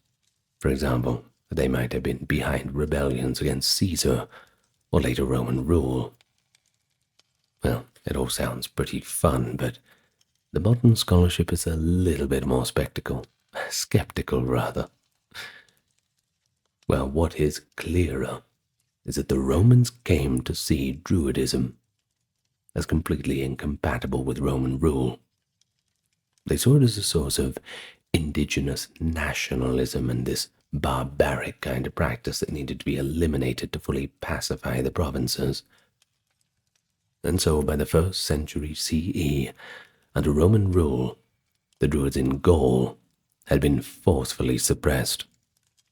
The Emperor Augustus was said to have prohibited Roman citizens from participating in Druidic rites, trying to erode its influence. Later, Emperor Claudius, around 54 CE, utterly abolished the cruel and inhuman religion of the Druids in Gaul, as he called it.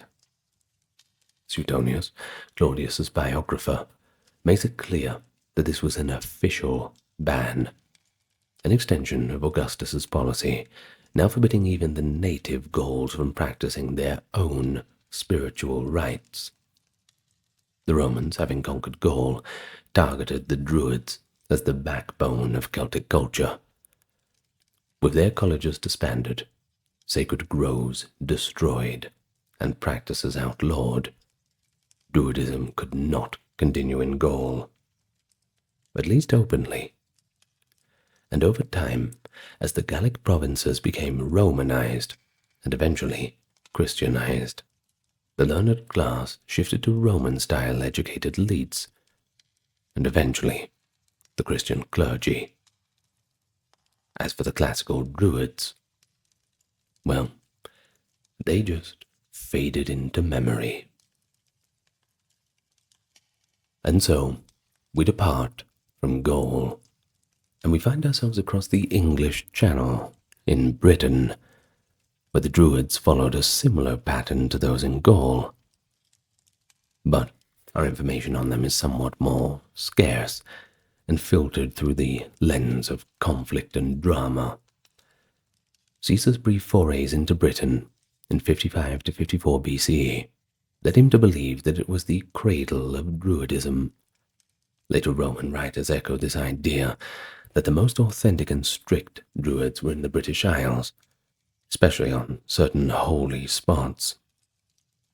One such place gains infamy in the historical record, the island of Mona, that is, Anglesey in Wales. Mona was described as a stronghold of the British Druids, a sanctuary where they thrived under patronage of local tribes beyond Roman reach. The confrontation between Roman power and the Druids of Britain reached a climax in 60 or 61 CE, during the governorship of Gaius Suetonius Paulinus.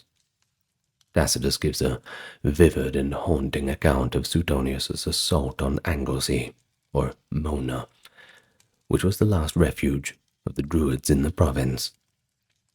The Roman legions, preparing to land on the isle, were met on the shore by a sight that momentarily paralyzed them. Ranks of Celtic warriors, and darting among them, women with black robes and wild hair brandishing torches like legendary furies. Around them stood Druids with hands uplifted to the sky, pouring out terrible imprecations, curses upon the invaders. Well, the Roman soldiers were unaccustomed to such spectacles, I suppose. They were certainly struck with dread, limbs paralyzed at the sight and the sound. Tacitus writes that the Romans stood there, motionless, almost bewitched by the apparition of these screaming priestesses and chanting Druids. It took exhortations from Suetonius to finally break the spell that the spectacle had over them. He urged his men not to fear a, quote, band of women and fanatics, and to advance under the eagle. They recovered their nerve, and the Romans charged. They cut down all who stood against them and showed no mercy, even turning the Druids' own sacred fires against them, enveloping the enemy in their own flames, as Tacitus grimly put it. With the defenders now gone, the Romans proceeded to destroy the sacred groves of Mona. Tacitus notes that these groves were dedicated to, quote, savage cults, and that they deemed it their duty to cover their altars with captive blood and to consult their gods through human entrails. The crackdown was thorough. Sacred sites were desecrated, religious statues broken, and presumably any surviving Druids were driven off or executed. The assault on Anglesey effectively decapitated the Druidic order in Britain. It was a deliberate act of cultural aggression to extinguish the old pagan priesthood that might inspire resistance among the conquered Britons. Indeed, even as Suetonius was carrying out this grim task, a massive rebellion led by Queen Boudicca was erupting in eastern Britain. The timing was perhaps no coincidence, as the Roman troops were diverted to Mona. After the trauma of this event, references to practicing Druids in Britain largely vanish from classical history. Roman writers assumed Druidism was effectively stamped out in the empire. A generation later, around 77 CE, Tacitus' father-in-law, Julius Agricola, completed the conquest of Anglesey. But by then, any organized Druid presence was likely minimal. The Druids had been outlawed by Roman authority, just as they had been in Gaul. Now it is important to note that not all Britons had been hostile to Rome, and not all Druids were zealots for war. In fact, a century prior, some British tribes had allied with Caesar and might have had Druids who accommodated the Romans. But the Romans' own stance hardened over time. By the 1st century CE, being a Druid was essentially against the law. The once venerated keepers of knowledge were now enemies of the state in the eyes of Rome. But still, the memory of the British Druids did not fade so easily. Roman and later Romano-British writers continued to be fascinated by them. Britain, as far as a western island on the fringe of the known world, took on a kind of mystical reputation. It was seen as a land of potent magic and ancient rites. The Druids contributed to that legend, of course. In fact, the Roman poet Lucan praised the altars of barbaric gods and the secluded groves of the Druids, implying that they alone knew the secrets of the heavens and the afterlife. I suppose, in a sense, the conquered Druids won a kind of posthumous respect from some Romans, who came to view them as exotic sages, even while officially their practices were condemned. Later antiquarian writers, in much later centuries, would sometimes refer to Britain's ancient wise men, recalling the Druids as a symbol of deep, primeval wisdom rooted in the British Isles. While Druidism was extinguished fairly early under Roman rule in Gaul and Britain, in Ireland it likely persisted for a much longer time.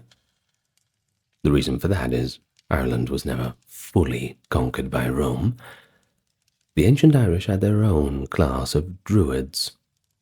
Our knowledge of them comes not from the contemporary Roman observation, but from later Irish literature and myth. Much of it admittedly written down centuries after Ireland's conversion to Christianity, which began in the 5th century. These sources should be treated with a bit of care. By the time they were recorded, the writers were Christian monks who viewed the pagan past through a more folkloric or, even at the worst times, adversarial lens.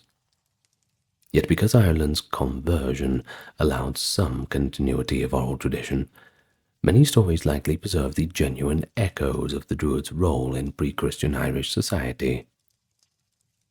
In the Irish tales and sagas, preserved in medieval manuscript but describing the Iron Age, the Druids appear as advisors, prophets, and sorcerers at the courts of kings.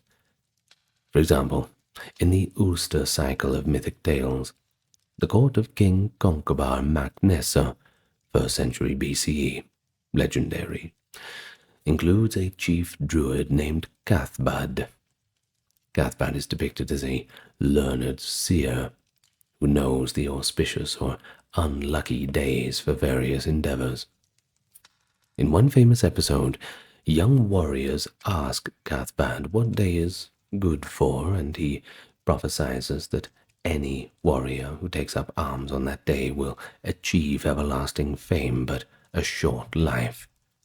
Upon hearing this, the youthful hero Cuchulainn immediately arms himself, sealing his fate for glory and early death. Such stories show the druid acting as a prophet and guide, announcing destinies and giving counsel on the cosmic order of events.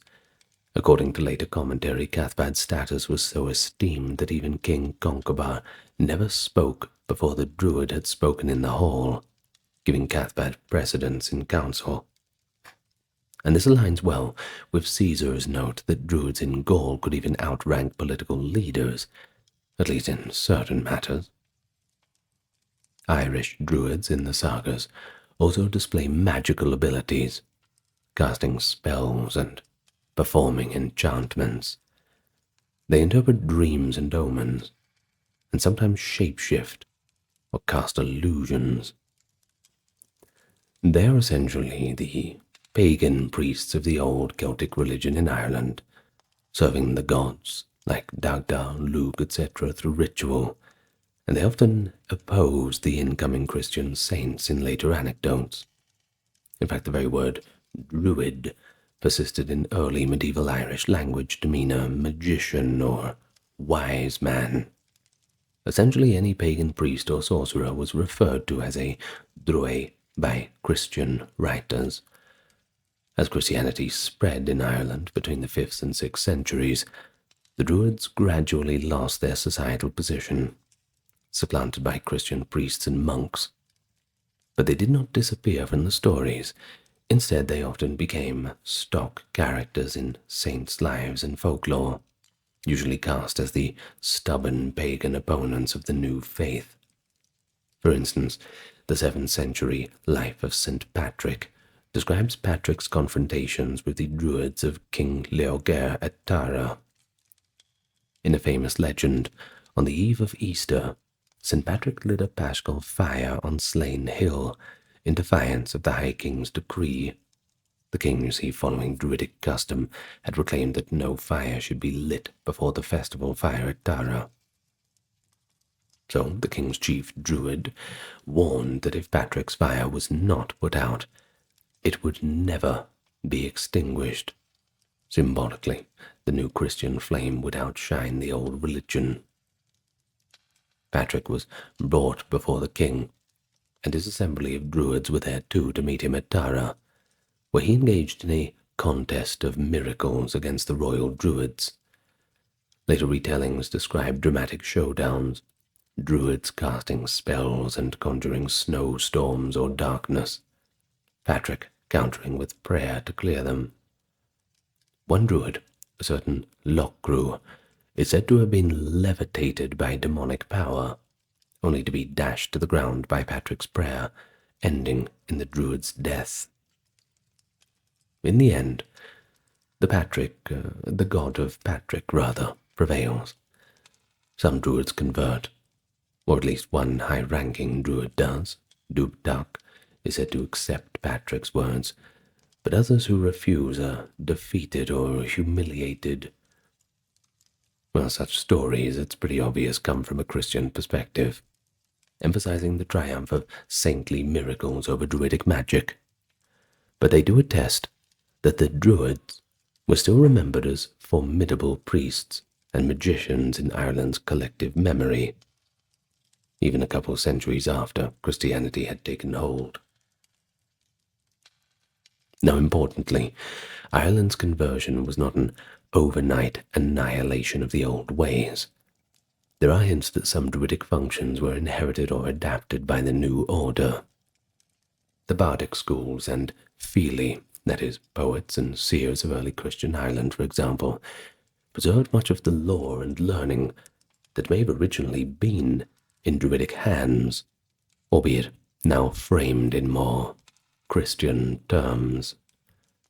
The Bren Laws, early Irish legal texts written down in the Christian era, occasionally mention Druids, usually in the past tense or as a term for a sorcerer.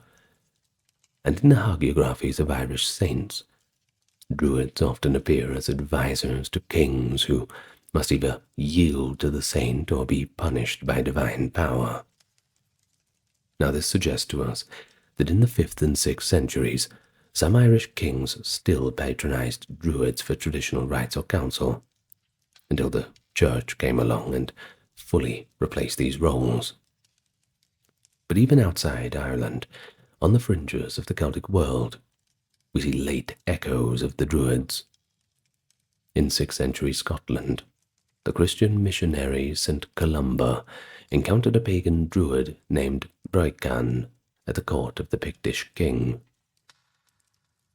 Adomnan's Life of Columba, written around 700 CE, relates that Broican, the king's Druid, opposed Columba's preaching. Columba miraculously struck Broican with illness until he released a slave he was holding, demonstrating the saint's power. When Broican attempted to use magic to thwart Columba's departure by raising a storm, Columba safely sailed against the wind, and Adomnan remarks that God allowed the Druids with the aid of evil spirits to raise tempests, granting that these pagan priests did have dark magical abilities, though ultimately inferior to Christian miracles. This episode, though colored by its source's religious bias quite obviously, is pretty significant. It shows that even in the late 6th century, a Druid was active in northern Britain, at a royal court no less, fulfilling a role akin to a court sorcerer or priest. Accounts like this are among the last direct mentions of practicing Druids in historical records. By the early medieval period, then Druids as an institutional class had vanished, surviving only in storytelling and as a memory. In the Celtic lands that had converted to Christianity, Druid figures were either demonized as sorcerers or sanitized as legendary wise men of a bygone golden age. In Wales, which was never fully Romanized and converted gradually to Christianity by the 6th and 7th century, references to Druids in medieval Welsh literature are surprisingly scant. The Welsh word drew, from Druid, came to mean chiefly seer or soothsayer, rather than something like a priest. It appears in poetry more as a term for a prophetic figure, and sometimes for a wren, that is, the bird which is associated with augury. Welsh legend and lore do not spotlight Druids the way that the Irish saga literature does. It may be that by the time Welsh texts were written, the Druid was already a half-forgotten concept, or simply merged into the figure of the bard and seer. In the 9th century Historia Britonum, there was a brief mention of a British leader consulting magicians before Arthur's father Uther defeats the Saxons, perhaps a distant echo of Druidic advisors. But medieval Welsh writers more often celebrate bards as the inheritors of mystical knowledge. Indeed, later Welsh tradition, especially during the Renaissance, would glorify the ancient wise men and bards, sometimes conflating them with the idea of Druids as national sages of sorts. And perhaps you think that's the end of the story. Well, not quite. After the early Middle Ages, sure, Druidism as an active practice was gone, but its legacy lived on in two main ways. That's folklore and cultural memory, and also revivalist imagination. In the regions of the former Celtic lands, Britain, Ireland, folk tradition retained traces of pre-Christian customs which people later linked to the Druids. Seasonal festivals like Samhain, that's Halloween by the way, Imbolc, Beltane, and Lugnasa continued to be celebrated in folk practice, often with a Christian veneer as saints' days or folk customs, and were likely the successors of Druidic holy days. For example, the Beltane fire tradition persisted in parts of Scotland and Ireland well into medieval times. Old habits die hard. Mistletoe, long after the Druids, remained a symbol of fertility and protection. By the 18th century, it became incorporated into Christmas and New Year traditions. You know, the custom of hanging mistletoe. Perhaps it's a distant echo of its sacred status for Druids. Practices like wassailing trees or observing the solstices and equinoxes in folk customs may also be very dilute survivals of Druidic nature rites. And then we have literature. We can't forget literature. The Druids captured the European imagination as quintessential pagan priests of the distant past, those heathen wise men.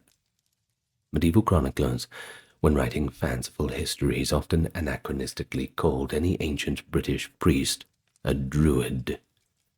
The 12th century writer Geoffrey of Monmouth, in his pseudo-history of Britain, does not focus on Druids in particular, but he did help set the stage for later Romanticism by depicting pre-Roman Britain as a land of ancient magical lore.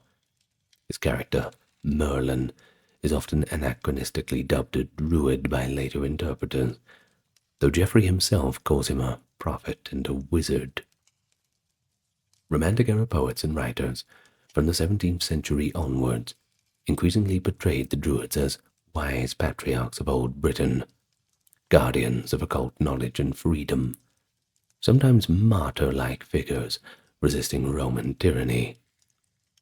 This was a dedicated shift from the classical view as Druids as blood-drinking lunatics.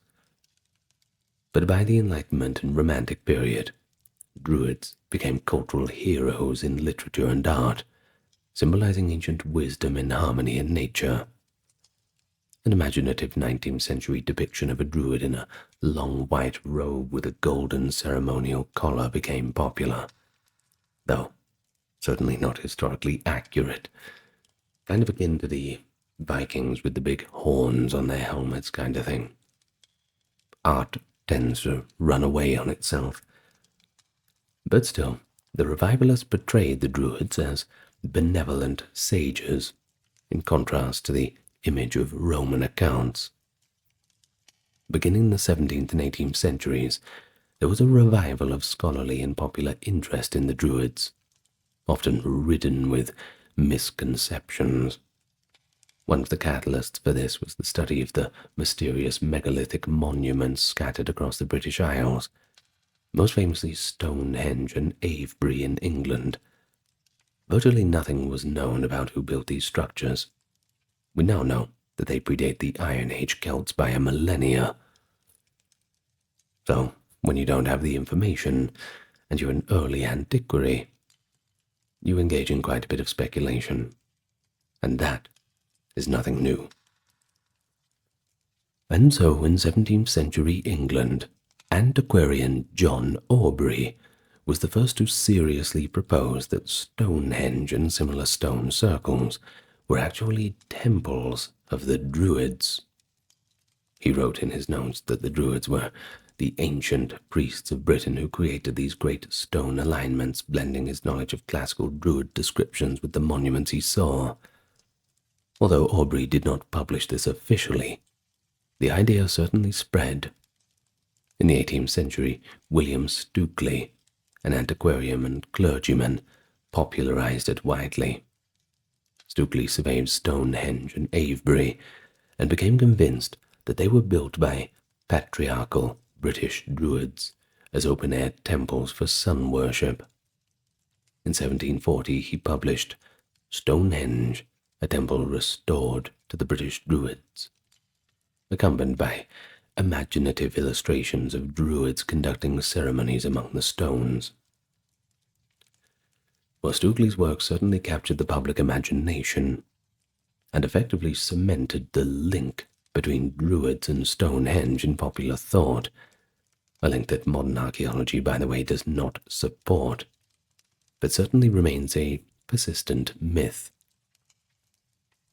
This antiquarian fascination soon gave way to what has been dubbed as Neo-Druidism, attempts to revive or reinvent the philosophy as a spiritual or fraternal movement.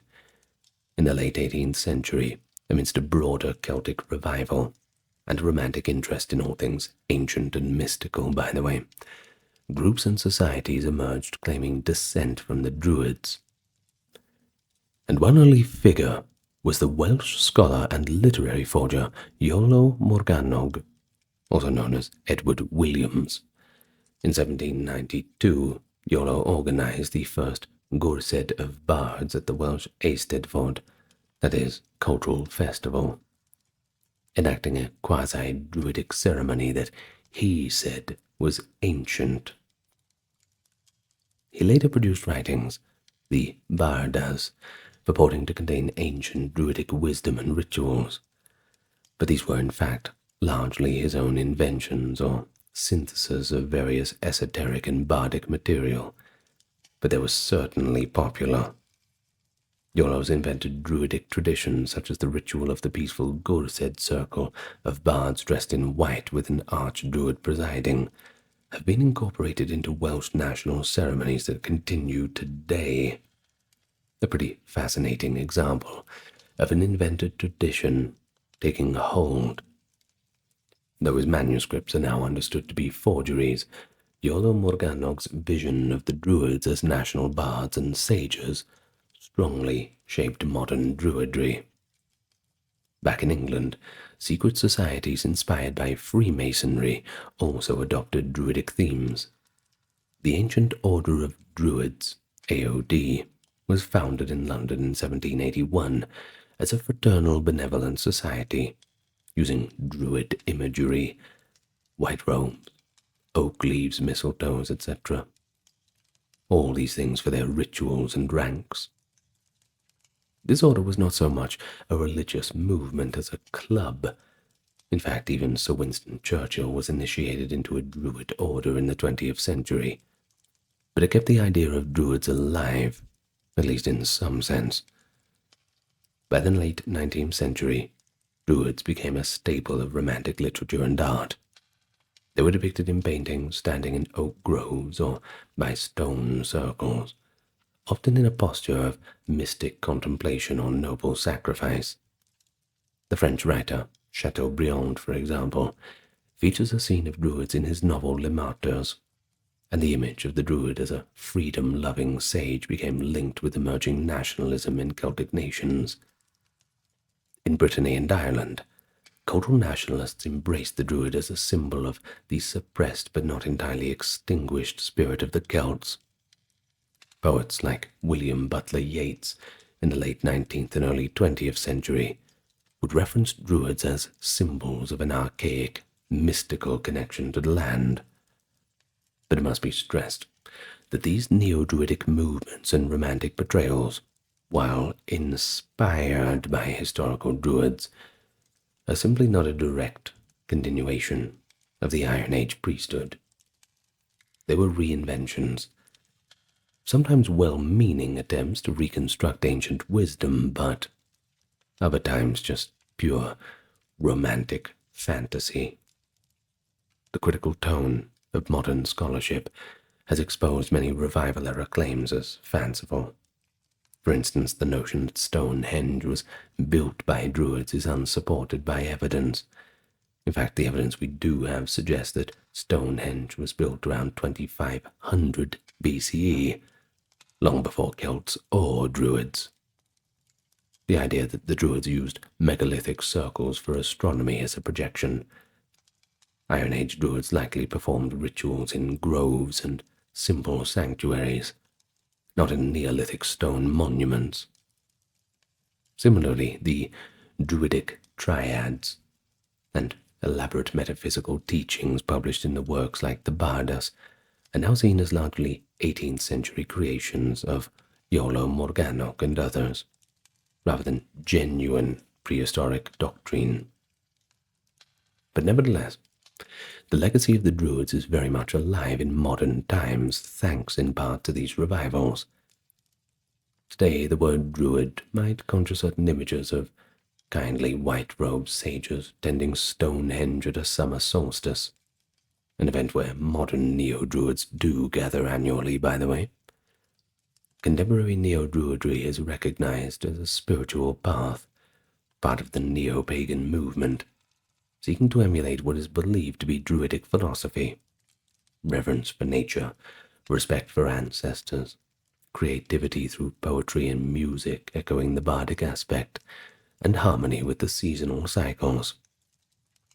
Groups like the Order of Bards, Ovates, and Druids, or the Ancient Druid Order, trace inspiration from both ancient accounts and the writings of 18th and 19th century revivalists. They rather consciously avoid the darker aspects. I'm afraid you won't be finding them performing human sacrifices in the middle of the park after a nice lunch. They more focus on the Druids' image as healers and wisdom keepers, a rather convenient selection of beliefs, I suppose. I suppose you could say it's a reformed Druidry. That is, if we are going to believe all of the darker aspects of what the Romans were telling us about them. But here's a twist of history. The Druids, once demonized by Romans as barbaric priests, have been rehabilitated as icons of environmental spirituality and Celtic heritage.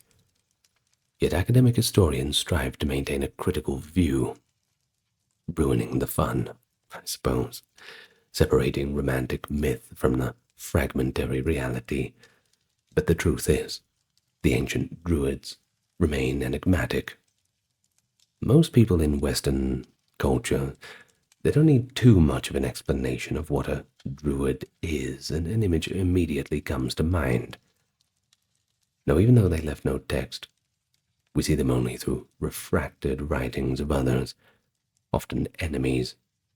We know they oversaw bloody sacrifices, yet also preserved law and learning, advising kings, and could intervene and halt wars. Yet ultimately, they could not halt their own destruction, the onslaught of Roman and Christian expansion. They were respected, even by some of their conquerors, and centuries later their memory was potent enough to spark imaginations anew. And you think about it, how many different cultures, religions, civilizations have all fallen. Not too many of them have stood the test of time and had revivalist movements. Whether everything is 100% correct, well, that's another argument to be had. But they still exist in one way or another, and they occupy a unique place in European history. Real actors in the Iron Age Celtic world, now enduring symbols thereafter. So who were the Druids? Maybe we can answer this way. Philosopher-priests of the ancient Celts, learned elite who memorized the wisdom of the ages and officiated the rites of the gods beneath their forest canopies, guiding their people with judgments and prophecies, teaching that the soul would live on after death, and offering sacrifices, even human lives, to keep the natural and divine order. It was them who stood against Roman conquest in Gaul and Britain, and was suppressed by an ultimately superior force, their groves cut down and fires quenched. Yet in Ireland they lingered a while longer, casting spells in royal courts into a new religion rendered them obsolete. Then, like the embers of a sacred fire, the idea of the Druid glowed quietly in folk tales of magical old men and the bardic traditions of Celtic poets, until centuries later the idea flared back to life as scholars and romantics tried to resurrect the Druid in imagination, turning him into a sage in harmony with nature. Those real Druids of the past, they likely would not recognize themselves in the marble bust arch-Druid invented by Victorian enthusiasts. But I think that they would surely be pleased that the legacy of their knowledge had survived in some form, that 2,000 years later, people remembered them, and even respect them, or at least the idea of them. I suppose we'll perhaps never know all the secrets of the ancient Druids, those old spiritualities that they took to their graves, the verses never written down, the rituals performed in midnight groves. But the little that we do know invites both respect and wonder. And so across the swath of time, the Druids are a testament to the rich spiritual and intellectual life of the Celtic peoples, and that's a life deeply impressed both on their contemporaries and generations long after their order had completely vanished. Sargon. Legend has it that he was a common cupbearer who rose from those humble origins and seized power. He managed to conquer the many city-states of Mesopotamia, uniting Sumer in the south and Akkad in the north. And the jewel of this new empire was the city of Akkad. For the first time, people from different cities and cultures found themselves under one political roof. This unification didn't come without challenges, though. Wars of conquest, subsequent rebellions, but also periods of stability and economic growth. Trade routes expanded, local conflicts diminished under the imperial army's watch, and a shared imperial culture began to form. It was within this context that men and women across Mesopotamia continued their daily work, their traditions, and a very normal life. And that very normal existence is what we're here to talk about. Daily life in Akkad under Sargon, the great conqueror. And so if you'll spend the next hour with me, we can have a look into those very normal lives of normal people and understand what things look like on the ground. But first, let me welcome you to the channel. Hello to everyone. And I'd like to once again thank those keeping everything ad-free by supporting on Patreon, YouTube memberships, the merch store, and the occasional donation. Thank you very much. Links are available in description and pinned comment. Otherwise, just give us a like, comment, and subscribe as it pushes us out in the algorithm and helps the channel in ways that you could scarcely imagine. All right, well, introductions out of the way, let's get right to it. Life in the city of Akkad. So here we stand, at the heart of Sargon's empire, around 4,300 years ago. The city of Akkad, or perhaps Agade, as it's also called, was a bustling urban center, the pure symbol of a new age. Ancient descriptions praise Akkad's splendor, its temples with its offerings, and its docks crowded with ships from distant lands. Although the city's ruins remain undiscovered, we know it was centrally located, likely on the Euphrates, and became a magnet for goods and people across the realm. The place to be. At Akkad's core stood the royal palace and grand temple of Ishtar, Sargon's palace with a sprawling mud-brick complex where government officials, scribes, and soldiers worked and lived. The king's daily audiences and administrative meetings took place there. It was also a logistical hub. One text boasts that 5,400 men ate bread daily at Sargon's table. Supporting so many people required a steady stream of provisions. Caravans and riverboats constantly arrived with tax grain, livestock, and craft goods from all corners of the empire. all stored in Akkad's great granaries and warehouses. The temple of Ishtar in Akkad was equally prominent. Sargon revered Ishtar, the goddess of love and war, as his divine patron, crediting her for his victories. He built a magnificent temple called the Ulmash for her in Akkad. And each day at this temple, priests and priestesses performed rituals on behalf of the city. At dawn they washed the goddess's statue, and dressed it in fine garments, presented offerings of bread, beer, and incense, singing hymns of praise. Citizens of Akkad would stop by the temple to say prayers or give small offerings. A fisherman might bring a portion of his catch in thanks. A merchant might light a bit of incense, asking for Ishtar's blessing in business. Ishtar's festivals were celebrated with special pomp. During holy days, the temple organized processions through the city streets, carrying Ishtar's idol adorned with gold. Ordinary people crowded the avenues to catch a glimpse and join the celebration with music and dancing. Beyond the palace and temple, though, Akkad's streets bustled with commerce. As Sargon's conquests opened new trade routes, exotic products flowed into Akkad. According to one later account, Sargon's victories meant that, quote, the ships of Melua, Magan, and Dilum docked at Akkad. So in practical terms, this shows that goods from the Indus Valley, the Gulf region, and Bahrain, such as hardwood timbers, copper ore, precious stones like lapis lazuli, and spices, found their way to the markets of Akkad.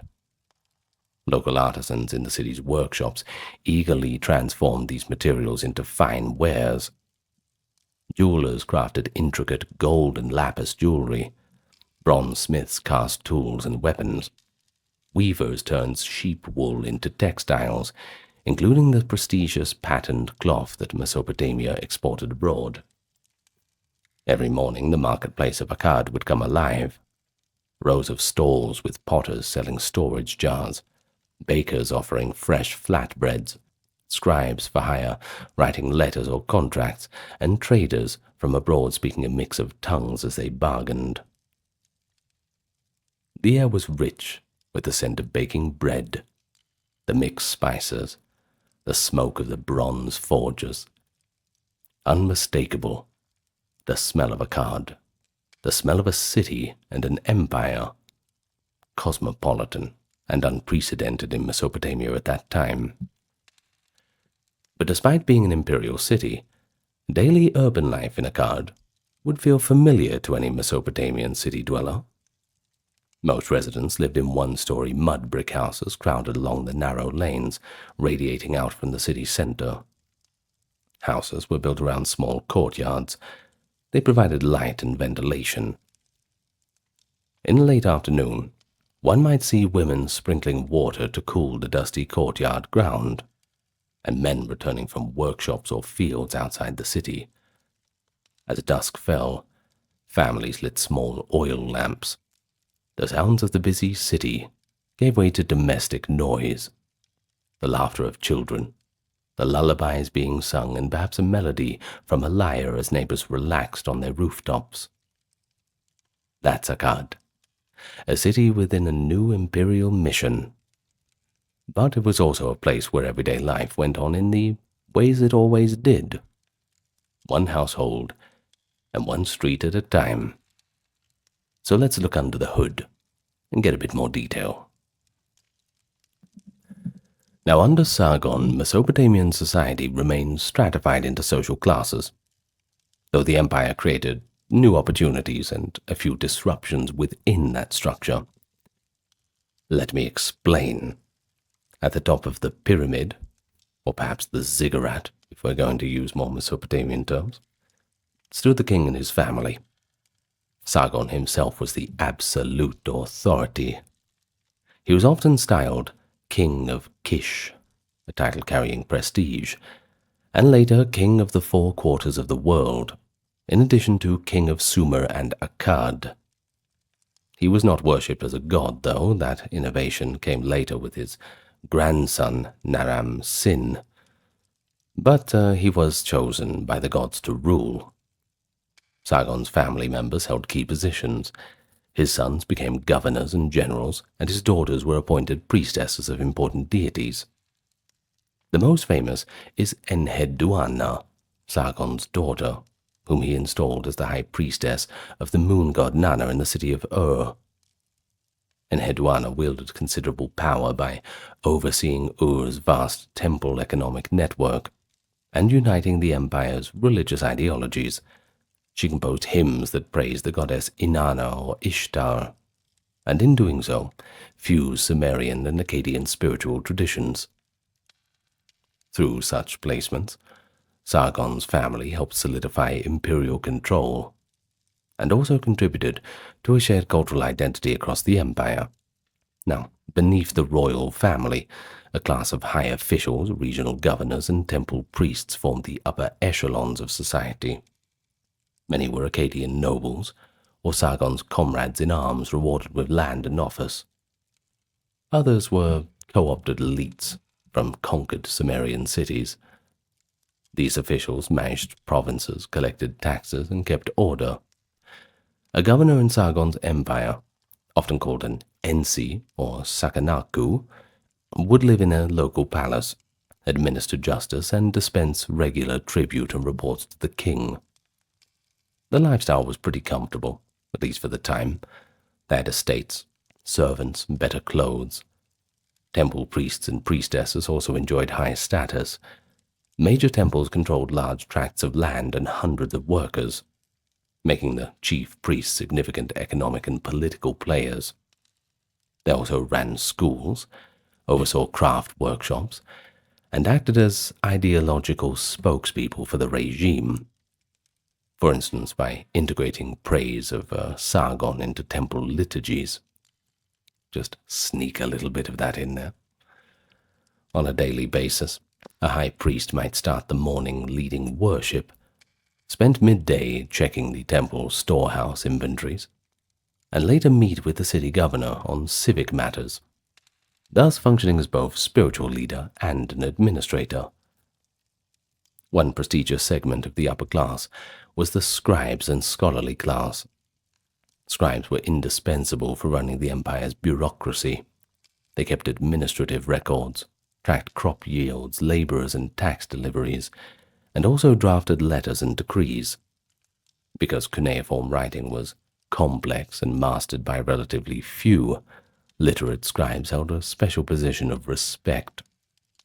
Basically, the smart guys in society. Same in Egypt. Well, in Egypt you had the different, right? You had demotic and you had the hieroglyphic, and the hieroglyphic was more ceremonial, but we're not going to go into that.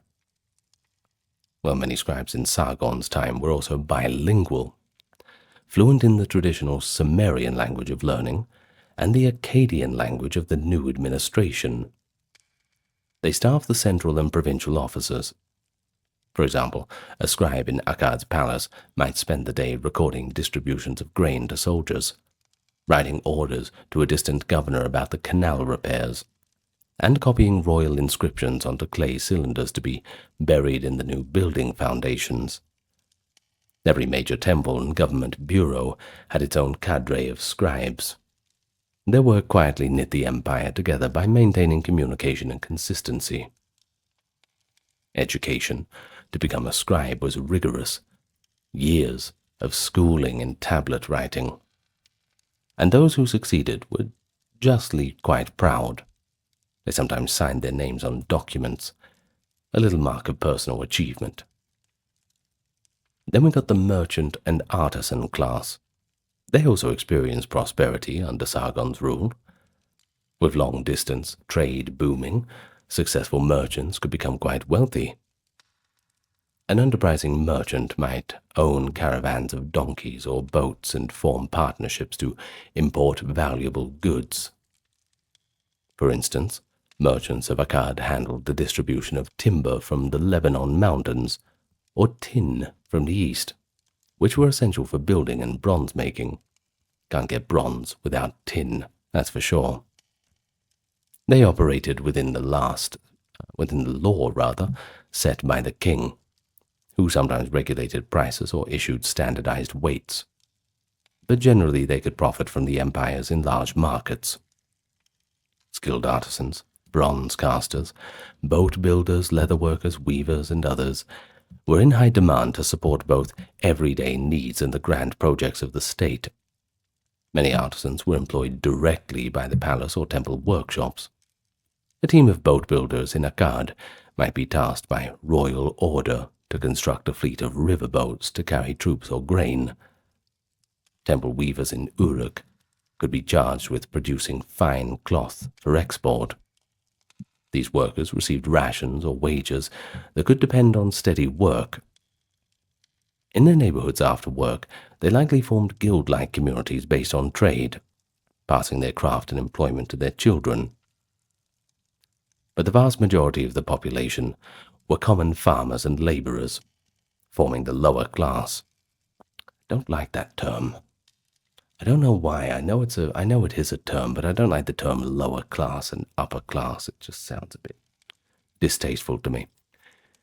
Anyway, most families lived by farming small plots of grain, tending date palm groves, or herding livestock. In Sargon's empire, much of the land technically belonged to the state or temples, so many farmers were tenant cultivators. They kept a portion of the harvest for themselves, and turned over a fixed share as tax or rent. A farming family's daily life revolved around the seasons, plowing and sowing in the cooler months and careful irrigation and weeding as the crops grew, and then when harvest time came, an intense flurry of work. When the barley was ripe, neighbors often helped each other reap the fields quickly. And overseers from the temple or state were present too to make sure that the required amount was gathered for tax, of course. After the harvest, there might be a communal feast or a local festival, a brief respite before the cycle would begin anew. Outside of field work, commoners might be called for corvée labor on state projects, such as digging canals or hauling stones for a new temple. For a few weeks a year, a village man might leave his farm to join a work gang under a foreman, receiving grain rations for his effort. The system was an obligation, essentially a labor tax, but it also meant villagers got improvements like well-maintained irrigation in return, so, it is what it is. Then there were slaves. They were right at the bottom of that pyramid. Or ziggurat, you know what I mean. Well, in Sargon's time, slavery existed, but it was not the dominant labor system, that's for sure. It was often the fate of war captives or those who fell into unpayable debt. Sargon's conquests would have yielded many prisoners, I assume. These captives were distributed as slaves to temples, palaces, or sold in markets. A slave in an urban household might do domestic chores, grinding grain, fetching water, or tending the master's children. In temples, slaves performed work ranging from gardening and herding temple flocks to accounting if they were educated and other tasks. Slaves in fields labored alongside free farmers but had no independent rights. However, Mesopotamian law and custom did allow some avenues for freedom. A diligent slave might be able to save up a bit of money through tips or extra work to buy his freedom. Or a master could free a slave as an act of piety, or if the slave had earned a bit of favor. It was also common for slaves to be formally adopted into a family after long years of service, effectively freeing them. The empire did not significantly change the conditions of slavery, but with more warfare under Sargon, the number of foreign slaves in Mesopotamia likely increased quite a lot. But one notable feature of Sargon's reign was a degree of social mobility. Limited social mobility, sure, but real. Everything has to go up in its own way, right? We can't take big steps. Sargon himself exemplified upward mobility by rising from commoner to king, and he surrounded himself with talented individuals regardless of their origin. There are records of people of humble birth becoming important officials or wealthy traders.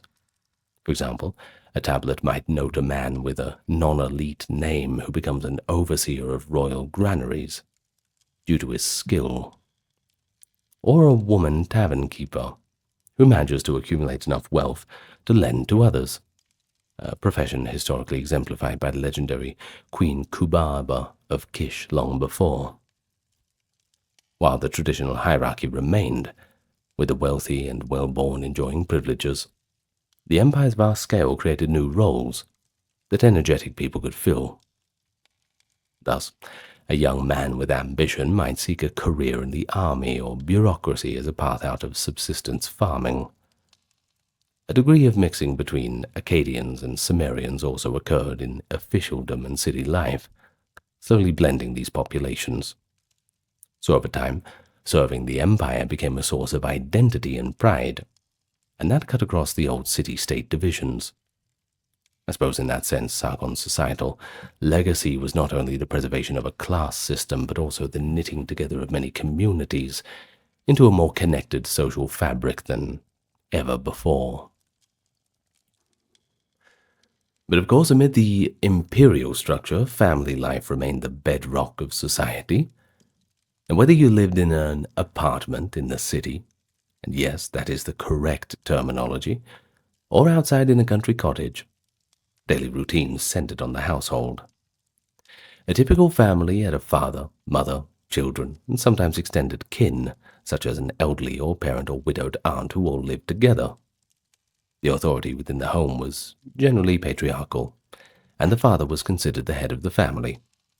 But that doesn't mean women didn't play crucial roles in managing the home's economy, and of course they were respected for their contributions too. Houses in this period were built practically in the hot climate. In cities, homes stood wall to wall in winding streets usually constructed from mud bricks plastered with mud or lime. Now, many of them were actually two-story houses, but that's if the family was prosperous. For all the others, it would be one story. A common layout was rooms arranged in a central courtyard. The courtyard was the main living and working space of the home, open to the sky to catch any breeze. Here the family cooked meals over a hearth, children played with parents, and, well, daily household work like grinding grain or spinning wool would take place, especially in the shade of the morning or late afternoon. The midday sun was not pleasant, to say the least. Rooms around the courtyard served as bedrooms or storage. They were largely windowless to keep out heat and dust, lit instead by the courtyard and oil lamps. Flat roofs made of palm trunks and reeds overlaid with mud could be accessed. Families often slept on the roof on especially hot nights or dried laundry and produce there. Privacy was valued. Most houses had a single stout door to the street, often painted or adorned with a protective symbol. It was customary to paint the door frame red or hang a charm. For example, a small clay figure of protective household gods to ward off evil from entering the home. The rhythm of the day for the family was tied to sunlight and work needs. At dawn, households stirred. Women lit the fires at the hearth and ground barley into flour using grindstones, a pretty laborious task, where they knelt and pushed a heavy stone over grain on a stone slab. With the flour, they baked fresh bread, shaped into flat rounds and slapped onto the sides of a clay oven or cooked on a griddle. A simple breakfast of bread with dates or a bit of cheese might be eaten quite early. Men often left after sunrise to get to their work. Farmers went out to their fields or orchards, craftsmen to their workshops, officials to their offices. In many families, the older boys accompanied their fathers to learn trade or help in labor, while the mother and daughters stayed behind to manage the domestic affairs. A woman's daily work was demanding but essential. They tended to infants and young children, fetched water from the well or river, and did the spinning and weaving needed to clothe the family. A woman would spin wool into yarn using a spindle and distaff as she walked or sat in the courtyard, a repetitive activity that Mesopotamian women had done for thousands of years already. Weaving was done on a simple upright loom, producing cloth for garments and household use. Women also made beer at home by fermenting barley bread in water. Brewing was considered a domestic craft, and also done professionally by women tavern keepers, but that's another story. In addition, mothers were in charge of teaching young children basic skills and etiquette. By the age of 4 or 5, children were given small responsibilities. A daughter might help wash vegetables or tend a baby's sibling. The son might learn to feed the goats or help his father mix mud for bricks if they were doing a bit of repairs on the home. Children in Mesopotamia were cherished, and parents took care to protect them in a world with high infant mortality. They used endearments and had toys for play. Archaeologists have even found little clay dolls, miniature furniture, and animal figurines on wheels and rattles, evidence of loving focus on children's play and development. A mother might tell her children stories or sing songs while working, passing on the cultural lore. By the time boys were around 8 or 9, their path diverged based on their social status. The son of a craftsman or a farmer would increasingly participate in these labors, while the son of an elite might be sent to a tablet school to train as a scribe. Formal education was mostly reserved for the upper-class boys. In these schools, often attached to temples, they spent long hours copying cuneiform signs on clay and memorizing literature and mathematics. Discipline was strict. Later records speak of teachers using rods to keep pupils diligent, suggesting that even in Sargon's time, a schoolboy had to mind his behavior or face a tutor's wrath. Girls did not attend formal school, but some learned to read and write at home, especially if they were a scribal or royal family. Generally, a girl's education was in the domestic arts. By watching and helping their mothers, they learned cooking, weaving, and managing the budget. By their early teens, most girls were considered ready for marriage. And speaking of marriage, that was certainly a pivotal event, arranged by families to ensure social and economic stability. When a young woman married, often around 15 to 17 years old, she moved to her husband's household, which could be in the same town or maybe even in a distant city. A contract was drawn up specifying the bride's dowry, property or goods her family gave, that is, and the bride price, gifts from the groom's family to the bride's family, and the couple would be blessed in the eyes of the gods. Married life for a woman involved childbearing and raising of the children, sometimes seen as both a duty and also a source of pride. Childbirth, however, was a dangerous time. Women often invoked the goddess Gula and other protective deities to safeguard the mother and child. Midwives assisted with deliveries, and healing rituals too were done using herbs and prayers. They were common to help with the pains and perils of labor, whether in practical or psychological terms. In the evenings, after a day's toil, the family would reconvene. The main meal would be eaten around sunset. A typical dinner in an ordinary home might be a thick stew of lentils or beans cooked with onions, garlic, and herbs, perhaps served with flatbreads. If available, they might add a little meat, perhaps mutton or goat from a recent temple sacrifice or a bit of salted fish. Family members sat on mats around a large bowl, using pieces of bread as scoops to dig into the stew. It was a communal and intimate way to eat. They gave a small portion of their meal first to the household gods, simply placing a bit of food and a pour of beer on a small clay altar in the house, a gesture of thanks. During and after dinner, conversation and storytelling were important entertainments. You see, without written books for most, Oral tales were how history and culture were passed on. A grandfather might recount the epic deeds of an ancient king or hero, the story of Gilgamesh, or tales of how the gods created the world. Or a grandmother might tell a fable about clever animals to teach a moral lesson to the young ones. Music was another favorite pastime. Many Mesopotamian households had simple instruments like flutes, lyres, or drums. Family members would sing songs, some lullabies, some work tunes remembered from the fields, others hymns or festive tunes. When a traveler or a neighbor brought news, the family listened eagerly.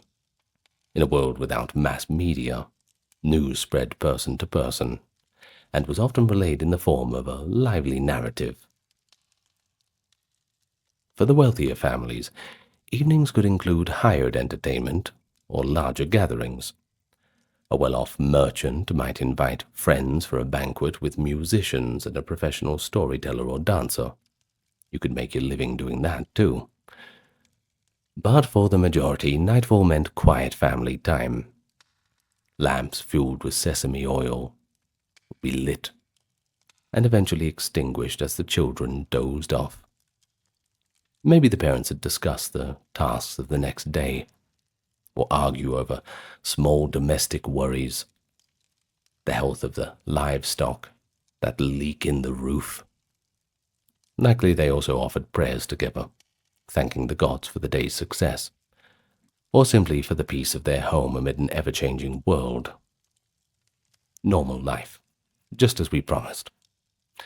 But what remained constant was the solace of family and the small joys of home, a pattern of life that even the birth of an empire could not alter. Daily work in the Mesopotamia of Sargon's time was a source of the empire's wealth, and ultimately the backdrop of most people's lives. The economy was still fundamentally agrarian. Farming was the occupation of the majority, but craft production and trade grew in importance under imperial rule. The Akkadian Empire introduced a new scale of coordination. Resources could be mobilized across great distances, and specialization was encouraged to meet the needs of state and market. Yet on the ground, farmers still plowed with oxen, and potters still turned their wheels, much as they had for centuries before. Of course, the base of the pyramid is agriculture. A saying from Mesopotamia went, "Food is life, the rest is luxury." The rich alluvium of the Tigris-Euphrates plain, when irrigated, yielded ample grain to support cities and armies. Farmers lived in villages or on estates near their fields. On a typical day, a farmer and his sons led a plow team at first light. A wooden plow cutting rows into soft, damp earth of the early spring. At least you'd hope it was soft. Behind them, another family member might scatter seeds of barley into the furrows. Later in the season, water from canals had to be channeled to the growing crops. Canals were often communal property. Villagers worked together to dredge them and patch leaks. An imperial official or local steward from the temple might supervise these works, ensuring that upstream and downstream communities shared water fairly. At least that was the theory. Sargon's reign likely saw improved canal maintenance, as a stable central authority could invest in large-scale irrigation projects and enforce cooperation across city boundaries. At harvest time, usually in the spring, around April, in that part of the world, the entire community turned out to reap the fields. Men and women worked side by side using sickles made of sharpened flint or bronze to cut golden stalks of barley. There was a sense of urgency. The ripened grain had to be collected quickly before any rain or wind could ruin it. The cut stalks were bundled and carried to a threshing floor. There oxen dragged threshing sledges over them, cracking the grain free from the husk and straw. Workers then tossed the mixture of it into the air with winnowing baskets so the chaff blew away on the breeze, leaving the heavier grains to fall to the ground. By sunset, piles of barley would be heaped up and measured. The farmer kept a portion of his family's consumption, and for the next year's seed. Another substantial portion was claimed as a tax or rent by the authorities. Unfortunately, as soon as they set up civilization, they're going to start bloody taxing you. I know. The finger thing means the taxes. Anyway, clay tablet receipts, would be made for these. For example, the farmer of a village would deliver 30 gur of barley to the storehouse for the king in the month of harvest, and that would be reflected on the receipt, a record to ensure quotas were met. The grain due to the state was loaded onto boats or carts and sent to central granaries. While heavy taxes were burdensome, farmers also benefited from the empire's protection. In earlier times, harvests were often jeopardized by raiding neighbors or bandits, whereas Sargon soldiers patrolled the land to deter such threats. This relative security may have improved average yields and allowed farmers to expand cultivation to new lands opened by the empire. But aside from grain, farmers cultivated vegetables and fruits in garden plots, and they also kept livestock. Date palm orchards were common. Dates were both a food and could be fermented into date wine or syrup. Vegetable gardens produced onions, garlic, cucumbers, beans, and lettuce, and often irrigated by hand using water-lifting devices or simple ditches. Herding was also integrated. Shepherds grazed flocks of sheep and goats on fallow fields or the edges of the desert. Sheep provided wool, the main textile fiber, and goats provided milk. As for cattle, they were more valuable. They were used as draft animals and rarely slaughtered for meat except on special occasions. The empire sometimes requisitioned cattle and donkeys from villagers to support its building projects or army transport, but it likely also distributed breeding animals to increase stock across the land. Overall, under Sargon, agriculture remained a communal and traditional affair in method, but the presence of imperial oversight introduced schedules and record-keeping on a larger scale. For instance, imperial scribes established standard weights and measures for grain, so a shekel or mina of grain was the same everywhere, which helped in fairly assessing and redistributing food supplies. In cities and larger towns, craft production was highly developed. Sargon's administration famously took craftsmen from various cities and brought them to Akkad to work for the state. This could be seen as an early form of state-sponsored industry, I suppose. It pretty much is. For example, Akkad became a center for making bronze weapons and tools for the royal armies and projects. Metal workers who traditionally worked in smaller guilds might find themselves laboring in a royal workshop, forging dozens of axe heads or spear points in a batch, supervised by a palace overseer. The empire also had building programs, constructing temples, palaces, defensive walls, and that required carpenters, masons, and engineers. These specialists were often drawn from the empire and set to work together. A day in the life of a builder on Sargon's team could involve molding and firing hundreds of mud bricks, inscribed with Sargon's name as was customary, and then using a human chain to pass them up scaffolds for placing in a new temple wall. They were paid in rations, and occasionally in silver, but most of the time they'd get like beer and onions, this kind of thing. Well, textile production was one of the most significant industries. Huge weaving workshops existed, often under temple administration, where many workers, particularly women, spun and wove cloth. Sargon's reign didn't change the techniques for weaving, but it likely increased the scale. The empire needed cloth for uniforms, for trade export, and for tribute to gods and foreign dignitaries. A record from later in the dynasty mentions hundreds of women working as weavers in a single establishment. In their daily routine, each woman had a quota of yarn to spin or cloth to weave. They labored from morning until evening, with a midday break, standing at large looms or sitting and spinning. Supervisors kept tallies of output, and quality control was important.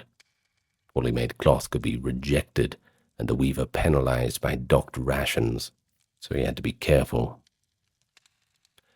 While this work was tedious, it provided stable sustenance for many families, and skilled weavers could take pride in producing fine garments. Indeed, beautifully patterned woolen textiles from Mesopotamia were highly valued abroad. Trade and commerce under Sargon's empire reached new heights. By unifying Mesopotamia and subduing neighboring regions, Sargon effectively created a vast free trade zone from the Persian Gulf to the Mediterranean.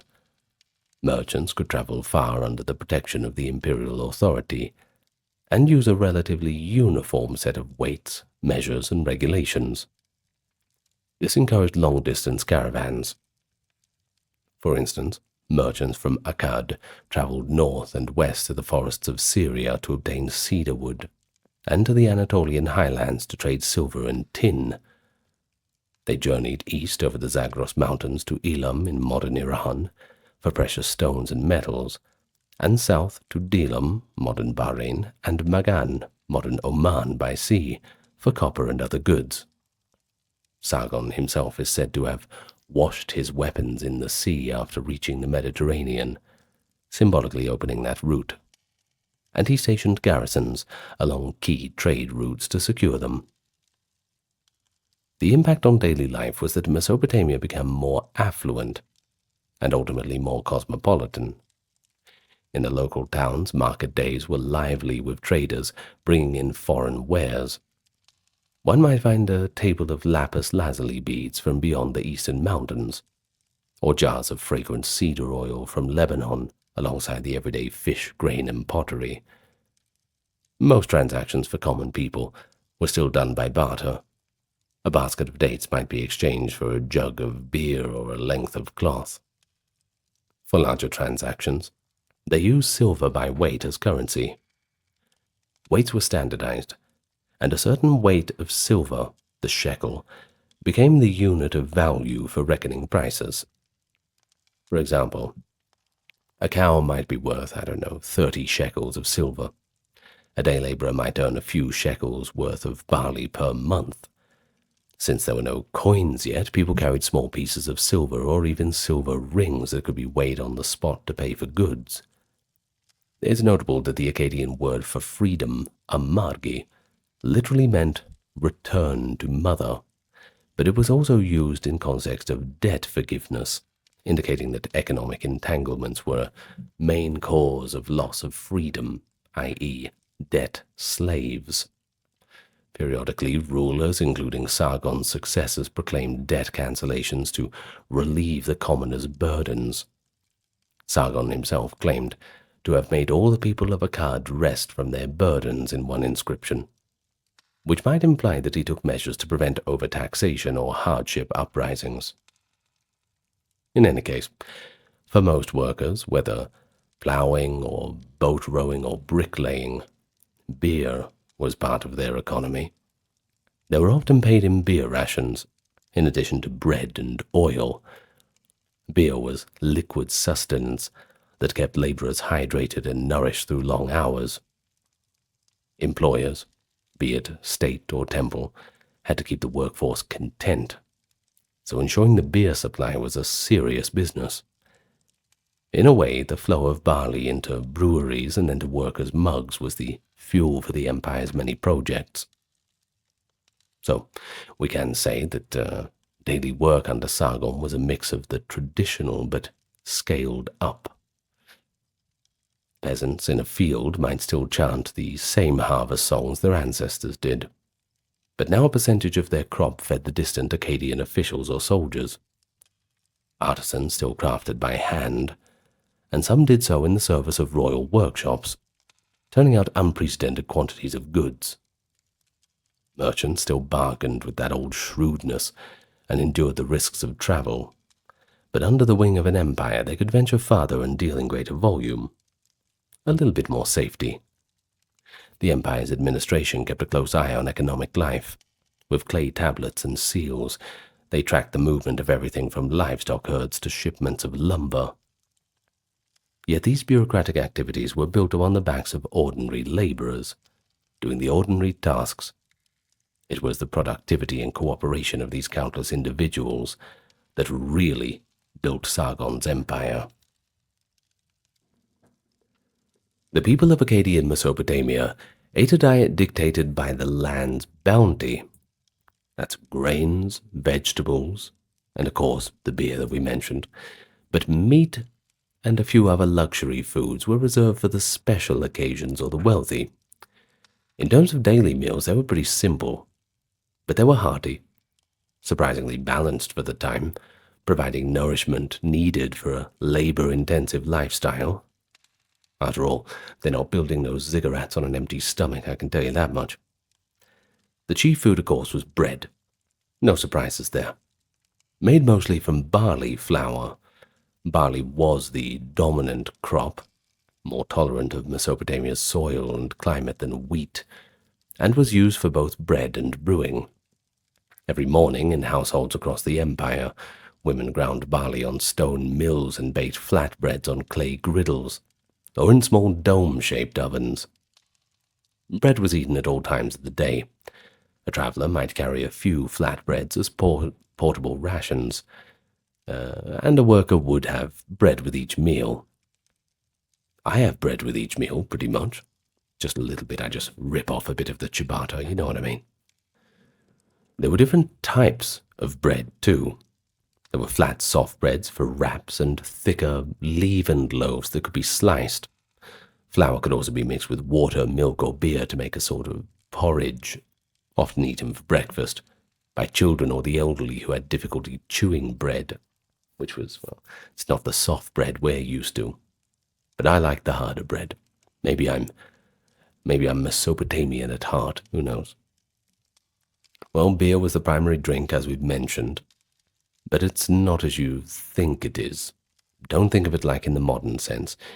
It was typically brewed from sprouted barley grain and then baked into bread loaves, and then crumbled and fermented in water.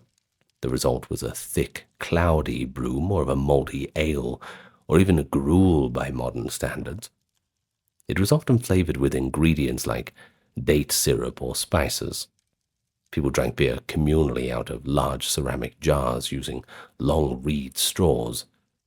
The straw acted as a filler to strain out husks and sediment. Texts and art often depict multiple people sipping from one big vessel, whether in a tavern or at a family meal. Beer was considered a nutritious, liquid bread, and was typically valued so highly that workers and soldiers were partly paid in daily beer rations. I mean, they would have spent the money if they had it on beer anyway, right? A typical ration could be around a liter or two of beer per person a day. There were grades of beer, too. A basic workman's brew and a finer, more potent beer for the elite. Of course, intoxication happened, though in moderation beer's alcohol content was pretty low. Importantly, beer was safer to drink than any river water which might carry diseases. The fermentation process helped purify it. Even children drank a diluted form of beer on occasion, though they more commonly had water or milk. Vegetables or legumes provided vital nutrients. Common vegetables included onions, garlic, leeks, cucumbers, radishes, lettuce, and various forms of beans and peas. Onions and garlic were especially beloved. Mesopotamian recipes, recorded in later cuneiform tablets, show generous use of these aromatics to flavor stews and broths. A simple meal might consist of bread and a raw onion for a punch of flavor, accompanied by beer. Legumes like lentils, chickpeas, and beans were boiled into soups and stews, often with garlic and leeks, making a protein-rich dish that was substituted for meat. These thick legume stews eaten with bread were a staple dinner for many families. Fruits added a bit of sweetness to the diet, too. The most prevalent was the date from the ubiquitous date palms. Dates were eaten fresh in season and dried for storage. They were so sugary and nourishing that they often took the place of honey or sugar itself, neither of which were produced in great quantity. Date syrup, made by boiling down dates, was used to sweeten cakes and breads or to ferment into date wine. Other fruits known when enjoyed were figs, apples, grapes, pomegranates, melons, and apricots. But these were mostly seasonal treats or luxury items, especially fruits like grapes or pomegranates, which grew better in more temperate or upland regions. Wealthy households might have imported dried figs or raisins. The appearance of new fruits in markets, for instance, a merchant bringing unfamiliar varieties from abroad, was one subtle effect of Sargon's empire being connected to far-flung lands.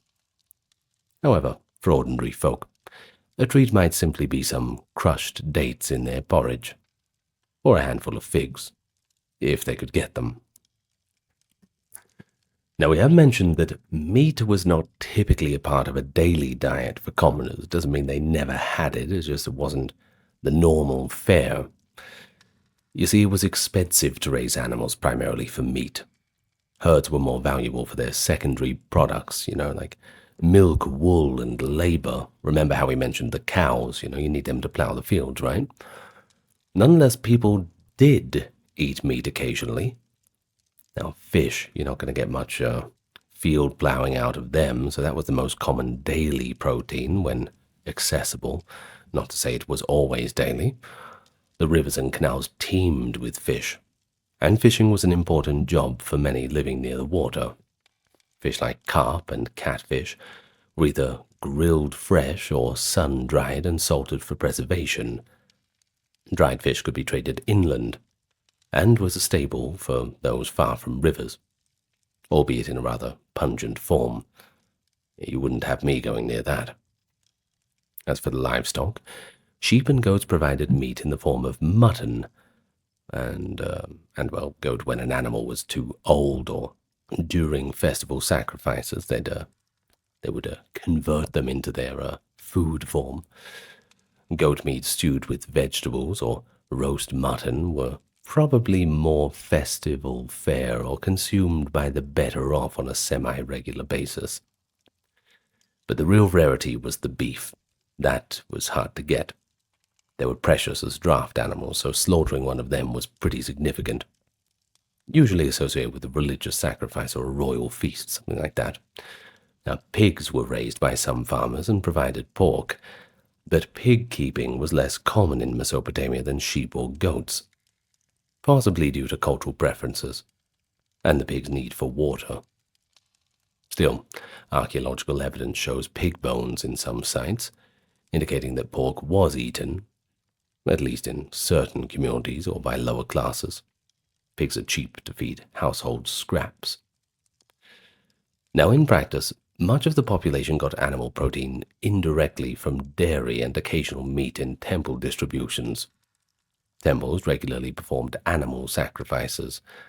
For example, a temple of Enlil might sacrifice a bull or several sheep in a ritual. After offering the gods a symbolic portion, usually burning the fat or certain organs on the altar, the remaining meat was cooked and divided among priests, and often given to the poor of the city. Thus, a poorer citizen might taste meat mostly at public religious feasts or New Year festivals, when the temple slaughtered en masse or shared the bounty around. It was on those days that even a laborer might enjoy a skewer of roast lamb or a bit of mutton stew labeled out in the temple courtyard, alongside plenty of beer, of course. Dairy products really were a part of the regular diet. Cows, goats, and sheep were milked. Because fresh milk spoils quickly in the heat, it was often processed into yogurt, cheese, and butter. Goats' and sheep's milk yielded soft cheeses, similar to today's feta, that were lightly salted to preserve them. Butter was made, but more typically clarified into a shelf-stable form similar to ghee. People used butter or rendered animal fat for cooking when available, although vegetable oil from sesame seeds was more common for the wealthy and for certain dishes. Children were frequently given milk or yogurt. One Sumerian proverb claims that eating yogurt and bread brings happiness, showing that these daily staples were quite appreciated. And by the way, we've got some decent insight into Mesopotamian cuisine from later recipe tablets. Now, it dates a few centuries after Sargon, but, not much would have changed. Likely quite similar. They describe dishes like meat stews enriched with beer and wine, thickened with barley flour, seasoned with cumin, coriander, mint, garlic, and leeks. Now, this tells us that those who could afford variety did spice their food and enjoyed some complex flavors. A nobleman's dinner in Akkad might include, for example, a roasted kid. That's a young goat, by the way, not a child. Just thought I'd see if you're paying attention. With a bit of sauce of yogurt and herbs, or a pigeon stew with leeks and garlic. The average person's fare was a bit plainer. They might even flavor soups with herbs they could grow, like coriander or mustard greens. Occasionally they might indulge in something sweetened by dates or a rare spice from the marketplace. I don't know, special occasions. Now, meals were family or community events. At home, people sat together on mats around that communal bowl or pot. But in the smaller homes without tables, the floor, covered in reed mats, would serve as both a seat and a table. They used bread as both the plate, as we mentioned, and broths or thin soups were sipped directly or with spoons carved from wood or fashioned from baked clay. We found a few of these around in the archaeological digs. In wealthier households, low tables or stools might be used, and metal bowls and cups brought out for serving. We know from artwork that even grand banquets kept the practice of communal eating and drinking. For instance, the famous Standard of Ur, a mosaic from Sargon's era or therearound, shows an elite banquet with seated figures, drinking from cups and a singer playing the lyre. Now, it's an image likely reflective of Sargonic times, too. But, of course, you could always just go to the tavern. They were an important part of food culture in the cities. These were establishments, often ran by women, by the way, where anyone could stop in for a bowl of beer.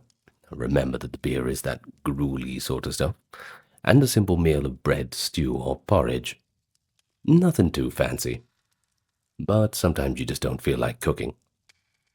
A thirsty laborer finishing work might spend a small copper shard or a measure of grain to get some beer ladled out from a large clay vat. Taverns were hubs of socializing, too. You'd go there and hear the latest gossip or news, play some games, like dice or some board games, or hire the services of a cook to prepare a quick dish. Some taverns doubled as inns for travelers, providing a place to eat and sleep for a night. Of course, you had to pay for that too, but, it is what it is. Authorities would keep an eye on taverns, because deals and conspiracies could brew along with the beer. For example, there are laws from later periods forbidding tavern owners from overcharging or allowing seditious talk.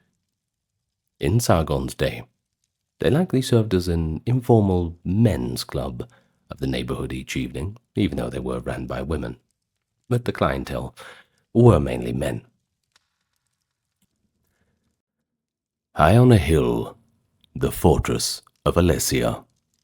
It stands surrounded by miles of Roman earthworks, and inside its walls, Vercingetorix, the chieftain of the tribe of the Arverni.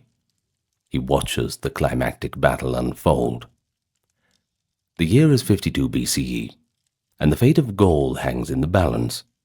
The legions of the Roman general Julius Caesar, which had swept through Gaul with seemingly invincible strength in the previous years, were now being challenged as never before. This was the decisive moment of Gaul's great revolt against Roman rule, a bold rebellion led by Vercingetorix that for a time managed to unite the fractious Gallic tribes. Today we tell the story of Vercingetorix and his desperate last stand to save the soul of his homeland. So if you'll join me for the next hour, we can pay a little bit of tribute to a lesser-known warrior, but in my opinion, a great hero in his own right. Before we get into that, just a quick thank you to the Patreon and YouTube members, keeping everything ad-free, also those who visited the merch store and the occasional donation. Thank you very much. Links available in pinned comment and description. And if you want to help us out in other ways, give it a like, subscribe, and a comment. All helps for the algorithm. Now, that being said, let's begin. First, let's picture Gaul, a vast land of Celtic tribes covering much of modern-day France and Belgium. In the mid-1st century BCE, it was not a unified nation at all, but rather a patchwork of independent tribes, and they were frequently at odds with each other. This disunity made them vulnerable to Roman expansion. In 58 BCE, Julius Caesar, as Roman governor of Transalpine Gaul, seized an opportunity to invade. He claimed to be helping allied tribes and preempting a supposed threat. But in reality, Caesar sought glory, wealth, and a chance to bolster his political career. Over the next few years, he used classic divide-and-conquer tactics to subdue one tribe after another. Some Gallic chiefs allied with him. They wanted to settle the old scores they had with rivals, only to find Roman dominance tightening the noose afterwards. By 53 BCE, Caesar's armies had ravaged large parts of Gaul, imposing Roman rule and heavy tribute. These conquests were brutal, entire villages slaughtered or sold into slavery. Deep resentment began to spread among the Gallic peoples. Sporadic revolts had already flared. For example, a revolt in 54 led by Ambiorix of the Eburones ambushed and annihilated a Roman legion. But all of this had been localized. There was something that Gaul lacked, that Rome had, and that was a single leader that could unite the peoples in a coordinated rebellion. That leader would emerge in the year 52 as Vercingetorix. He was a young nobleman of the Arverni tribe, which inhabited the highlands of central Gaul. Nowadays we call it the Auvergne region. Born around 80 BCE, he came from a lineage of leaders. His father, Celtulus, had been a powerful Arvernian magnate who at one point claimed authority over much of Gaul. But Celtulus was executed by his own tribe for seeking too much power. The Arverni, like most Gauls, feared kingship and tyranny.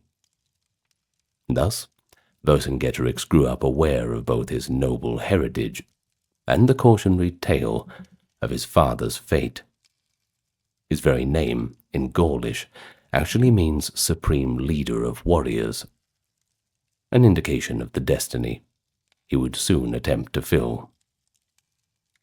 So here we are in the winter of 53 to 52 BCE, and the situation in Gaul had reached a bit of a boiling point.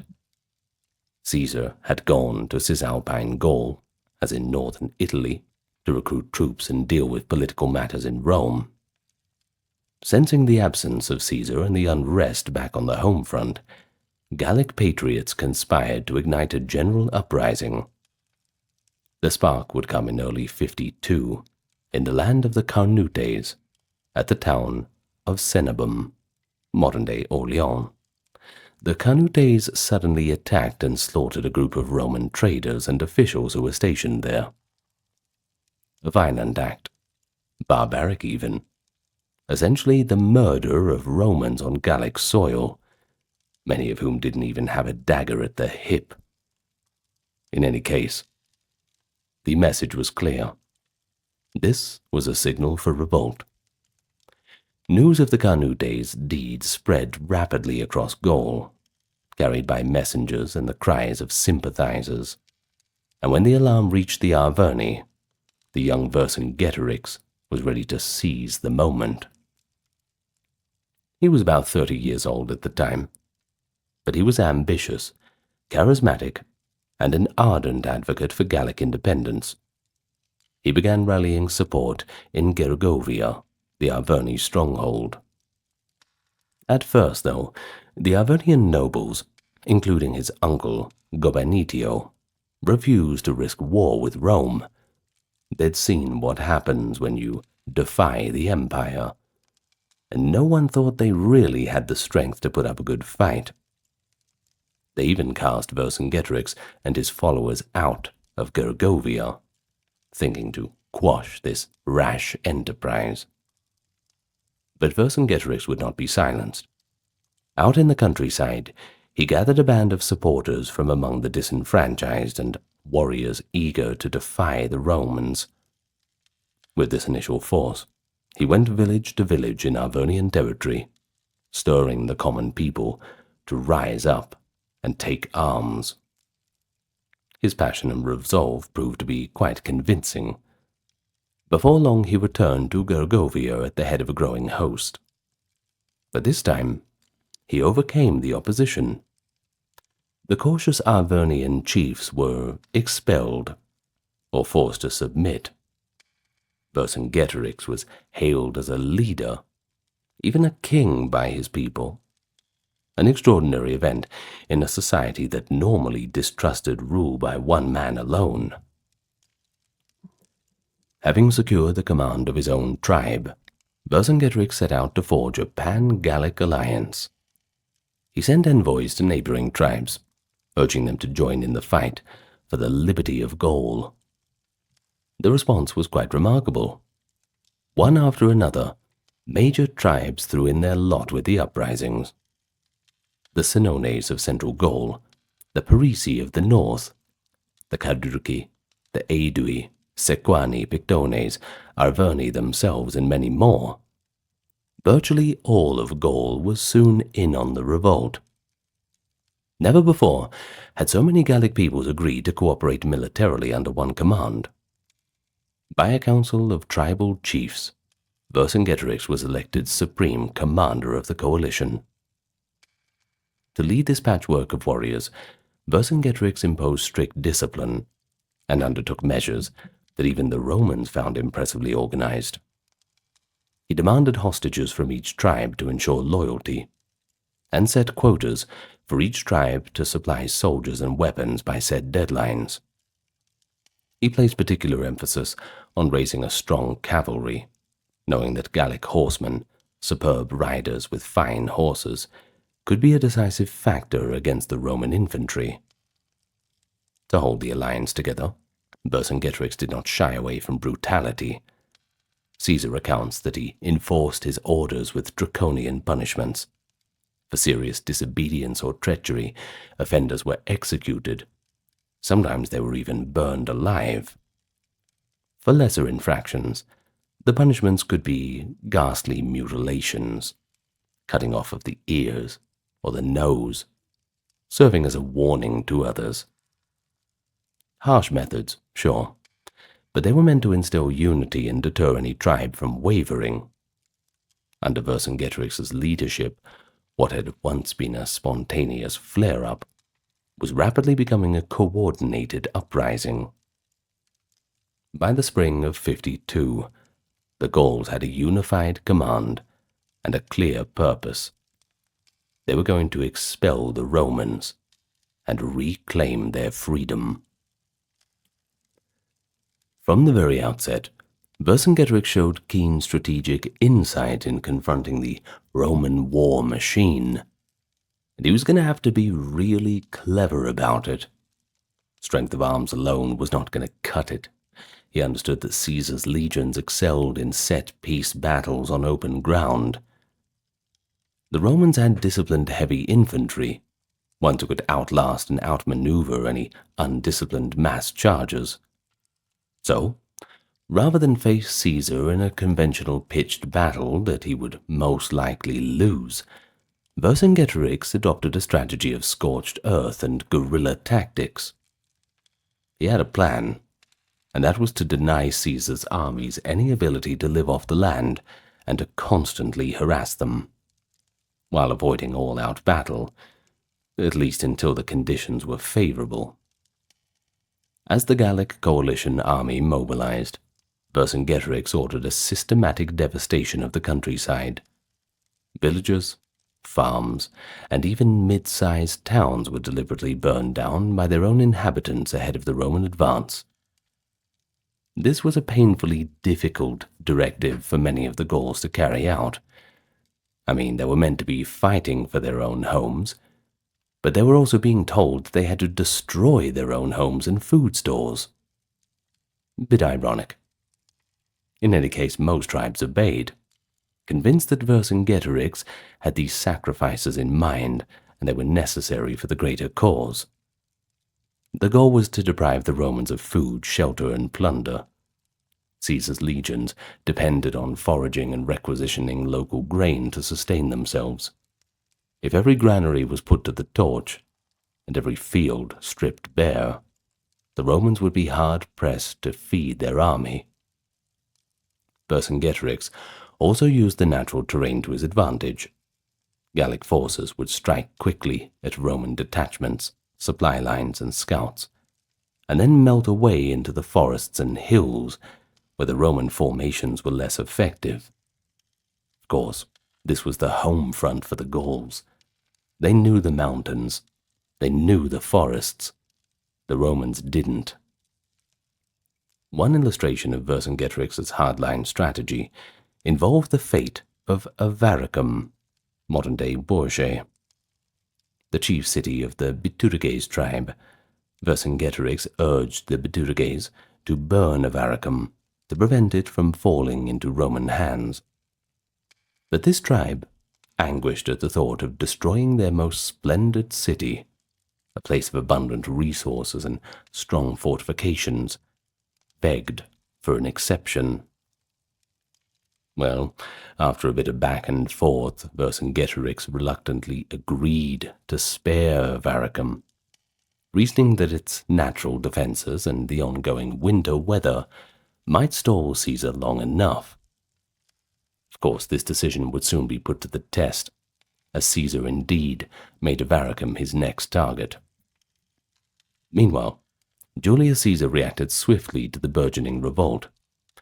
Though surprised by its scale, he was an experienced and bold commander. Gathering whatever troops he could in the province, and even drawing on legions from across the Alps, Caesar marched back into central Gaul earlier than campaigning season normally would allow. He and a small escort made a daring trek through the snow-clogged mountain passes.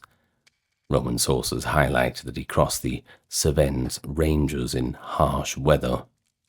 It's to show up unexpectedly in Arvernian territory. This sudden appearance caused alarm among some rebels, and momentarily relieved a Roman ally under siege. Caesar then headed north to link up with his main legions coming from their winter quarters.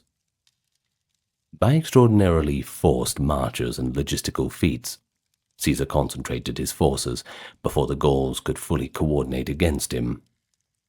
Thus, as spring arrived, it was all ready. Vercingetorix's overall strategy was to wear the Romans down, avoid direct large-scale battles, keep shadowing Caesar's movements, pick off stragglers, and destroy any resources, hoping that hunger and exhaustion would cripple the Roman legions. Caesar's strategy was to bring Vercingetorix to battle, or at least capture key strongholds to break the Gallic morale. The first major showdown of the campaign would occur at Avaricum. And so Caesar marched straight to Avaricum, determined to make an example of this large Gallic city. You see, Avaricum was the most important town of the Bituriges, and one of the finest in Gaul. It was situated amid rivers and marshes, with only a narrow approach. A pretty good site in terms of natural defense. Vercingetorix, adhering to his strategy, didn't trap himself inside the city. Instead, he opted to camp his field army in the rough country outside of Avaricum at a safe distance.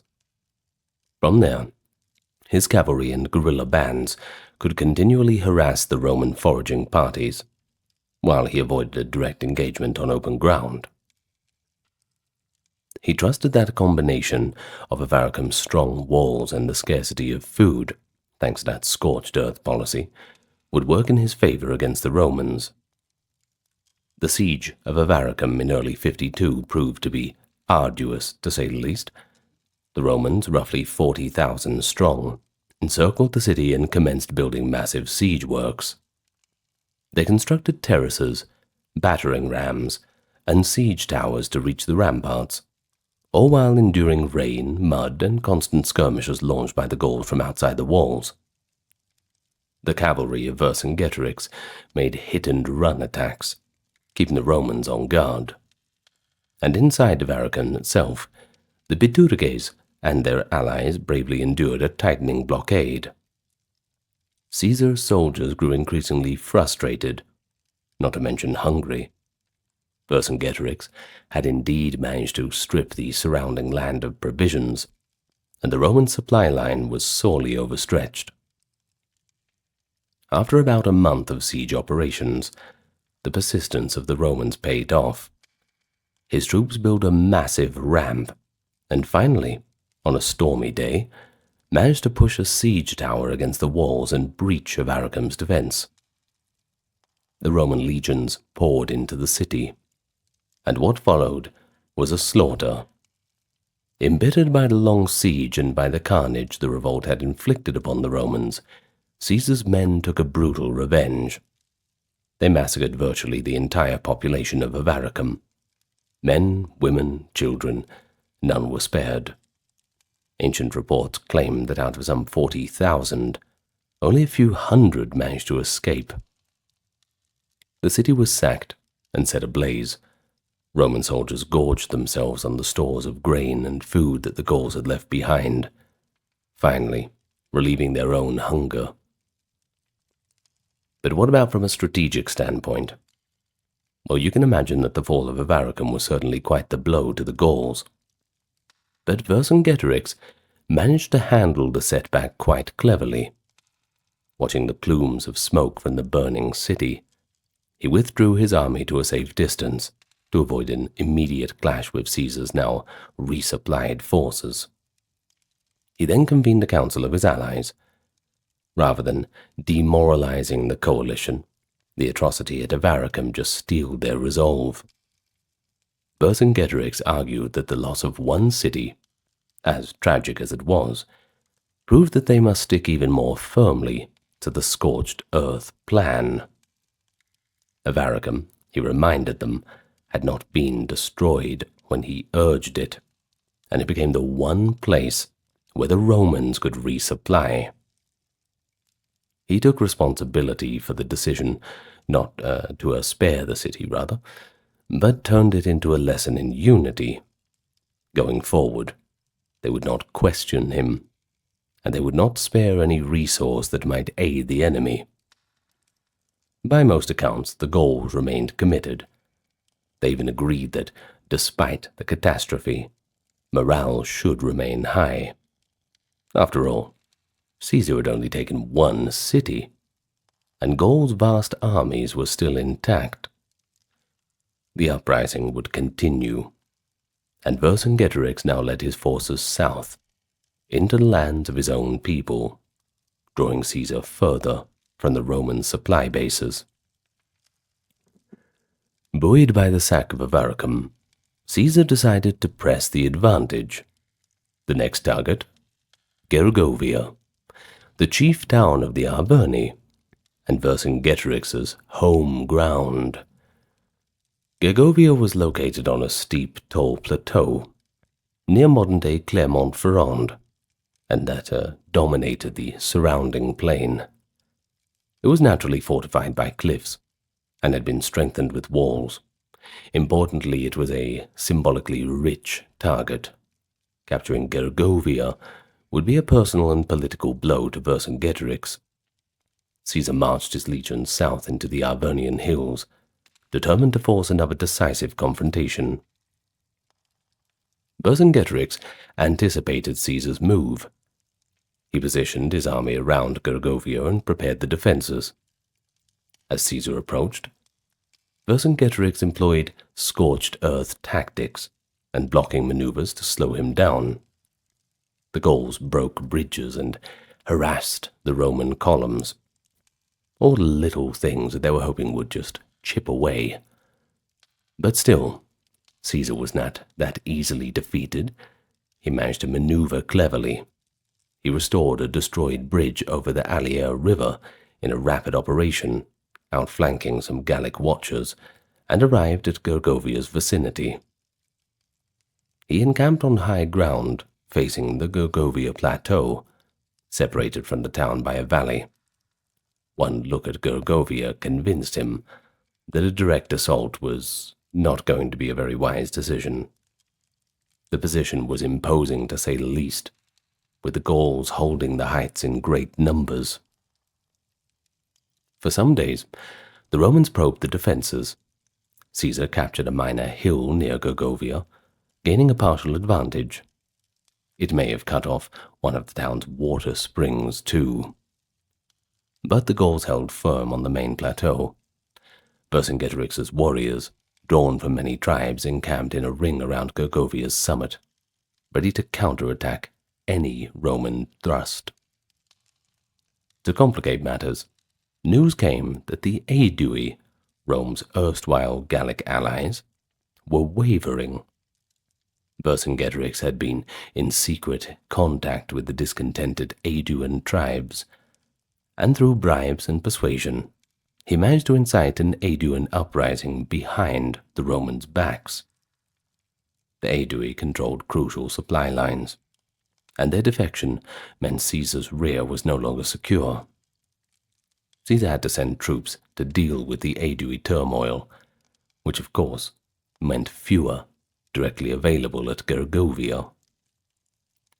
With his position growing precarious, and his pride perhaps on the line, Caesar attempted a bold gambit to take Gergovia.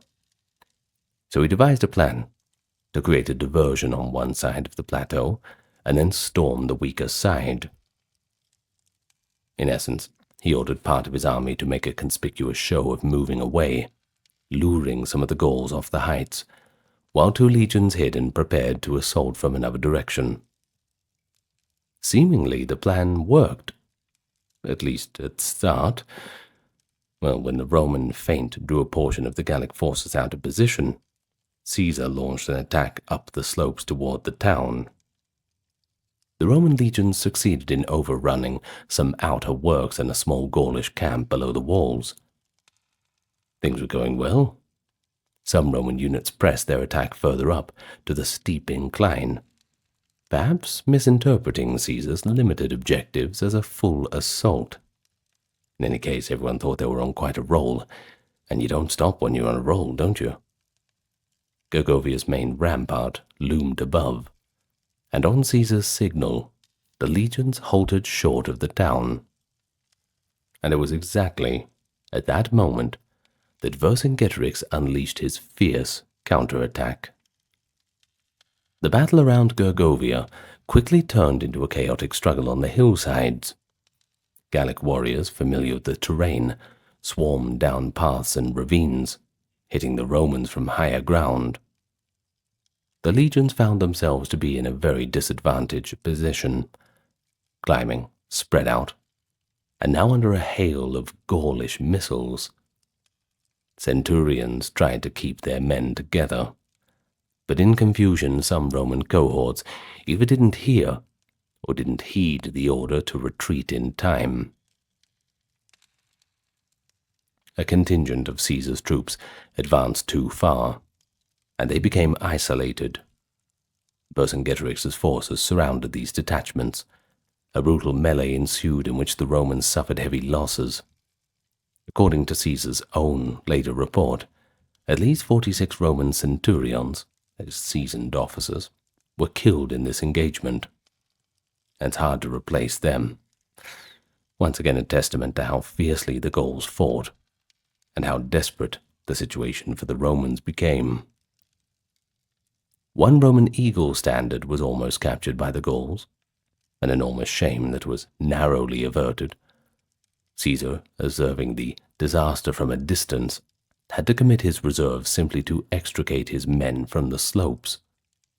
Eventually, the battered Roman forces managed to pull back to their camp, leaving many dead on the field.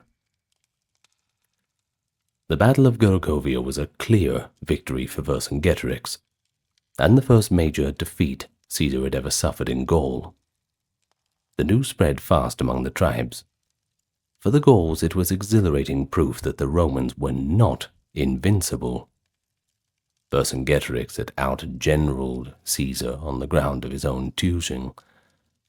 Many tribes that had hesitated now openly threw their support behind the rebellion, and notably after Gergovia, the Aedui fully broke with Caesar and joined the Gallic cause. And that was a pivotal shift, since the Aedui were one of the largest tribes, and they'd been pro-Roman for years. Back in Caesar's camp, the defeat caused deep discouragement among the troops, and Caesar himself recognized that he could not maintain his position at Gergovia under these conditions. He decided to cut his losses. He broke camp and withdrew from the Gergovian area to rejoin his other wing under Titus Labienus. Caesar and Labienus eventually reunited near the Loire, bringing the Roman forces back together after each had faced serious challenge. By this point, which was midsummer of 52 BCE, almost the whole of Gaul was in full-on rebellion. Vercingetorix, savoring the triumph at Gergovia, pursued Caesar's retreat at a cautious distance, content to see what the Romans had left, and, of course, the show of them leaving his homeland with their tail between their legs. The Gauls likely believed that the Romans were in full flight to the safety of their province. Indeed, Caesar's situation was extremely delicate. He was in deep, hostile territory, with tenuous supply lines, and a nearly unified Gaul pointing the sword against him. The victory at Gergovia marked the high mark of the rebellion. Vercingetorix's leadership had been validated. He'd shown that Roman legions could be defeated in battle. You just had to get the right conditions. But that is not to say that Caesar was finished. The Roman general, though bloodied, was a master of resilience. He knew that Vercingetorix's coalition, for all its unity and victory, could be tested severely by a reversal of fortune. Caesar would seek that reversal. After regrouping with Labienus and securing the loyalty of his remaining allies, Caesar began to plan how he was going to trap Vercingetorix and force a final confrontation, this time on Roman terms. Well, the stage was set for the crescendo, the siege of Alesia, an encounter that would not only decide the war, but, well, the fate of Gaul. In the immediate aftermath of Gergovia, Vercingetorix pursued Caesar's combined forces northward, not letting the Romans out of his sight. He continued to employ hit-and-run tactics, attacking the Roman scouts and rear guards wherever he could find them. Now Caesar, for his part, moved towards the territory of the Sequani and the Lingones, in what is now eastern France, likely aiming to find easier supply, or perhaps a position to receive reinforcements. Priorities food and water first, we'll sort the rest out later. During this maneuvering, a significant engagement occurred on the plains, one that managed to tip the scales. You see, Vercingetorix had deployed his large cavalry force to encircle and harass the marching Roman columns. Caesar anticipated this, and he brought in Germanic cavalry auxiliaries, rugged horsemen from across the Rhine, actually traditional enemies of the Gauls. Well, in a pitched cavalry battle, these Germanic riders, together with Caesar's Gallic allies still loyal to Rome, managed to rout Vercingetorix's mounted warriors. The loss of the Gallic cavalry was a serious blow. It deprived Vercingetorix of his chief tactical advantage, mobility and superior scouting, that is, not to mention leaving his army half blind. Seeing his cavalry defeated, and realizing that he could no longer easily shadow the Romans, or choose the perfect ground for battle, Vercingetorix made a strategic withdrawal. He decided to fortify himself in a strong defensive position until the rest of Gaul could come and help out. And he chose the hill town of Alesia for this stand. Now, Alesia was special. It was an oppidum, that's what they call it, a fortified settlement, not belonging to the Arverni tribe, but to the Mandubi tribe, located on a high plateau with steep cliffs, bounded by the rivers and valleys of the territory of modern Burgundy. It was a position of great natural strength, the kind of place where a relatively smaller force could have a chance at holding off a, vastly larger one. Make sure you have plenty of rocks and hot oil ready from the walls. Well, they'd probably be just using hot water. I mean, oil's a bit expensive, but you know what I mean. Anyway, Vercingetorix and his army entered Alesia, along with the local population and whatever refugees or warriors from other tribes would accompany them. Some modern estimates suggest he had around 80,000 troops with him. Exact numbers are uncertain, though. And don't bother asking Caesar, he tends to inflate the enemy numbers. Of course, that makes the victory look a lot better, right? Caesar arrived swiftly on his heels, bringing perhaps 50 to 60,000 Romans. Rather than let Vercingetorix slip away or keep the initiative, Caesar boldly decided to besiege Alesia and trap the Gallic army inside. And that was a daring move, to besiege such a large enemy force while deep in enemy territory. Caesar was effectively staking everything on a single operation. The Roman legions immediately began constructing a circumvallation, a continuous line of fortifications encircling Alesia to prevent any escape. Over several weeks, they dug trenches, they built wooden palisades and towers, and set up a ring of camps linked by ramparts. The engineering feat was remarkable. The work stretched many miles around the hill, tailored to the contours of the terrain. Traps were installed in front of the defenses, pits, spikes, and entangling obstacles to slow any sortie. Vercingetorix, looking down from Alesia's ramparts, attempted a few sorties with his warriors to disrupt the construction, but these were repelled by the disciplined Roman troops. Soon, the Gauls found that they were sealed inside their fortress. However, Vercingetorix knew a siege was coming.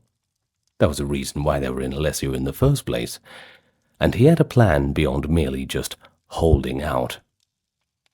You see, before Alesia was completely surrounded, he sent out riders to all the allied tribes of Gaul, calling for a relief army to come and rescue them. Messengers slipped through the Roman lines under the cover of darkness, carrying Vercingetorix's urgent plea that every able-bodied warrior should gather to attack the Romans from outside and break the siege of Alesia. Vercingetorix was effectively using Caesar's own tactics against him. Now it would be the Romans who were surrounded, caught between the fortified town and a field army from outside. What could possibly go wrong?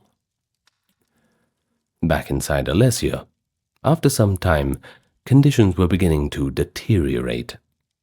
You see, the city was packed with tens of thousands of people, soldiers and civilians alike. Supplies were limited, and the hygiene situation was, well, imagine the smell. As the Roman stranglehold tightened, food shortages became severe, and eventually, the Gallic commanders had to make a grim decision. They couldn't feed everyone, so they expelled those who were useless for defense: the women, the children, and the elderly of the Mandubi. These non-combatants were sent out of Alessia's gates, hoping that Caesar might allow them to pass through, or at least spare them. But Caesar was merciless. He refused to let the refugees through his lines. Neither would he feed them, of course. Thus, in one of the most tragic episodes of the siege, hundreds or perhaps thousands of Gallic civilians found themselves trapped in the no-man's land between the city walls and the Roman fortifications, crying for mercy that would not come, slowly starving. Their own people in Alesia couldn't take them back. They didn't have any food to offer, and the Romans just left them there to starve and suffer. Now, this was more of a psychological act of warfare too.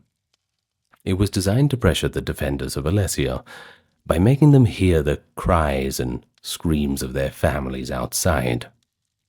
Certainly would affect morale, that's for sure.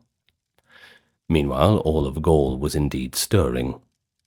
Vercingetorix's call had not gone unheard. A tremendous relief force was beginning to assemble. Warriors from virtually every Gallic tribe that could still muster arms were marching toward Alesia. Caesar's commentaries list many of the tribes, and give an inflated total of perhaps 250,000 men. Exact numbers? Uncertain. But we can say that it was likely well over 50,000, possibly in the hundreds of thousands, if including irregular fighters. This was, by any measure, one of the largest native armies ever seen in Western Europe at the time. Leaders such as Commius of the Atrebates and other prominent chiefs led the hosts. By late September, this Gallic relief army arrived and encircled the Romans from the outside. The besiegers became besieged. Caesar's legions now stood between two enemy forces. Caesar, now fully aware of this impending crisis, had prepared a second line of fortification, the contravallation, which now faced outward.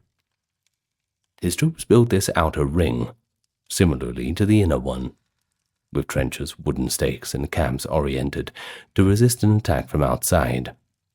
In effect, the Romans built a fortified dual wall around themselves, one facing Alesia, one facing the Gallic relief army. About 60,000 Roman soldiers manned a circumference of roughly 15 kilometers of fortification. It was a thin line, but it was better than nothing. The climactic battle for Alesia now erupted. Over a series of days, the relief forces launched furious assaults on the Roman outer defenses, while in coordination Vercingetorix's garrison made sorties against the inner line. The earth shook with the charge of Gallic warriors, and the sky was lit by signal fires and the glitter of spears. In the first major assault, waves of Gauls from outside rushed the Roman perimeter from multiple directions, trying desperately to find any sort of a weak point to test. The Romans fought desperately, shifting reserves along the ramparts wherever the wooden palisade was at risk.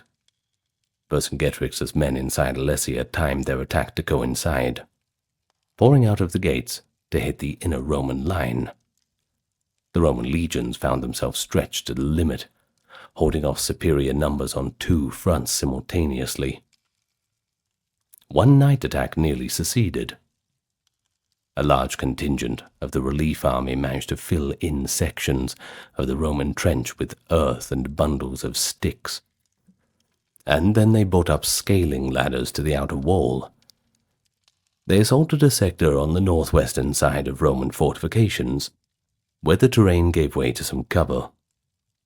Simultaneously, Vercingetorix led a mass sortie from within, hammering the inner wall at the corresponding point to pin the Romans down. The Roman defenders signaled that they were in dire straits. Bonfires and shouted alarms communicated the breach. Caesar's situation was equally critical. If the outer wall fell, his army would be caught in a chaotic open fight against the overwhelming Gaulish numbers. At this crisis, Caesar took personal command of a last reserve of cohorts he had kept in readiness. According to legend, he donned his distinctive red general's cloak and took up a shield so that his men would recognize him in the dark. He moved to the endangered sector of the outer wall, rallying his troops by name and exhorting them to hold fast. With perfect timing, he also unleashed his Germanic cavalry in a sweeping maneuver outside the fortifications. These cavalrymen found and attacked the Gallic attackers from behind, just as they were pressing the Roman wall. The sudden appearance of Roman mounted troops in their rear threw the relief warriors into confusion, and suddenly, seeing the tide turn, the Gauls at the inner wall began to pull back. Caesar then ordered a general counterattack.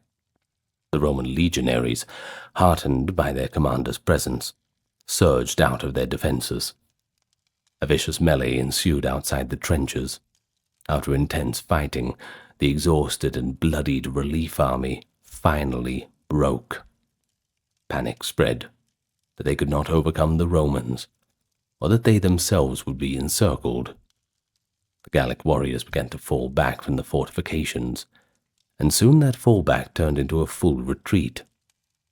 Roman cavalry pursued them, cutting them down and preventing any reassembly. And as the dawn came, the great relief army of Gaul was in full flight, and the fields around Alesia were strewn with the bodies of the fallen.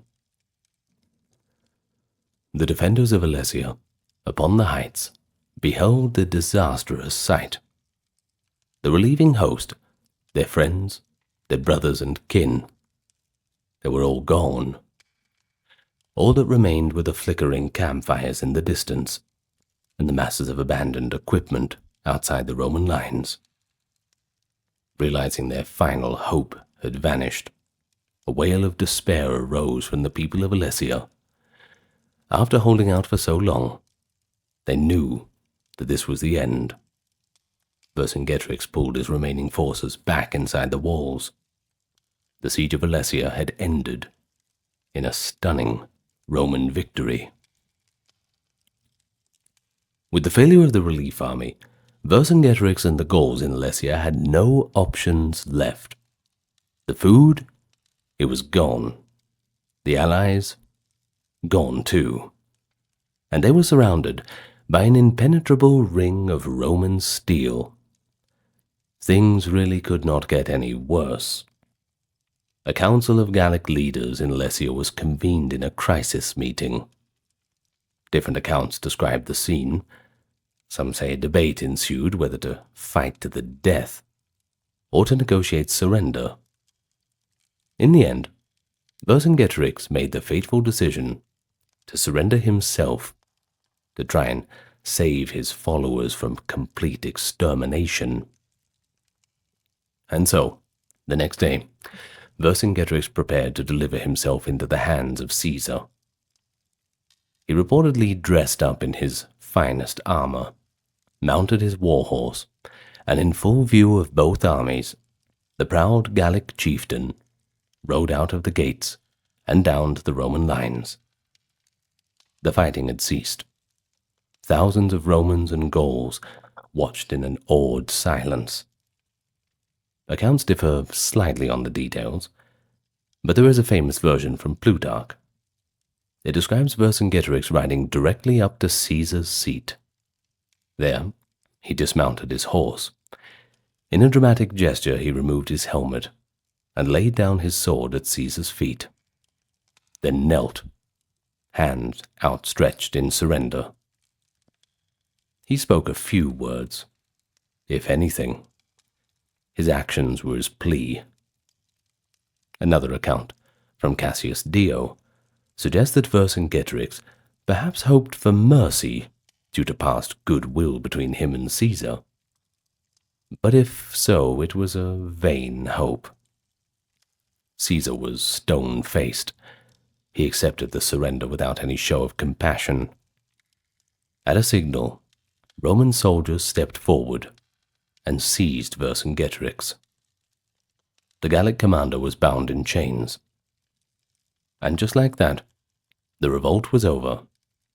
The once proud leader had been hailed as a king by the Gauls, was now just another captive. Following this, the remaining Gauls in Alesia laid down their arms. Caesar's forces took a vast number of prisoners. According to Caesar, something on the order of 40,000 were captured. Many of these were enslaved. Tribal chiefs and nobles were taken into custody to be paraded later or executed as examples. It was a complete Roman triumph. But what about Vercingetorix? Well, he was kept alive. The Romans customarily preserved famous enemies to display during the triumphs in Rome. After securing Gaul, Caesar had Vercingetorix transported to Italy. The Gallic hero languished in a Roman prison cell for several years, while larger events unfolded. Caesar became embroiled in a civil war against Pompey and others, delaying any celebration of his Gallic victory. And finally, in 46 BCE, Caesar, by then dictator of Rome, held a magnificent multiple-day triumph in the capital. One of those days was dedicated to his Gallic conquests. And guess who the centerpiece of that procession was? On the day of the Gallic triumph, the streets of Rome were lined with cheering citizens enjoying the spectacle. They saw floats and displays depicting battles in Gaul, wagon loads of captured arms and treasures, and Roman soldiers carrying banners listing conquered tribes. And then came the paraded captives. Vercingetorix, the king of the Gauls, was exhibited before the crowd, likely bound, perhaps made to wear some traditional Gallic attire or armor for effect. So imagine the mix of curiosity and pity he must have evoked. He was still relatively young, around 36 years old, and by all accounts an imposing figure, even in his chains.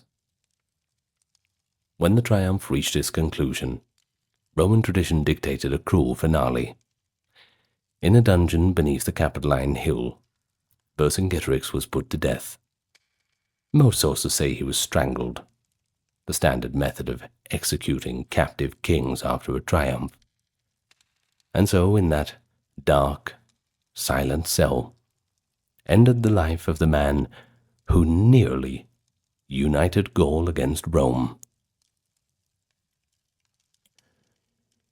For Julius Caesar, the suppression of Vercingetorix's revolt cemented his military reputation.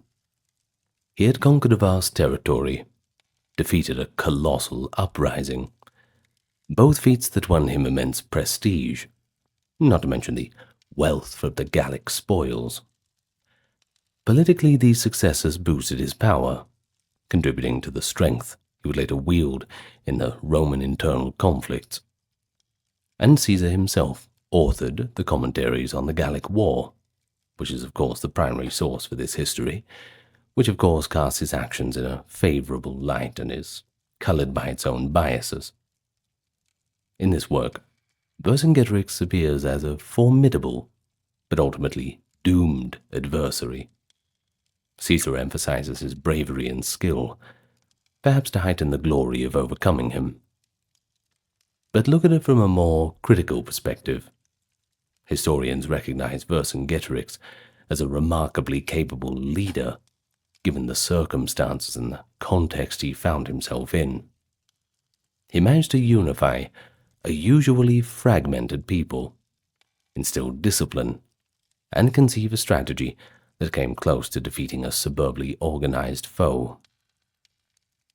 The scorched earth tactics and the use of coordinated multi-front attacks, as at Alesia, showed real strategic innovation. Modern analysis suggests that Caesar's legions were indeed in grave danger during parts of 52 BCE, notably after Gergovia, and even during the siege of Alesia, and that only Caesar's own tenacity and the professionalism of the Roman army averted a complete disaster. In essence, Vercingetorix forced Caesar to fight at the very limits of his ability.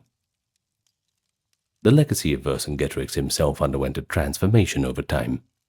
In the immediate aftermath, he was likely vilified by some Roman writers as a rebel, while among the surviving Gauls, memories of him would have lived on as folk heroics. However, with the passage of generations and the integration of Gaul into the Roman Empire, the story of Vercingetorix faded from popular consciousness, preserved mainly in accounts of classical historians. But many centuries later, during the 19th century, Vercingetorix's legacy was rediscovered, and it was celebrated in a wave of romantic nationalism in France. To a French man seeking historical pride, Vercingetorix was cast as a national hero, the Gallic patriot who united the land against foreign aggression. Statues of Vercingetorix were erected, most famously a monumental statue at Alesia, commissioned by Emperor Napoleon III, depicting him with wild hair and a mustache, defiantly surveying the horizon. Streets were named after him, and his story became part of the French historical consciousness, often paired with that of Joan of Arc as symbols of resistance. This modern myth-making often glossed over a few of the complexities, but it did ensure that Vercingetorix would no longer be a forgotten name. But in truth, separating the legend from the fact is always going to be challenging, mostly because everything that we know about Vercingetorix comes from the Romans, above all Caesar's own commentaries, which are as much propaganda as they are reportage. There is no direct Gallic testimony about him. Yet, by piecing together ancient accounts and archaeological evidence, one can discern a leader who was courageous, shrewd and resolute. He nearly succeeded in changing the course of history. Just imagine it. Had he prevailed, the Romanization of what is now France might have been delayed, or even altered fundamentally. In the end, Vercingetorix might not have saved Gaul from conquest. Rome's resources of military might were far too great for him to overcome in the long run, but the revolt was not in vain in terms of legacy. It became a lasting story of unity and resistance. His name, once uttered in fear by Roman legions, is now remembered with admiration for Gallic pride and for the heritage of France. He remains the archetype of an indomitable warrior chief. The struggle and sacrifice certainly ensures that the spirit of Gaul's resistance will never be forgotten. Religion and spirituality. We tend to think of it in modern terms. Let's list off the big players: Christianity, Buddhism, Islam, Hinduism, and everything in between, of course. But these belief systems didn't just spring up out of nowhere. You see, everything develops from an earlier tradition. And religion, well, that's just one more thing that has roots deeper than we can imagine. So the question really is, when did religion actually begin? Let's try to keep an open mind today. We're going to be digging through quite a bit of archaeology, as this video goes quite before written records. In any case, it's quite a fascinating peek into our ancestors grappling with those eternal questions. A lot of questions which we're still yet to answer. Anyway, let me welcome you to the channel. Hello everyone. Thank you to those supporting on the Patreon and the YouTube memberships, along with the merch store and donations. Links are in the comment. If you can't do that, like, comment, and subscribe is free of charge and helps us out more than you would believe in the algorithm. That being said, I won't hassle you about it. Let's get comfortable and begin. And we really do need to go quite far back. You see, our search for the beginnings of religion or spirituality, without really putting our terms into too tight of goalposts, starts before Homo sapiens. You see, it starts with other human species who roamed the earth tens or even hundreds of thousands of years ago. While religion in the full sense is difficult to ascertain without written records, there are certain behaviors of these archaic humans that suggest rudimentary spirituality or ritual. In particular, attention to the dead, intentional burials, and possible funerary offerings. It is seen by archaeologists as one of the first clear signs of spiritual or religious behavior. If a group of hominins took care to bury the deceased companions that they had, rather than just, well, leaving them there to the birds and the elements, it may indicate respect, mourning rituals, or even a belief in some form of afterlife, or a spiritual significance of death. One famous example comes from the Shanidar cave in the Zagros Mountains of present-day Iraq. In the 1950s and 60s, archaeologist Ralph Sulecki excavated the graves of several Neanderthals, our robust and heavy-browed cousins.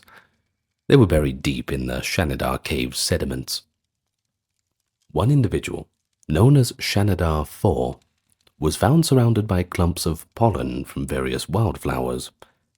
Sulecki proposed that around 60,000 years ago, Neanderthals had deliberately interred this body on a bed of flowers, perhaps adorning the corpse with colorful blooms as a kind of ritual farewell. Now, this is a little bit imaginative, I know, and it's a bold interpretation. But this interpretation of a flower burial certainly does capture the imagination, because it painted Neanderthals not as these brutish cavemen, but rather as compassionate beings with a sense of ceremony to them. Now, if it is true, it would certainly be strong evidence that Neanderthals practiced a form of ritual behavior toward their dead, and arguably a religious act. But here's the thing. Science is always evolving, and later studies have challenged the flower burial hypothesis. Recent microscopic analysis of Shanidar's pollen suggests that it might have been introduced by burrowing rodents or bees, rather than by mourners gathering bouquets. I know, right? Always ruining the fun, modern science. In fact, a 2020's re-examination of the site found that pollen clumps could be explained by ancient solitary bees dragging flowers into their burrows. So, did Neanderthals really place flowers with their dead? We don't know. Sorry to disappoint you, we just don't know. This whole romantic image may or may not be accurate. But of course, there's always still plenty more bodies underground to be found, so fingers crossed. Importantly though, even if the flowers were incidental, Shanidar Cave still provides evidence of intentional Neanderthal burials, and that has to count for something. The Neanderthal skeletons at Shanidar, a total of 10 individuals by the way, appear to have been deliberately placed on prepared, or rather in prepared pits. One Neanderthal, Shanidar I, had survived crippling injuries and lived to old age, and it seems that he was cared for by his group. Then he was carefully buried. All of this suggesting a social concern for individuals and perhaps ritual treatment of the dead. Such deliberate burials imply that these archaic humans had concepts of death beyond the purely practical. Maybe some notion of an afterlife, or at least a desire to honor and remember their dead. In the realm of prehistory, that edges closer to the territory of spiritual belief. Shanadar is not the only hint, though. The first possible evidence of mortuary practice is, believe it or not, around 400,000 years ago in Spain. The famous site of Cima de los Huesos, the Pit of Bones, in the Atapuerca cave system. Paleoanthropologists found a cache of bones from at least 28 hominin individuals, likely early Neanderthals or their ancestors, Homo heidelbergensis, piled at the bottom of a vertical shaft deep underground. Alongside these hundreds of bones lay a single exquisite hand axe made of red quartzite, nicknamed Excalibur, which is pretty cool. Now, this discovery is quite haunting. Dozens of ancient human bodies seemingly deposited in a remote cave chamber, accompanied by a beautiful stone tool made from an unusual stone. Why even go to all the trouble? Why were the bodies here? There is one interpretation. It's a little controversial, but compelling. It is that Cima de los Huesos represents a very early form of a burial site or ossuary, where those archaic humans intentionally dropped their dead into the pit. The red quartzite hand axe may have been left as a symbolic offering, perhaps a grave good for the afterlife, or a tribute to a fallen member of the group. Some experts indeed support the idea that this Excalibur was a ritual offering, a meaningful object sacrificed in honor of the deceased. If that is true, it would no doubt push the roots of the mortuary ritual back to a long time before even Homo sapiens, excuse me. But here's the thing, not all are convinced. None of this is set in stone. And archaeology, just like all science, is not a democracy. Skeptics argue that maybe the bones were washed into the shaft by a natural process. And the hand axe? Well, it maybe could have just fallen in. There are no definitive signs of a formal burial like digging or grave arrangements. But given that the small bones are missing, perhaps decayed or removed by scavengers while larger bones remained, the intentional body disposal theory is taken seriously by many. In any case, at a minimum, Cima de los Huesos shows that these early humans collected their dead in one place, and that is behavior that doesn't have a clear practical benefit. Rather, it could reflect a social or spiritual motivation. So when we speak of pre-human hominins engaging in this ritual, we need to be a little bit cautious. They left no writings, of course, or any explicit icons of deities, so the archaeologist has to look for clues in their behavior and artifacts. Besides burials, other intriguing clues among the Neanderthals are their deep cave activities. You see, Neanderthals were skilled hunters and tool makers, at least for the time. But until recently, few suspected them of creating structures or art. But all that has changed with a stunning find at Bruniquel Cave in southern France. In 2016, researchers announced that roughly 176,000 years ago, long before modern humans reached Europe, Neanderthals ventured deep into Bruniquel Cave's pitch-black interior. When they got there, they built mysterious stone circles.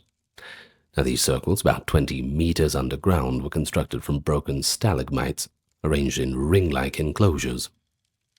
Analysis showed that they had lit fires inside the cave, as reddened rock and charred bones were found in and around the structures. The largest ring is about 6.7 meters across. 6'7". Made from hundreds of pieces of stalagmite. Sorry, I couldn't help myself. Anyway, the sheer effort required, gathering over 2 tons of stalagmite rock, breaking them into similar lengths, organizing them into circles, all by firelight, by the way, points to a significant purpose. There's no sign this was a dwelling or a place for any mundane task. It lies far from the cave entrance, and it's in permanent darkness. So why on earth would the Neanderthals undertake this, frankly, extraordinary construction project? Once again, we have no idea. At least, no idea for sure. But scientists have speculated that it could have been a meeting place for some kind of ritual or ceremony. Perhaps small groups gathered in these cave chambers for activities that had symbolic meanings to them. Storytelling, shamanic rites, social initiations, perhaps.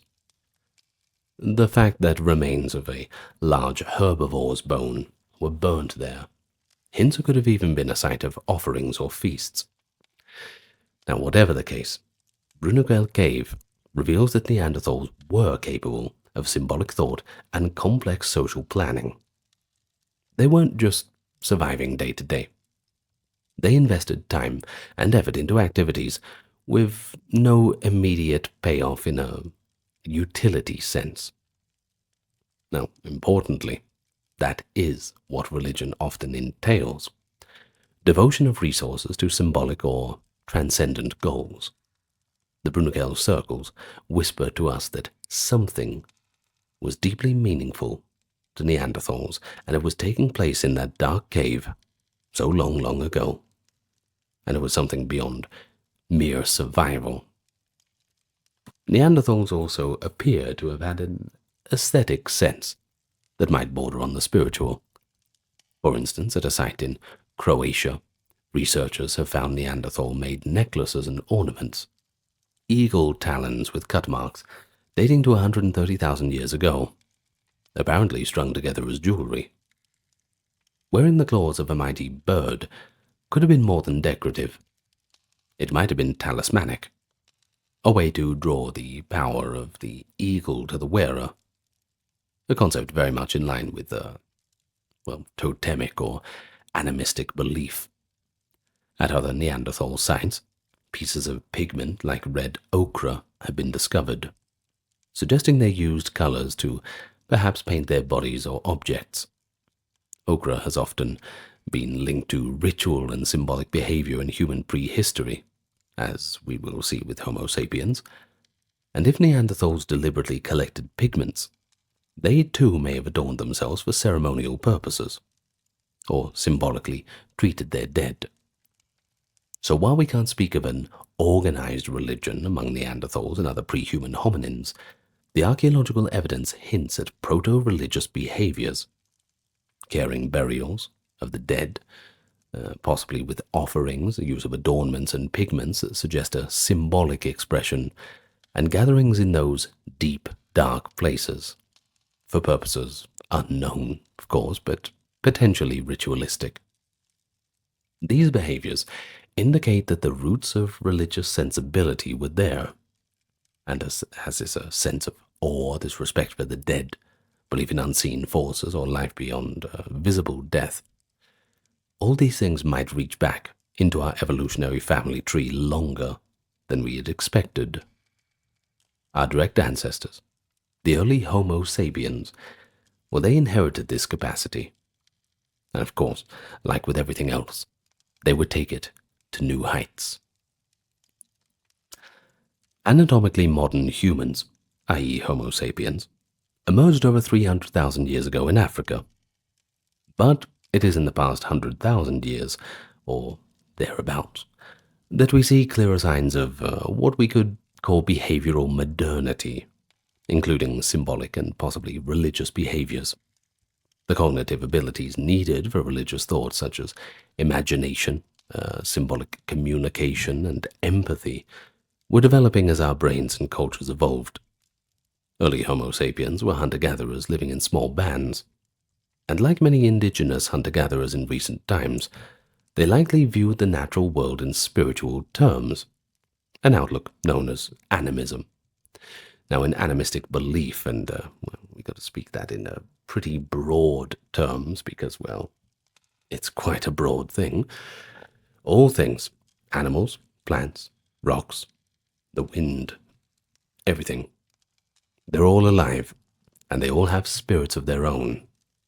And while we don't have any direct window into the minds of people 100,000 years ago, comparative anthropology suggests animism was probably humanity's first spiritual worldview. In fact, a broad study of contemporary foraging societies around the globe found that animism and belief in the spirits of nature or ancestors are nearly universal among them, implying that these ideas were present in the common ancestral culture of all humans. Long before the formal gods or organized priesthoods came in, our ancestors likely believed that the forest was filled with invisible presences, that animals had souls or guardian spirits, and that the deceased might live on in another form. And this is just a different kind of religion, different kind of spirituality. There's plenty of this that exists in the modern world. And, well, you know, it's one of those things where everyone has their own beliefs. In any case, archaeological evidence from Africa and the Near East around 100,000 to 70,000 years ago strongly supports the emergence of symbolic culture, a prerequisite for religion. For example, at Blombos Cave at the southern coast of Africa, artifacts attributed to Homo sapiens have been dated to about 75 to 100,000 years ago, and they are, quite frankly, pretty remarkable. Excavators found pieces of red ochre engraved with abstract geometric patterns, cross-hatched lines, as well as dozens of small shell beads with holes drilled into them. The shells are of marine snails, perforated as if being strung on a necklace. These beads are some of the oldest known personal ornaments. But wearing jewelry, that doesn't seem like survival behavior. Its significance is social or symbolic. Perhaps the shells were worn as amulets or markers of identity, indicating the wearer's clan status or spiritual beliefs. The engraved ochre pieces likewise suggested deliberate aesthetic or symbolic art. The criss-cross designs might be personal markings, or they might have held meaning within a group. You might think of them as a forerunner to religious symbols. At the very least, they show that these early humans have moved into the realm of abstraction and representation, which is essential for any religious concept, since religion often deals with beings that cannot be seen, or forces that must be symbolized somehow. Red ochre, in particular, would go on to have a long association with ritual. Its blood-like color made it a powerful substance for ceremonially coloring bodies, graves, and sacred objects. Indeed, at a number of early human sites, red ochre has been found sprinkled in burials, suggesting it symbolized blood, life, or perhaps a rebirth in the context of death. Consider the burials of early Homo sapiens in sites like Kafzeh Cave and School Cave in modern-day Israel-Palestine, dating to roughly 100,000 to 90,000 years ago. Here lie some of the oldest known intentional human burials. At Kafzeh Cave, several Homo sapien individuals, men, women, and children, were carefully buried in pits. One poignant grave, Kafzeh 11, contained the skeleton of a young adolescent, and on the chest lay the antlers of a large red deer. Well, the body had also been coated with red ochre. Placing a deer's antlers with the corpse was surely a purposeful act, and one that likely had a symbolic meaning. Perhaps the antlers were a talisman, an offering to accompany the youth into the next world, or a sign of the person's role in life, maybe a hunter. We can only speculate, of course, but clearly the living took time to arrange this burial with quite a bit of ritual care. In another Kafse grave, archaeologists found a stone flake with deliberate incision and traces of ochre, as if it had been marked and placed as a grave good. Shell beads imported from the Mediterranean coasts were also discovered in the cave's layers contemporary with burials. These may have been worn by the people or used in funerary rites. All these details, ochre, grave goods like antlers and shells, and the intentional positioning of bodies, indicate that by 100,000 years ago Homo sapiens were engaging in complex ritual behavior surrounding death.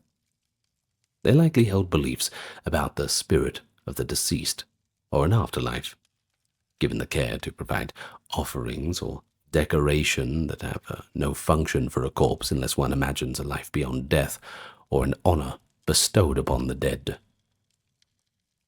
It's also worth noting that some of these early burials predate any evidence of organized settlements or agriculture by tens of millennia.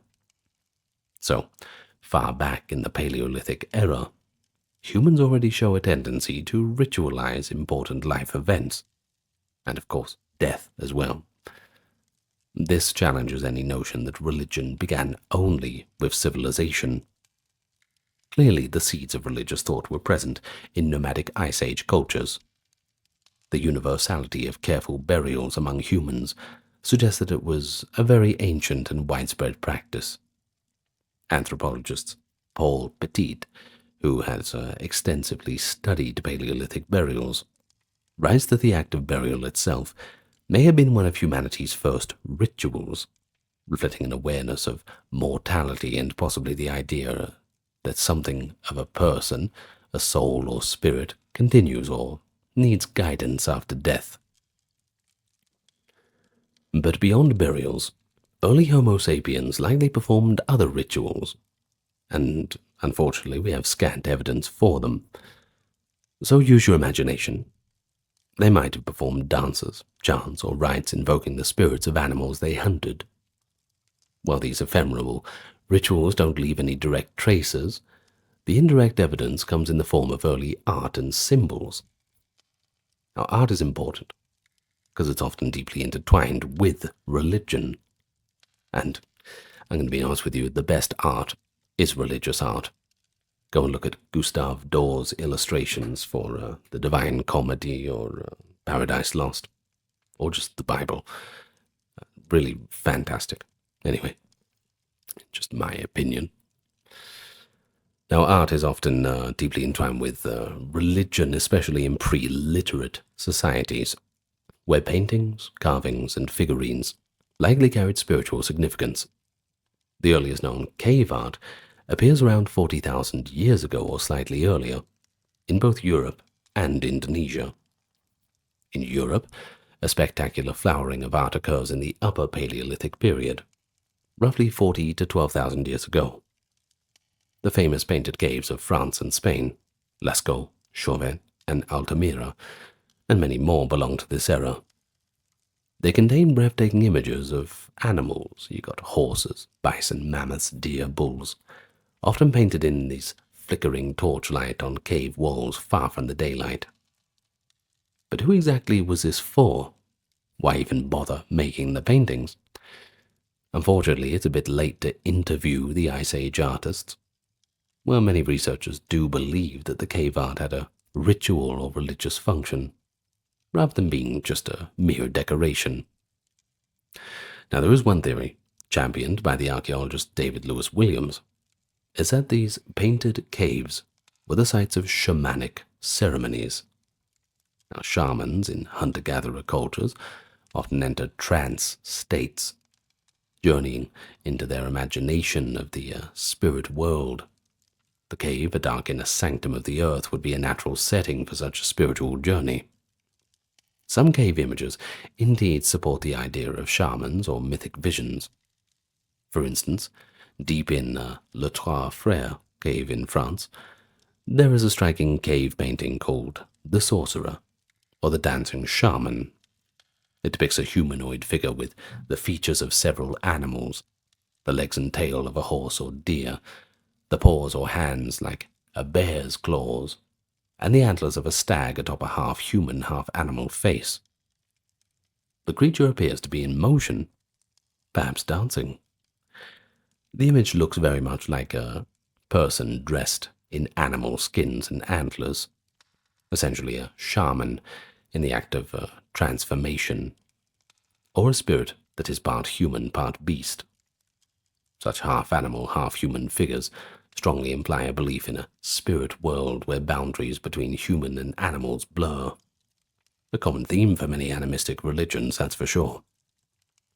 The belief, or rather the people, who made these paintings around 13,000 years ago, might have believed in a master animal spirit, or that certain members of their community, the shamans, could take on animal forms while going into trances.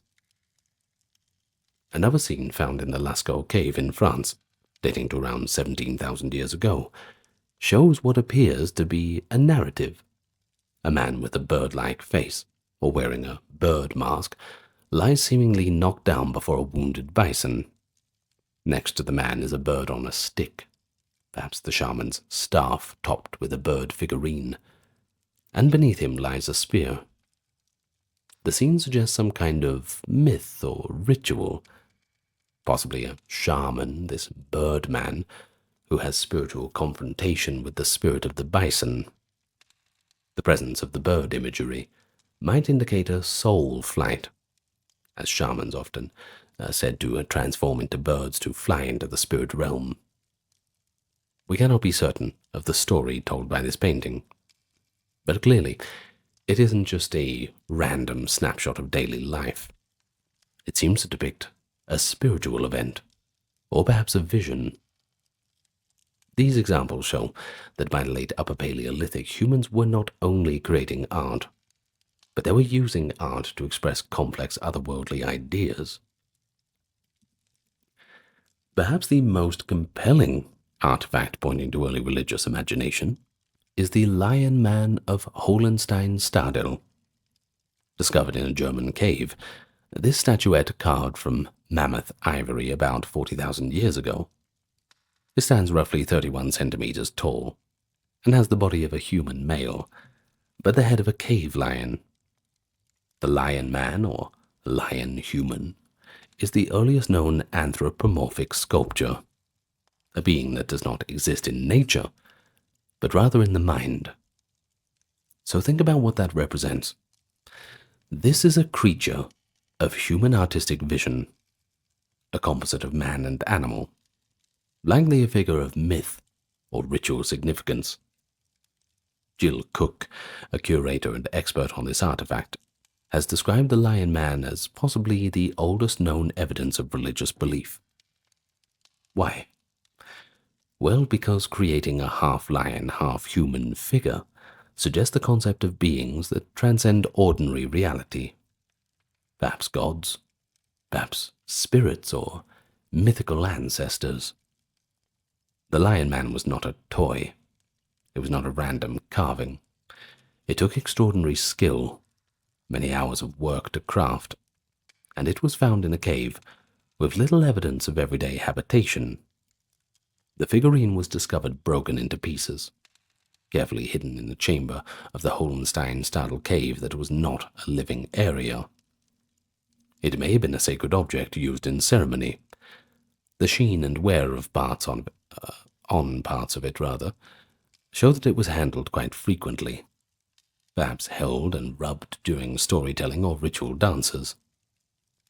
You can imagine a Paleolithic ritual where a clan gathers in flickering torchlight, and the shaman holds up the Lion Man, invoking the spirit of the fearsome cave lion to guide or protect the tribe, perhaps telling a creation legend about a time when animal and human were one. We'll never know the exact stories, but the existence of the Lion Man shows that early modern humans had entered the realm of myth. They could conceive of beings that are invisible, part human, part animal, residing perhaps in a spiritual dimension. That leap of imagination is a hallmark of religious thought.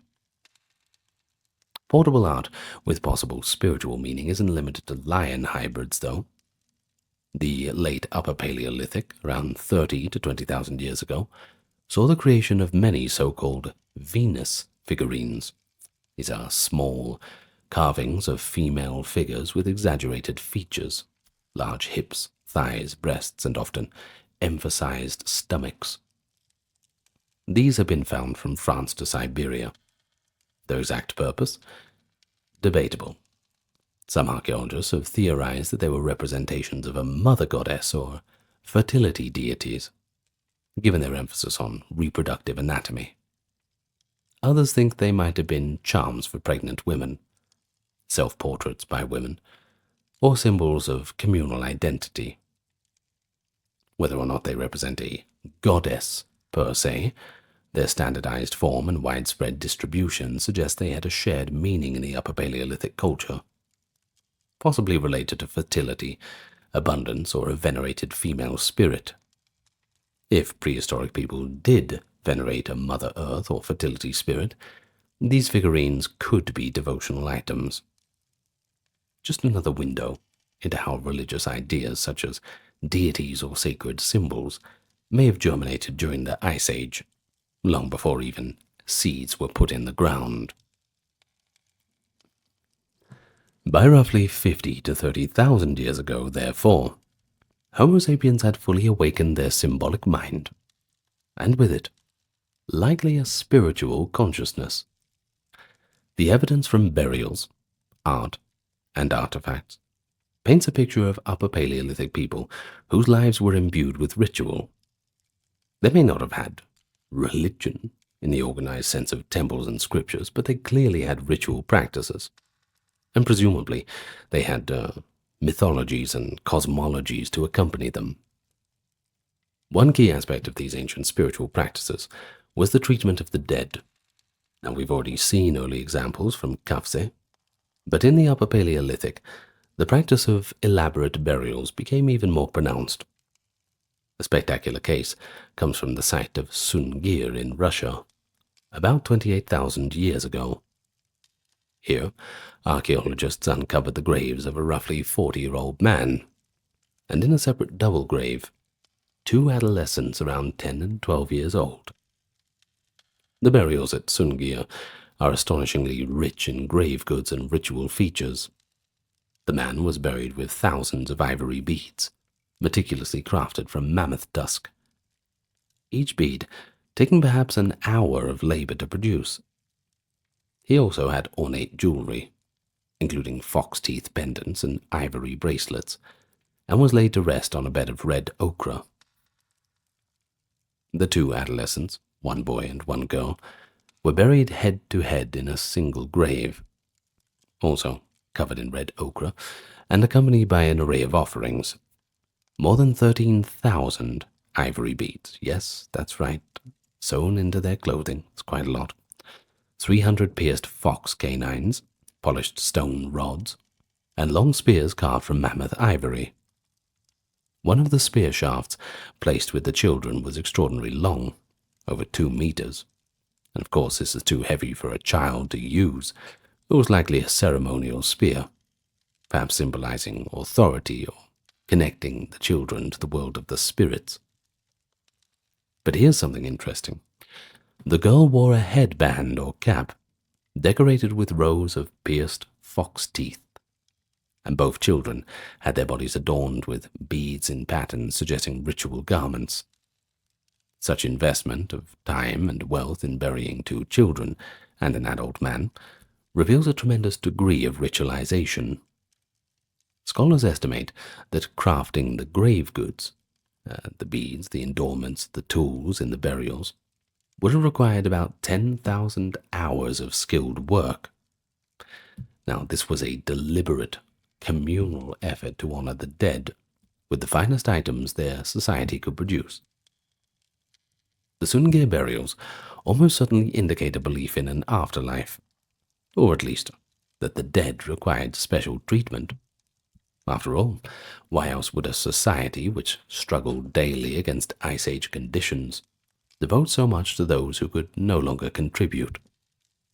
It speaks to a spiritual or religious motive.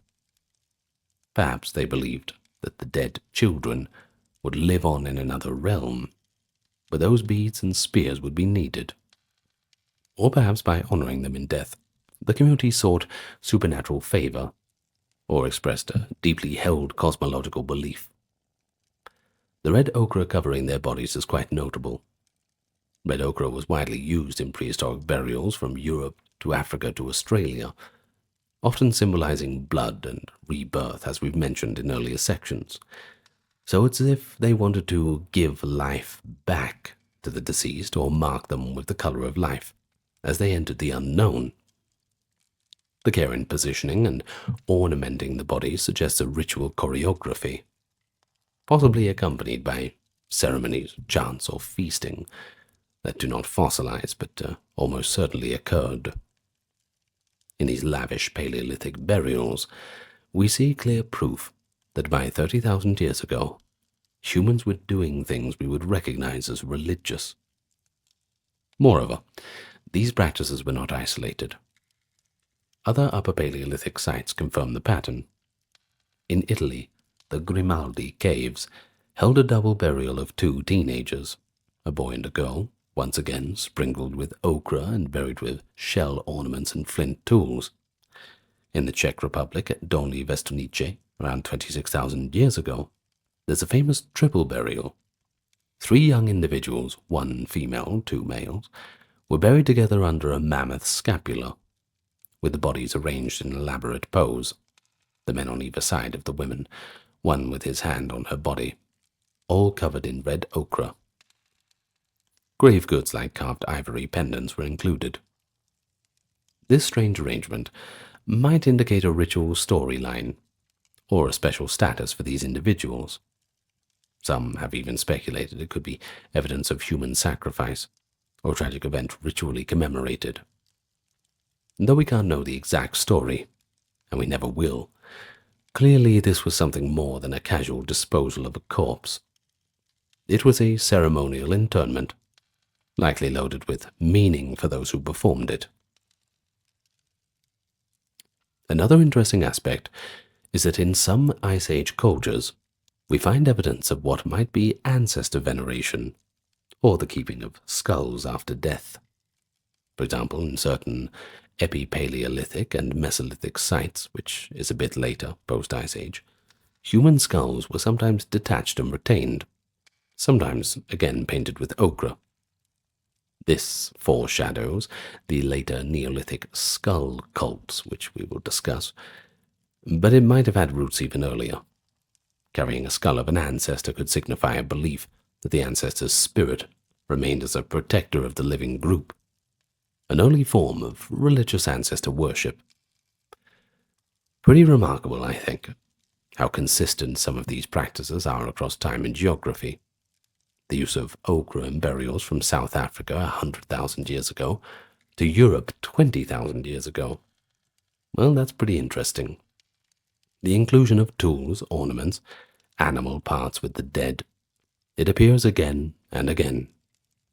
These patterns strongly suggest that by the Upper Paleolithic, fundamental religious concepts were present. The idea of a life essence or spirit, concern for the soul's fate after death, and a belief between spiritual connection of humans and animals. Well, from this wealth of evidence, many scholars conclude that religion in some form, at least a belief in the supernatural, practice of ritual, was part of the human experience well before the end of the Paleolithic. In other words, if you define religion broadly as a system of activities and beliefs directed towards supernatural or sacred things, well then Ice Age hunter-gatherers, they certainly had it. And now our journey moves kind of to the threshold of history. The Neolithic period, that is the New Stone Age, beginning around 10,000 BCE.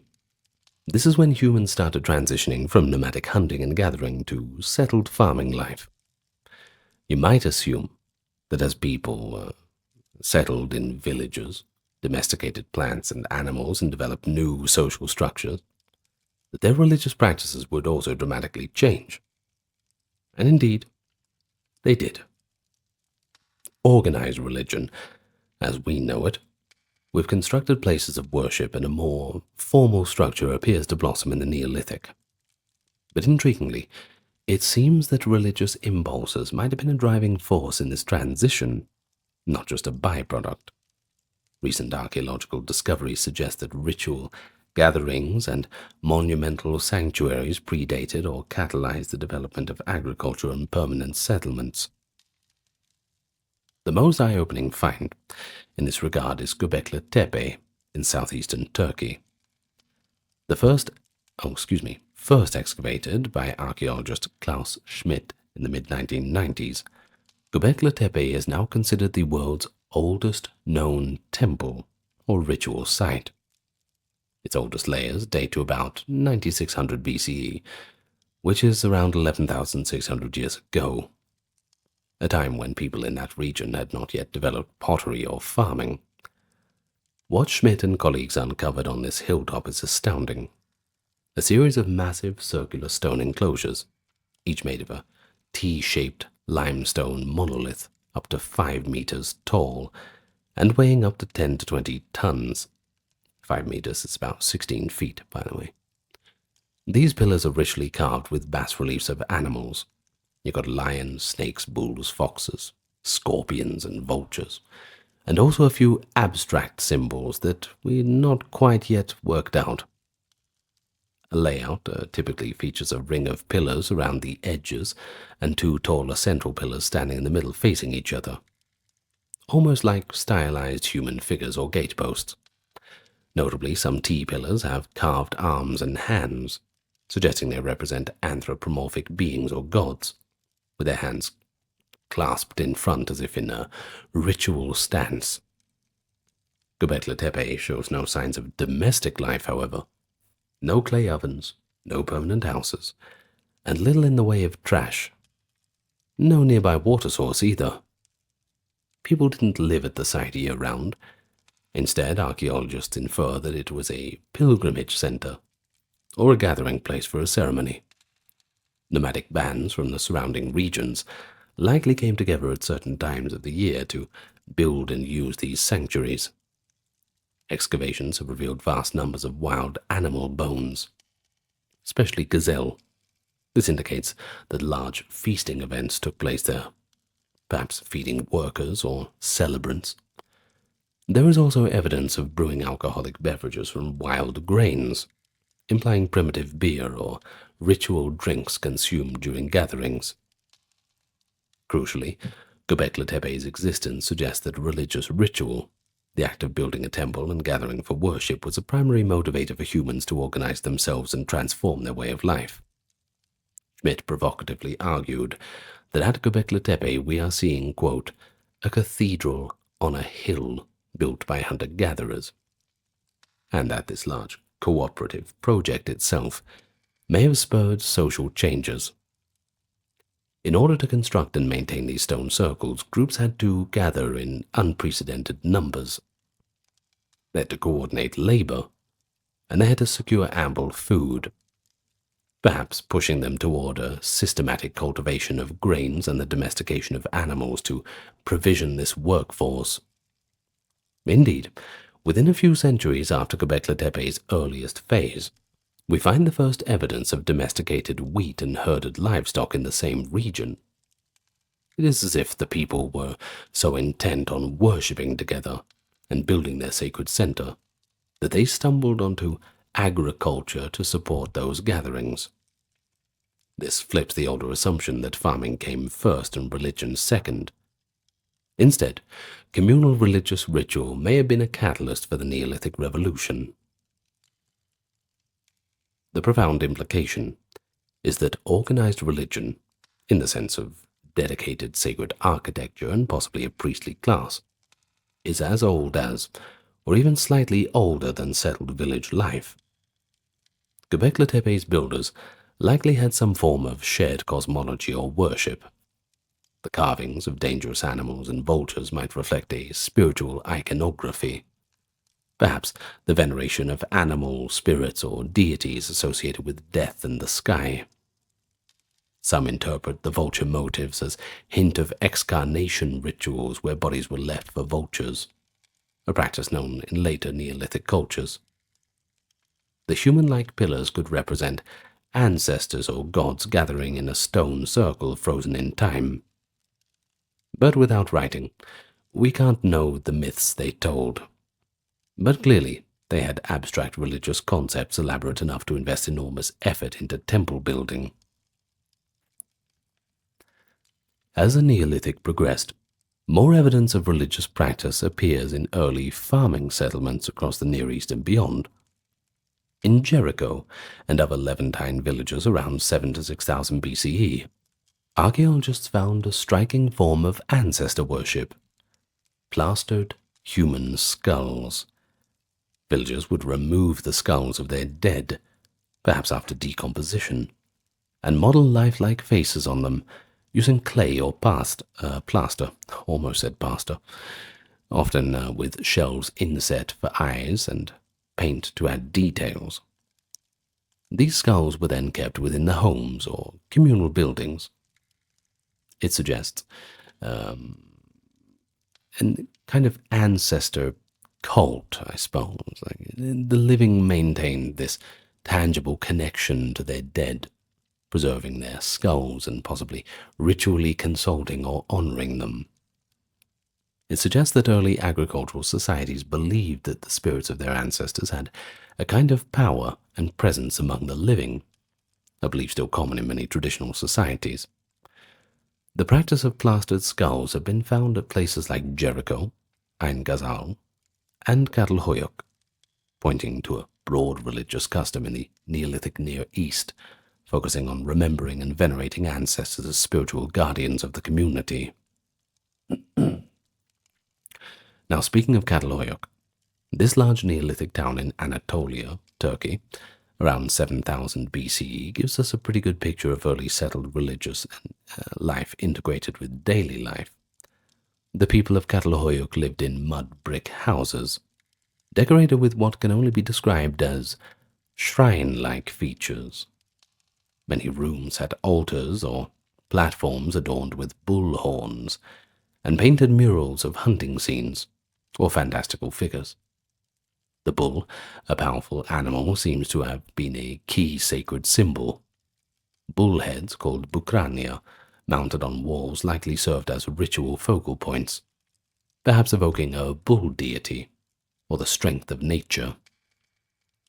Female figurines have also been found, including one famous seated female figure flanked by 2 leopards, which some interpret as a mother goddess in a throne. If the interpretation is right, maybe the people of Catalhoyuk worshipped a motherly earth goddess, along with a virile bull god. Even if those exact identities are speculative, what is clear is that religious symbolism was woven into the fabric of daily life.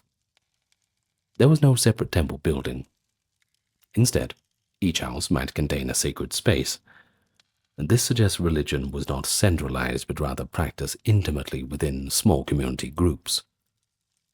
The dead in Catalhoyuk were often buried beneath the floors of their homes, literally keeping the ancestors close, reinforcing that spiritual connection between the living and the dead, right at home.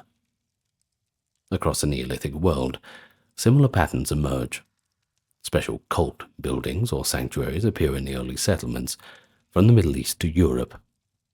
As farming spread, people built megalithic monuments in Europe, like the famous Stonehenge in England, or the Older Passage tomb of New Grange in Ireland from around 3200 BCE. These stone constructions often align with celestial events like solstices, indicating an early form of astral religion or calendrical ritual. People were marking sacred times of the year, perhaps related to agricultural cycles and the worship of the sun or sky deities. The investment in building huge tombs or stone circles suggests communal ritual had become an even more established part of life. possibly overseen by a class of ritual specialists, shamans or proto-priests. One particularly rich Neolithic site is Kayonu in Turkey, from around 7200 BCE, which had a building dubbed the Skull Building because of the many human skull fragments found there. Possibly a house of ritual where skulls of the dead were displayed or used in ceremonies. In the European Neolithic, the so-called temples of Malta, stone temple complexes on the island of Malta dated to around 36 to 2500 BCE, show sophisticated sacred architecture with altars and oracular chambers, implying an organized cult and priesthood. By these later dates, we are nearly at the threshold of written history, but it's evident that the trajectory from the Paleolithic to the Neolithic is one of increasing social complexity in religion. What likely began as small-scale shamanistic and animistic practices among bands of hunter-gatherers evolved into more formalized worship, with constructed sacred spaces, shared rituals for fertility and funerals, and probably a richer pantheon of spirits, gods, and deified ancestors. So as soon as writing appears, around 3300 BCE in Mesopotamia, slightly later in Egypt, we immediately find well-developed religious systems in place. This tells us that by the time of the earlier civilizations, religion was already central to human society. The Sumerians of ancient Mesopotamia, for example, built towering ziggurats in cities like Uruk and Ur around 3000 to 2500 BCE, dedicated to patron deities such as Inanna, the goddess of love and war, or Nana, the moon god. They left behind cuneiform tablets recording hymns, myths, and rituals, like the Epic of Gilgamesh, which among other things references a great flood and the search for immortality, echoing a lot of the older oral mythic themes. In Egypt, by the time of the first pharaohs, around 3100 BCE, there was already a complex pantheon. You had Ra, Osiris, Isis, Horus, many others, and elaborate funerary practices, including mummification and tomb texts. The pyramid texts, inscribed around 2400 BCE, the oldest known religious texts, filled with spells to guide the king's soul to the afterlife. What's striking is that many core concepts found in these early literate religions have clear pre-literate antecedents in the prehistoric record that we have surveyed. For example, there is this belief in afterlife and burial ritual.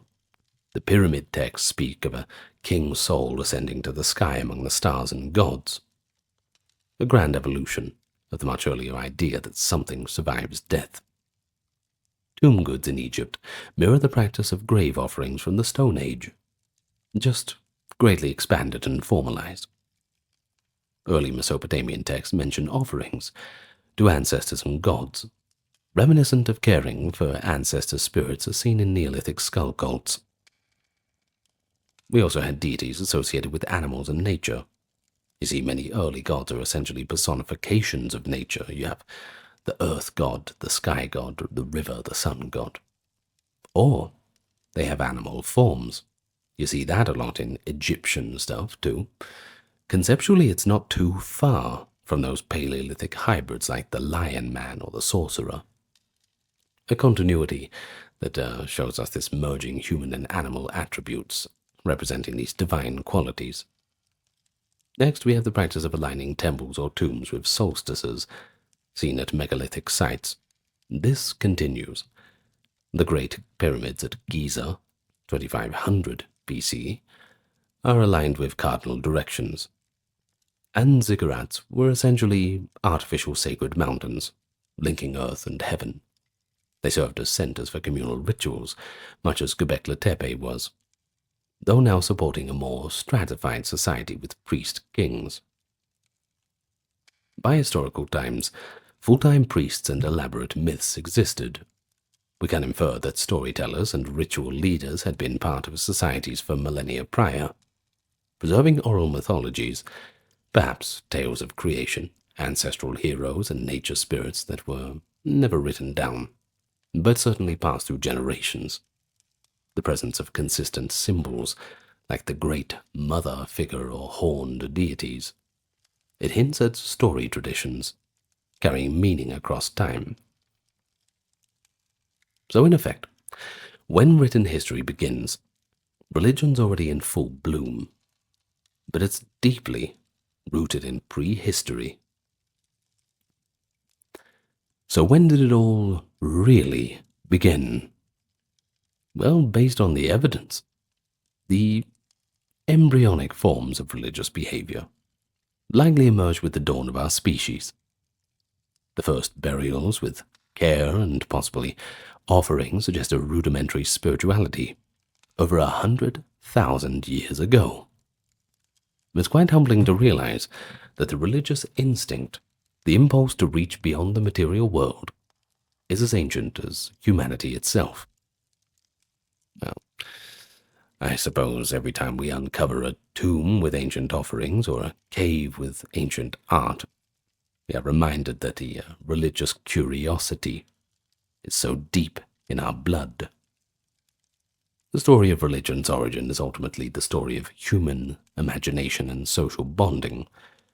It might be said that as soon as humans became fully human in mind and culture, religion was born. We can't pin it to a year. We can't even pin it to a millennium. But through the artifacts and bones lovingly arranged by hands long gone, we witnessed the dawn of the sacred in human life.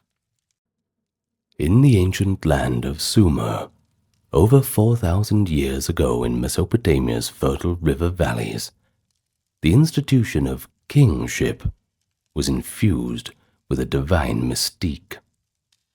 The Sumerians believed that when kingship was lowered from heaven, kingship was first in Eridu. What does that mean? Effectively, it means that royal authority itself originated as a gift of the gods.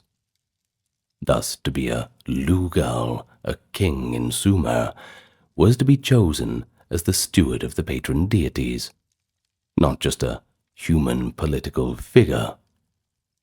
And thus life as a Sumerian king straddled the boundary between the mortal and the divine. These earliest kings of city-states like Uruk, Ur, Kish, and Lagash lived in a world just emerging from prehistory, a world of the first cities, the first writing, and eventually the first empires. It was a life filled with lavish ceremony, weighty responsibility, and occasionally a little bit of drama. A story that needs to be told. Luckily for us, we have enough written records and archaeology to get a pretty good idea of what the life of a Sumerian king would have been like. So, spend the next hour or so with me, and we can get a good understanding as we travel back in time. But first, let me welcome you to the channel. Perhaps you'd like to tell me what time it is in your part of the world and where you're listening from. And we should as well acknowledge that this channel is 100% ad-free due to the contributions of those on Patreon, YouTube memberships, the occasional visit to the merch store, and of course the occasional donation. All links can be found in the pinned comment and the video and channel description, if you are inclined to find them. But if you are not, well, just enjoy the video and give it a like and subscribe. You know the drill. Anyway, let's begin. Well, what exactly was life like in general back then? I mean, we're talking 3000 to 2000 BCE.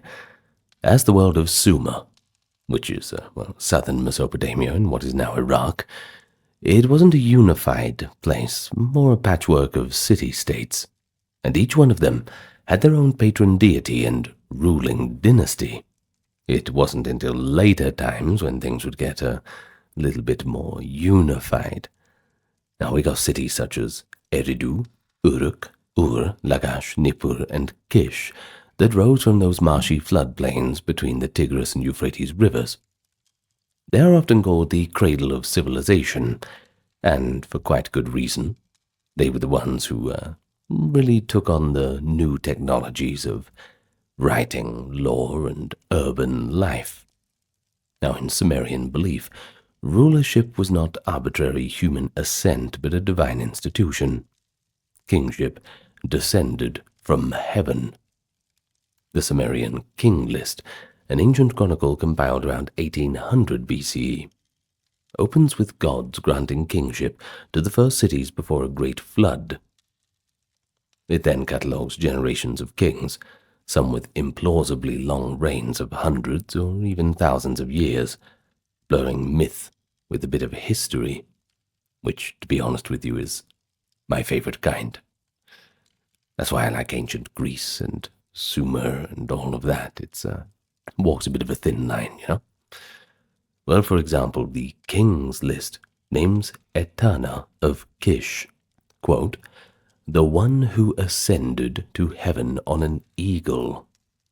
It then goes on to name Gilgamesh of Uruk, the hero of the Epic of Gilgamesh, both of these as rulers who reigned in the early dynastic period. These legendary accounts convey the idea that Sumer's first kings were culture heroes ordained by the gods. Historically, by around 2500, the Sumerian city-states were ruled by mortal kings, who left archaeological footprints of their own. Early inscriptions mention kings such as Mebaragesi of Kish, who, quote, carried away the weapons of Elam in victory, and of course again Gilgamesh of Uruk, credited with building Uruk's walls, which were famously formidable. While each city-state had its own king, there was fierce competition for supremacy. The king list often says hegemony passed from one city to another. For instance, after a flood, it notes kingship re-established at Kish and then later transferred to Uruk, and so on and so forth. This hints at periods when one city's king dominated a region. In fact, the king of Kish became a coveted designation implying leadership over all Sumer, even if it was primarily symbolic. Sumerian kings were thus aware of existing in a lineage of rulers stretching back to mythical times, and they sought divine sanction to legitimize their rule among peers. Crucially, kingship was also entwined with religion. One cannot go without the other. The king was often considered chosen by the chief deity of the city, through omens or divine favor. One text describes the gods Enlil and An, the chief Sumerian gods of earth and sky, decreeing a great destiny for King Ur-Nammu of Ur, effectively beaming at him approvingly and selecting him as a king. Aspiring kings sometimes claimed the gods physically chose them. Ur-Nammu says Enlil picked him by extipacy, on an auspicious day, that is by reading a sacrificial liver. Now this divine mandate was the bedrock of the king's authority. The politics of Sumer could be unstable to say the least, and a king's life was often marked by wars and alliances with neighboring cities. For example, around 2500 BCE, Einatum of Lagash led his armies to victory over the rival city of Umma in a conflict over the fertile borderland. His triumph is recorded on the famous Stele of the Vultures, a stone carving showing vultures plucking at the corpses of Umma's soldiers as Einatum marches ahead of his phalanx. The inscription, which is fragmentary today, I know, it's a shame, right, suggests that Einatum credited the god Ningirsu for the victory and claimed kingship over the land. Such events illustrate that a Sumerian king's life could pivot from ritual to battlefield, and back again. In peacetime, he was the pious shepherd leading his people. In war, the ferocious warrior hero. This dual identity was encapsulated in the common royal epithet, shepherd of the black-headed people. The Sumerians called themselves black-headed, by the way, and implies that the king's protective pastoral care was there as well as his leadership. It was said that the gods expected a king to defend his flock like a shepherd defending a sheep from lions. And indeed, early kings even staged ritual lion hunts to demonstrate bravery and divine favor. A tradition began by the priest-kings of Uruk and continued by Mesopotamian rulers for a millennia. And thus we see at the dawn of our history, the Sumerian king stood as an extraordinary figure, sanctified by myth, yet governing real cities and people. He resided in palaces, i.e. the Sumerian gal means big house, by the way, which emerged alongside temples as power centers. He was surrounded by attendants, advisors, generals, and priests, but unlike later absolute monarchs, early Sumerian rulers had to consult with city assemblies or noble councils at times, as hinted in the Epic of Gilgamesh, which portrays Gilgamesh seeking counsel of Uruk's elders. We see in the record that some kings boasted of uniting these often fractious city-states into a broader realm. Ur-Nammu of Ur, for instance, around 2100, claimed the title King of Sumer and Akkad, heralding a brief Sumerian empire. But whether reigning over one city or many, the king's legitimacy always rested on fulfilling the sacred and practical duties expected of that good shepherd appointed by the gods. After all, you wouldn't want to disappoint them, wouldn't you? Alright, so we know the general situation. Let's get into the most, well, perhaps one of the foremost roles of the Sumerian king, and that is that of the high priest and chief servant of the gods. It wasn't all sitting around and eating wine or eating grapes and drinking wine like the movies, not at all. They had things to do. You see, in Sumerian culture, each city was believed to belong to its patron deity. The city's temple was the god's house, quite in a literal sense in spiritual terms, and the king was essentially the estate manager on the deity's behalf. Kings often bore religious titles too. For example, the ruler of Lagash might be called Ensi, meaning governor or priestly ruler under the city god. Early on, kingship likely evolved from priestly leadership. The king was expected to lead or at least sponsor all major religious rituals and festivals. This meant performing temple sacrifices, libations, and prayers to ensure the gods' favor upon the land. We've even got royal inscriptions that we've found where kings present themselves as the beloved of the gods. For example, I am Shulgi, beloved of Ninlil, endowed with strength by Ninurta, showing that their right to rule was indeed divinely sanctioned. One Sumerian king even has King Shulgi of Ur declare himself the man whose fate was decided by Enlil, and a faithful provider of lavish offerings to all the gods.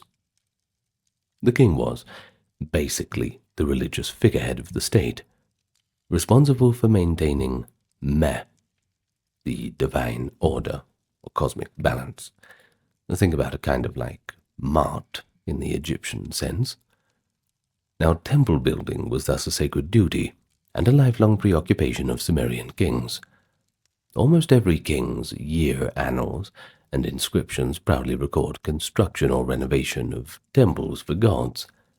Archaeologically, we find that city temples like the White Temple of Uruk or the Ziggurat of Ur were often built in stages by successive kings. A remarkable artifact, the foundation figure of King Ur-Nammu of Ur from around 2100 BCE, quite literally illustrates this pious duty. It is a small bronze statue of the king, carrying a basket of earth or bricks on his head, dressed in a humble loincloth. In the inscription on its base, Ur-Nammu proclaims that he built and restored the temple of Inanna in Uruk, quote, for his lady, the goddess. Now, it's a pretty powerful image, I think. A mighty king, depicted not in this classy light, but just as a laborer heaving around construction materials. It's perhaps not what was happening in reality, but more of a pious metaphor. The king taking on the work of the building of the god's house. Well, many kings placed such figures in or inscribed clay cones into the foundation of temples, and by doing so, they left their name for all eternity in these sacred structures. For the Sumerians, building a temple was not an act of vanity, but of devotion. Kings often claimed the god ordered them to build it, sometimes in a dream. King Gudea of Lagash, from around 2125 BCE, famously recorded that the god Ningirsu appeared to him and instructed the design of the great temple. Gudea describes consulting omens, bringing special wood, stone, and precious materials from distant lands, and employing the whole city in the temple's construction. Upon completion, Gudea held days of feasting and led a procession to invite the deity's spirit to dwell in the new sanctuary. Such projects were at the core of a king's sacred obligation. The king also acted as the chief officiant in seasonal festivals. In Uruk, the Akkad New Year festival likely involved the king in rituals of sacred marriage, symbolically ensuring fertility of the land by ritually marrying the goddess, often represented by a high priestess. And while details from Sumer are scant, later Mesopotamian traditions, which built on Sumerian ones, suggest that the king and the priestess would often enact the union of the god Dumuzi, a dying and rising fertility god or deified king, with the goddess Inanna. We know that Sumerian rulers took titles connecting them to deities. Gilgamesh was called brother of the sun god Utu, and later kings like Shulgi were even declared divine in their own right. By the third dynasty of Ur, 2100 to 2000 BCE, kings such as Shulgi and his successors were openly venerated in temples, with cult statues and offerings, effectively establishing a royal cult during their lifetime. And this was a significant development. Earlier Sumerian kings were not typically worshipped as gods. They were divinely chosen, but not incarnations. However, Shulgi, after decades of prosperous reign, assumed the status of a god-king. One text refers to offerings for the divine Shulgi. Now, that being said, even divine kingship was framed as being a servant of greater gods. In royal inscriptions, Shulgi, Ur-Nammu, and others frequently call themselves, quote, the beloved shepherd of goddess Ninhursag, or trustworthy farmer of Enlil. The king's divine right was always conditional on honoring deities through prayers, offerings, and, don't forget, just rule.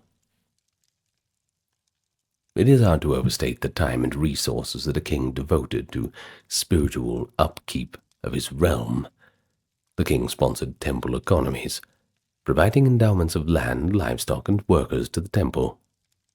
By doing so, he ensured the god's statues were clothed and fed with regular offerings, an expensive but vital duty, since a hungry god could abandon the city. And, well, then you've got all sorts of problems on your hands, don't you? We find administrative tablets recording deliveries of grain, beer, and sheep to temple storerooms, all offerings in the king's name. Kings also took part or supervised rituals to avoid disasters, for example, performing exorcisms or lamentations if the land was struck by drought or eclipse, seen as a divine displeasure. In one instance, when the city of Uruk was threatened, the king, possibly Utu-Hengal of Uruk, is said to have led the populace in reciting the great hymn to Inanna seeking her aid. The blending of the roles is pretty clear. The Sumerian king was both priest and monarch, and he expected to maintain what they called meh, the right order of the universe, by satisfying the gods. But if he failed, the gods could withdraw their mandate, often evidenced by misfortunes befalling the kingdom. But beyond his temple duties, a Sumerian king was the supreme authority in matters of law and justice. Kings derived part of their legitimacy from being seen as protectors of justice, bringing order to human society, just as they brought divine order. In fact, some of the earliest law codes in history come from the Sumerian kings. The oldest known is the Code of Ur-Nammu, which predates Hammurabi's laws by centuries. In fact, the Code of Ur-Nammu is around 2100 BCE. King Ur-Nammu's legal code, portions of which still survive on clay tablets, proclaims in its prologue that he, quote, established equity in the land, he banished malediction, violence, and strife.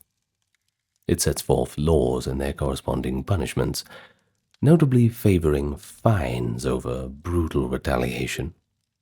For example, if a man caused another man's eye to be lost, the code ordained a payment of silver, rather than the old eye for an eye, vengeance seen in later Semitic law. Similarly, Ur-Nammu's code fixed monetary compensation for injuries, and even for a case of divorce or adultery. This approach suggests the king's aim was to standardize justice and reduce blood feuds by placing legal authority into the hands of the state and not the aggrieved families.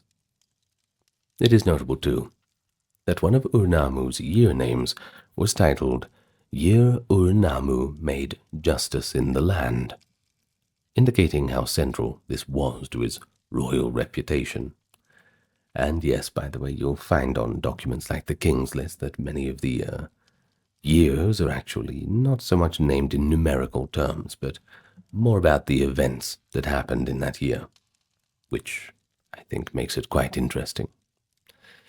In any case, kings were often depicted as judges of their people. In art and texts, the king sits on a throne presiding over cases or pronouncing verdicts. One hymn of Shulgi describes him as the knowledgeable judge who strikes down the wicked, claiming that under his watch wickedness cannot pass unnoticed. While such language is probably propagandistic, there is evidence of a real royal judicial activity. Excavated tablets from city archives include reports of lawsuits and verdicts, sometimes invoking the king's name. Kings appointed official judges or governors to handle routine cases, but the toughest of disputes or any crime involving the temple or state property might be escalated all the way up to the palace. One illustration of that comes from the letters of the Ur-3 kings. One letter from King Shulgi to a governor sternly orders him to reopen a case of stolen silver, because the initial handling was unjust. In another, Shulgi warns an official against harboring fugitives or showing leniency to rebels.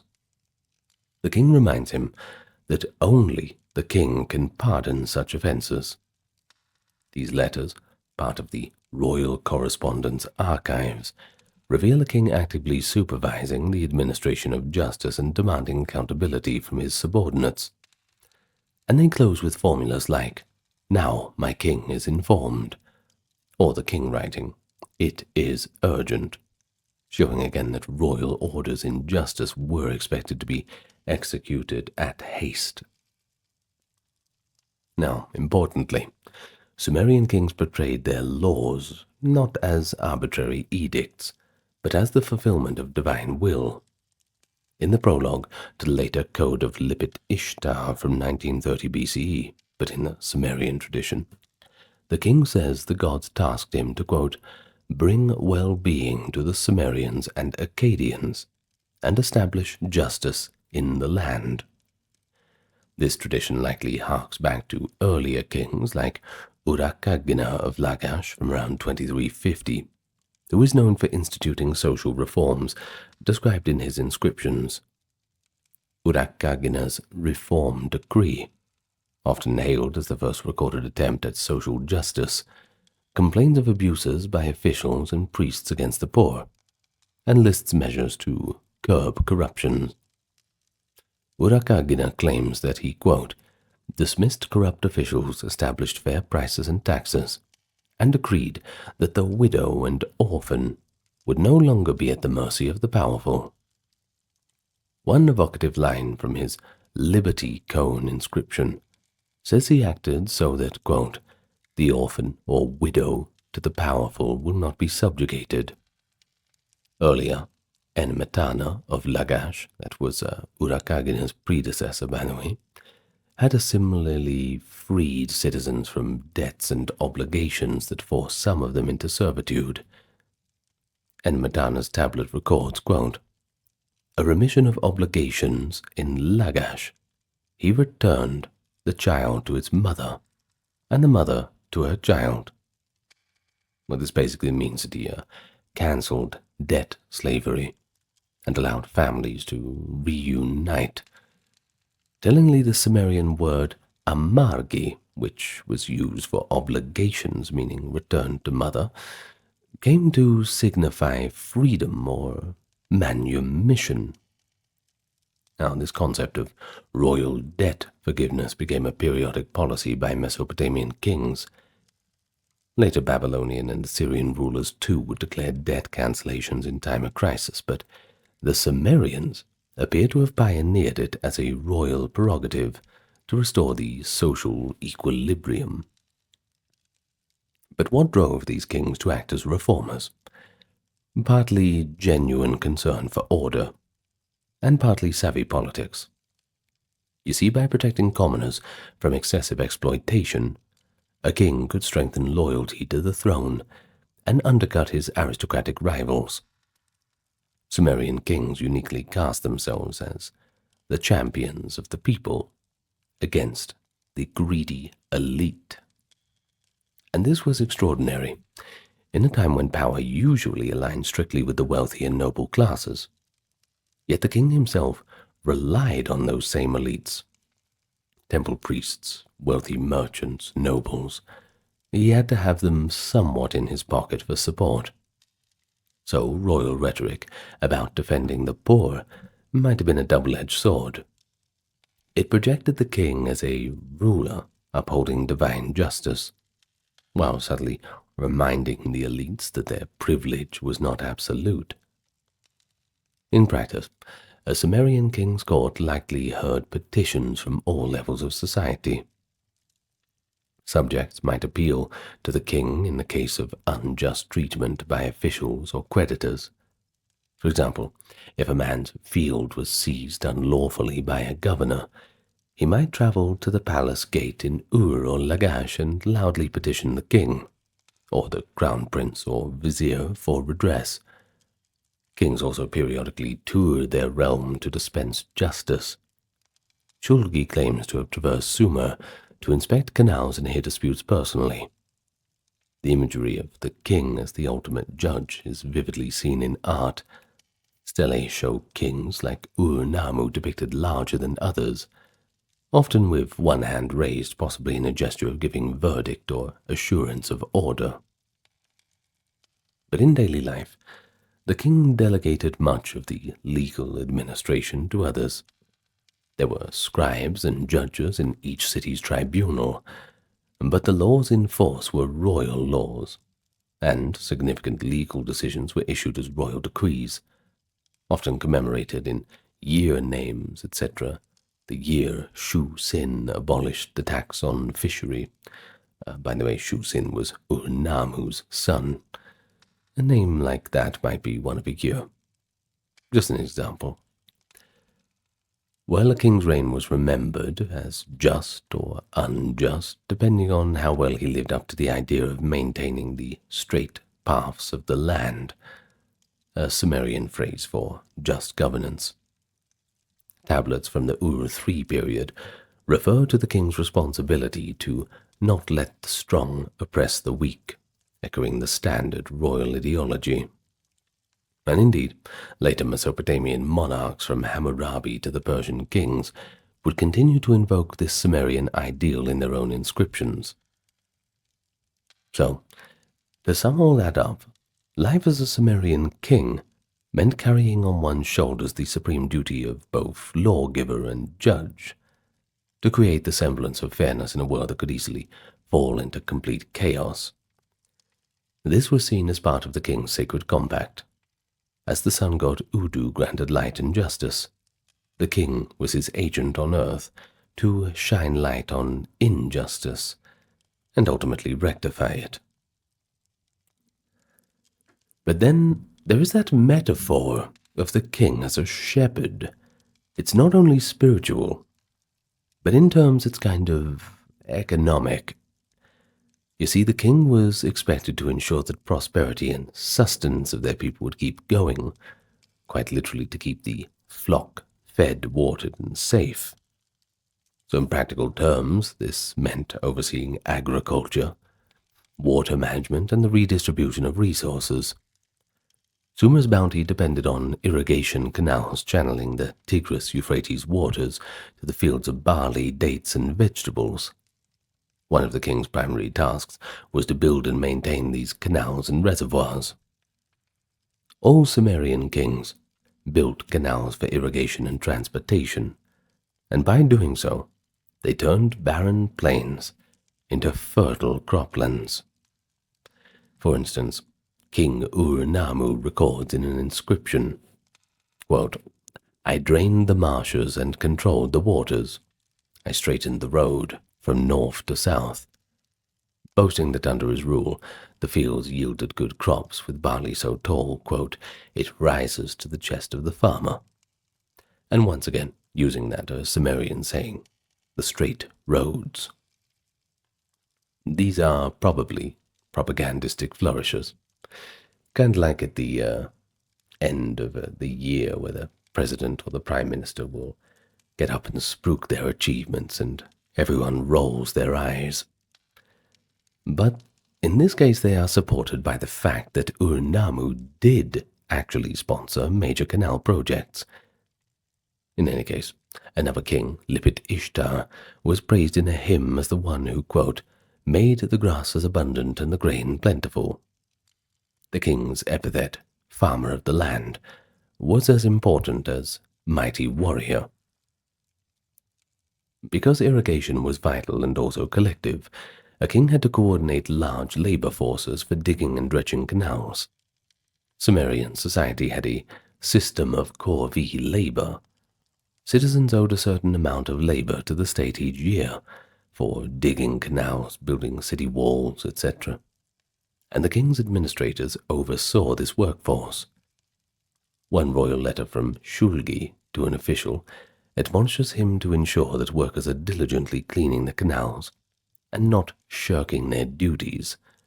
Very serious how canal maintenance was taken. Now, if an irrigation canal became clogged with silt, it could ruin the harvest of multiple villages. Kings sometimes named years after the opening of a new canal, and these projects were celebrated because they literally brought life. Water equals life, right? Sumerian art sometimes depicts the king with streams or flowing water. Notably, statues of Gudea show water gushing from a vase he holds, symbolizing bringing fertility. One inscription says, "Gudea made the waters of Lagash flow like the Tigris." And in a sense, the king acted like a chief engineer of the early state. Hand in hand with irrigation was the duty to ensure ample food supply and prevent famine. Sumerian kings took pride in stockpiling grain in state granaries for lean times and organizing distribution when necessary. The archives from Shulgi's reign reveal a well-run economy. Standard weights and measures were implemented, and royal granaries kept track of harvests and disbursements. There's an old hymn, too, that put it in a more poetic way. "Because of me, the king, The fields of barley are resplendent. The people eat splendid food. The king's name was associated with plenty. We also see that kings tried to keep key prices and wages stable. Urakagina's reforms, for instance, set limits on what temple priests could charge for religious services like funerals and weddings, and regulated the fees for hiring oxen or boats. And this suggests that kings paid attention to the everyday economy, not just the grand infrastructure. The Sumerian king had to also be a manager of the state's resources. Large estates of land, including fields, orchards, and herds of livestock, were considered the property of the crown or temple, and the king allocated these to officials or used them to support craftsmen and soldiers. In many cases, the palace and temple were intertwined economic units. The king often acted through the temple to redistribute food and goods as offerings or rations. Tablets from Ur III show monthly rations of barley, oil, and wool being given out to laborers and craftsmen. Essentially an early form of state ration systems, with the king as the ultimate guarantor that laborers would be well fed. Royal decrees sometimes even cancelled debts or grain loans to relieve burdens on farmers, as we noted with Etpentana and Urakagina, which in turn kept the agricultural workforce stable but also loyal. Sumerian kings even took credit for ensuring some of the more enjoyable staples of life, beer and bread. A colorful bit of text claims that Sumerian kings, quote, built breweries, guaranteeing their subjects a steady supply of beer. And beer was indeed the daily drink of Sumer, brewed from barley and safer than water at the best of times. A king who ensured abundant beer was truly taking care of his people. But don't think it was one of those things that people drank to get drunk. It had a very low alcohol content, maybe like 0.5 to 1%. You're barely going to get much out of that, aren't you? It was more about the drinking something cleaner. In any case, the standard of Ur from around 2600 BCE, a famous mosaic artifact, has a peace panel. It shows a royal banquet. Rows of servants bring fish, animals, jugs of drink, while the king and elites toast to their prosperity. This scene likely reflects a ritual feast celebrating a successful harvest or victory. On the standard's lower register, common folk carry provisions and lead animals, symbolizing the land's productivity. And on the top, register the king, a figure larger than others, drinking with a lyre-playing musician behind him. Well, in essence, the message is that under a good king's guidance, the land yields bounty, and everyone, all the way from the king down to the peasant, can enjoy that. The king's duty was to make this ideal a reality. Now, trade and commerce were also in the king's purview. Sumer lacked many raw materials. No forests for timber, no large stone quarries. They had a few metal ones, but, pretty scarce. Thus, the kings organized long-distance trade to acquire luxuries and essentials. They sent merchants or emissaries via caravans and boats to places like Dilmun in Bahrain, Magan in Oman, Meluha in the Indus Valley, all in search of copper, gold, carnelian, lapis, and fine woods. Cuneiform records from the city of Ur mention royal agents arranging shipments of copper from Magan and trading textiles or grain in return. One letter from the last Ur III king, that is Ibi Sin, to a general, Ishbi Era, famously invokes purchasing huge quantities of grain from abroad to alleviate a famine, showing a king grappling with supply chain issues during the crises. The king thus could be seen as a chief trader, negotiating tribute or trade agreements. In some cases, foreign lands sent gifts really diplomatic trade to Sumerian kings like timber from Lebanon or diorite stone from Arabia, which kings like Gudea used to carve their statues. Gudea, in his inscriptions, thanks the gods that, quote, the foreign lands brought him their resources for building the temple, listing wood from Amanus, stone from Magan, etc. But perhaps the most human aspect of a king's economic role was responding to hardships like famine or flood. A clay tablet from Lagash records how a king distributed emergency grain rations during a bad year. And in mythic poetry, kings are remembered for saving their people from starvation. Gilgamesh in one poem is said to have opened his storehouse during a famine. Conversely, if a king mismanaged land, the consequences were dire. Crops failed, hunger spread, and the people might blame the king for angering the gods. Give you an example. The fate of King Ibisin of Ur, 2028 BCE. Under his reign, Ur's power began to wane away, not completely collapse, but it was not looking good. A famine struck and grain prices skyrocketed beyond what ordinary people could afford. Letters from governors at the time describe people eating grass or just starving. Eventually, Ur fell to invaders, the Elamites, and chronicles portray Ibisin as having lost the mandate due to inability to provide for Sumer. Now, the argument is, of course, whether the Elamite invaders would have been able to take out that city without the famine. But it certainly didn't help. In any case, it serves to show that a Sumerian king's reputation and survival depended greatly on his success as the steward of the land and the caretaker of his people's welfare. You do a bad job, you get fired. Well, while the king's peacetime roles were priestly and administrative, he also bore the title of Supreme War Leader. And in fact, many scholars believe that the office of the king, Lugal, literally meaning big man, okay then, emerged in early Sumer when leadership was needed to defend cities in war. Life as a Sumerian king, therefore, often meant a life of combat, or at least in military preparedness. The king was commander-in-chief of the army, which could consist of professional soldiers and citizen militia levied from the farming population. Sumerian armies were not large by later standards, but they were well organized.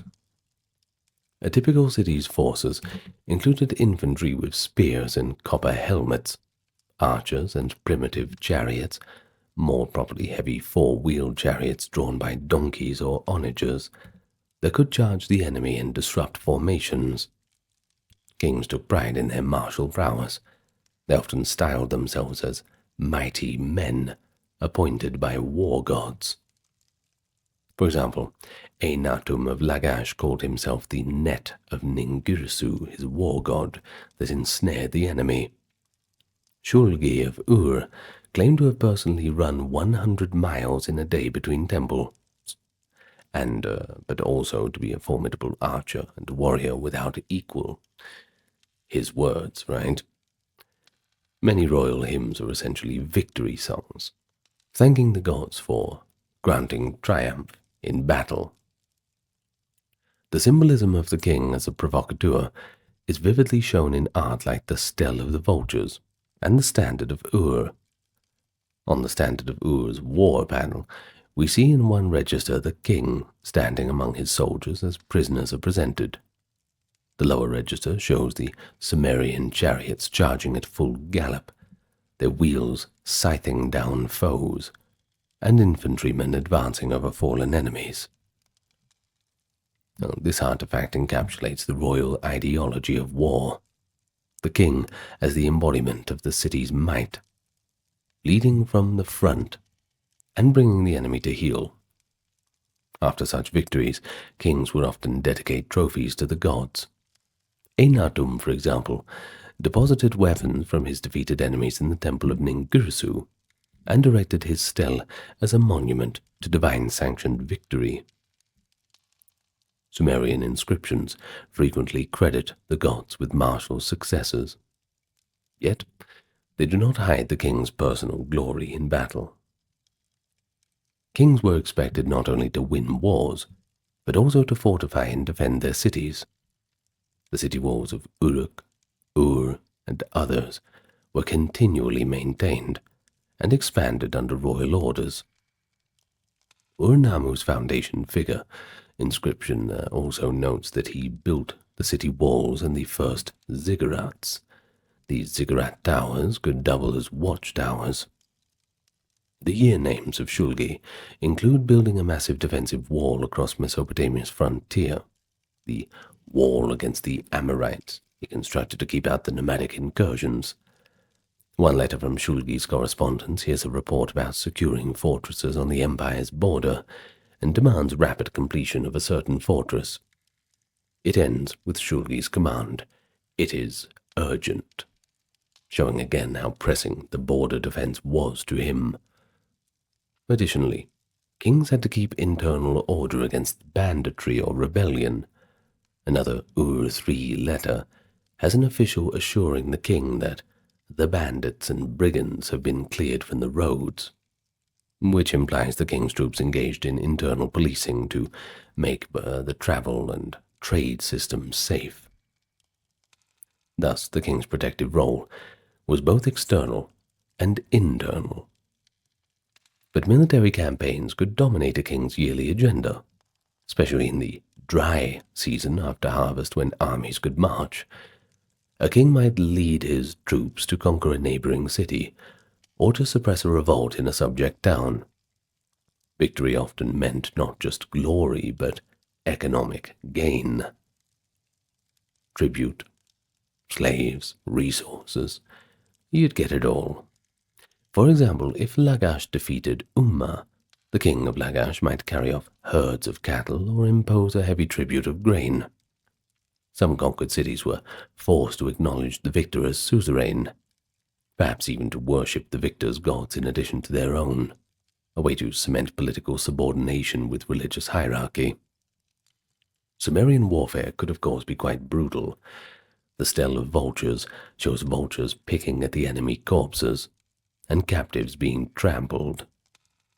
Yet kings portrayed themselves as just conquerors. One early king, Etana of Kish, is described as, quote, "the one who consolidated all the lands," implying that unifying via conquest was a noble act that brought peace.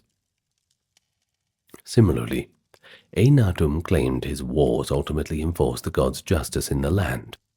His inscriptions say the conflict with Umma was over proper boundaries set by gods. And we also see instances of kings forging diplomatic ties, a carrot and a stick. Marriage alliances were one tool. A king might marry a daughter to the ruler of a neighboring city to secure peace. For instance, historical records indicate that a daughter of the king of Kish married the king of Ur as part of a treaty. Another strategy was confederation under a single strong king. You see, after generations of war, King Utu-Hengal of Uruk and Ur-Nammu of Ur cooperated to expel the foreign Gutian invaders around the 2100 BCE period, and then Ur-Nammu took over as king of a reunified Sumer. This event was remembered as a restoration of order. Ur-Nammu, quote, helped wipe out the name of Gutium, who filled Sumer with wickedness. It highlights that kings also had to contend with the constant threat of invasions from outside. A Sumerian king's life was thus partly spent on guard, building coalitions of defenses against these looming dangers, and the end of Sumerian rule itself came when Ur, the last stronghold, was sacked by Elamite forces around 2004 BCE, illustrating that even vigilant kings could eventually be overwhelmed. Now, despite the grim realities, royal propaganda often cast war in almost ritual terms. The king was likened to Ninurta, the warrior god, or to a raging storm or a lion. Of course, between all the campaigns, the kings drilled their troops and kept garrisons. But there was a ceremonial aspect to the king's martial role. He participated in military parades and hunting. Hunting wild bulls or lions in peacetime was a royal sport that symbolized dominance over nature and enemies. We have an early depiction from Uruk of a king hunting lions with a bow. Later Mesopotamian kings continued this tradition famously, and these events served both as training and propaganda. It showed the king as fearless and strong. The Sumerian term for heroism was tied to kingship. You see, the word lugal itself carried connotations of strength. Some kings even took names reflecting might. One king of Uruk was named Ensha-Kushana, which may mean Lord of all power, or something like that. But what about when they're not in the temple or the battlefield? Well, when they were doing that, the Sumerian king spent much of his life within the palace, administering his court and kingdom. Archaeology has uncovered portions of palaces at sites like Kish, Mari, which is slightly later but illustrative, and the Ur-3 palace at Ur. These royal complexes were sizable with numerous rooms for official business, storage spaces, workshops, barracks, and the royal family's private quarters. The Sumerian palace was bustling with activity, a microcosm of the state. High officials, scribes, ambassadors from other cities, craftsmen, and servants constantly went in and out. The king's daily routine would involve holding audience, hearing reports from governors of outlying towns, adjudicating important disputes, and receiving envoys or messengers. For example, the tablets from the Mari archives, although Mari is not Sumer proper, its royal practices in the Old Babylonian period, likely inherited Sumerian traditions, but they show kings meeting foreign envoys with gifts and letters. In early Sumer, we have evidence that rulers exchanged gifts too. The treasure found in the royal tombs of Ur includes precious items from far lands that may have been tribute or royal gifts. The royal court included the queen or queens, princes, princesses, advisors, generals, and a host of specialized attendants. There was the cup-bearer, a high official who served drink, but also acted as a confidant. Interestingly, Sargon of Akkad, who later conquered Sumer, is said to have begun as a cup-bearer to the king of Kish. There were scribes who recorded everything too. Inventory of palace storerooms, drafts of the king's letters, astrological observations, etc. The kings prized literacy and learning. One telling boast by King Shulgi is that he was not only a mighty warrior, but also skilled at reading tablets. He could even compose songs. Shulgi, in his self-praise hymns, claims he could, quote, write tablets, solve mathematical calculations, and debate with scholars. And this suggests that, at least by his era, high culture was part of royal life. The palace employed learned men. Scribal schools called edubas sometimes operated under royal patronage to train the next generation of administrators. There's even a delightful Sumerian school text where a model student is presented before King Shulgi to display his wisdom, and Shulgi rewards him, indicating the king took an active interest in education and the propagation of scribal arts, since literate bureaucracy strengthened the kingdom. Ceremonial occasions at court were frequent too. The king held banquets to celebrate religious festivals, military victories, building completions, or royal weddings. The peace panel of the Standard of Ur likely depicts such a banquet. The king sits with dignitaries, drinking from cups while a musician plays the lyre, and servants bring meat on skewers and fish on trays. In Sumerian banquets, entertainment could include music, dance, and perhaps recitations of epic tales or hymns, some of which praise the king's lineage. I'm sure the king enjoyed hearing them quite a lot. Well, the court musicians played on harps and lyres. Indeed, several exquisitely crafted lyres were found in the royal tombs of Ur, showing that music was highly valued in royal circles. A king like Shulgi even boasts that he's a skilled musician and singer, claiming to have perfected songs for the gods. And so we might imagine Shulgi at a feast delighting in poetic verses that glorify his deeds or those of his legendary ancestors. A mix of pomp and culture made the royal court not just a center of power, but of patronage for the arts and literature. In fact, many Sumerian literary compositions, myths, epic stories, and hymns that have come down to us may have been first performed or compiled in royal courts for the king and his retinue. The royal family played important roles too. The queen, in Sumerian Munus Lugal, or the king's woman, could wield quite a bit of influence too, especially if she came from another city's royal line, cementing alliances and so on. The most famous Sumerian queen in archaeology is Queen Puabi, a name found on a cylindrical seal, buried around 2600 BCE at Ur with astonishing riches and attendants. While Puabi's status is debated, her grave goods, a golden headdress, jewelry, and a golden lyre, attest to the opulence surrounding the Sumerian royalty. It also shows the practice, at least in early dynastic times, of human sacrifice in royal burials. Puabi's tomb had the remains of servants who were likely sacrificed or took their own lives to accompany their mistress into the afterlife. And this suggests that in death the king or queen was accorded an almost divine honor, with a retinue sent to serve them beyond the grave. Later, by Ur 3 times, such extreme burial practices seem to have faded away. That being said, we've not found any, so who knows what else is out there, but Ur-Nammu and Shulgi's tombs, if identified correctly, do not have the mass sacrificial pits seen earlier. Instead, the kings of Ur were deified and given offerings as ancestor deities after their death, which might be seen as more of a humane continuation of afterlife service. Princes and princesses often had specific roles. A crown prince would typically be entrusted with military or administrative duties in preparation for kingship. For instance, Shulgi, under his father Ur-Nammu, likely governed a province or led an army to learn statecraft.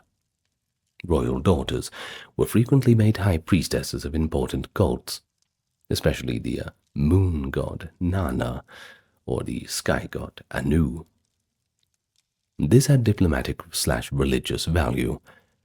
The most renowned example is Enheduanna, the daughter of Sargon of Akkad.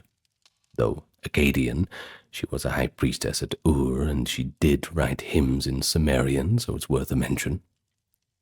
Her role solidified Sargon's control over Sumerian Ur, and she produced beautiful hymns to Inanna that also praise her family's rule. In the Ur 3 period, kings continued this tradition.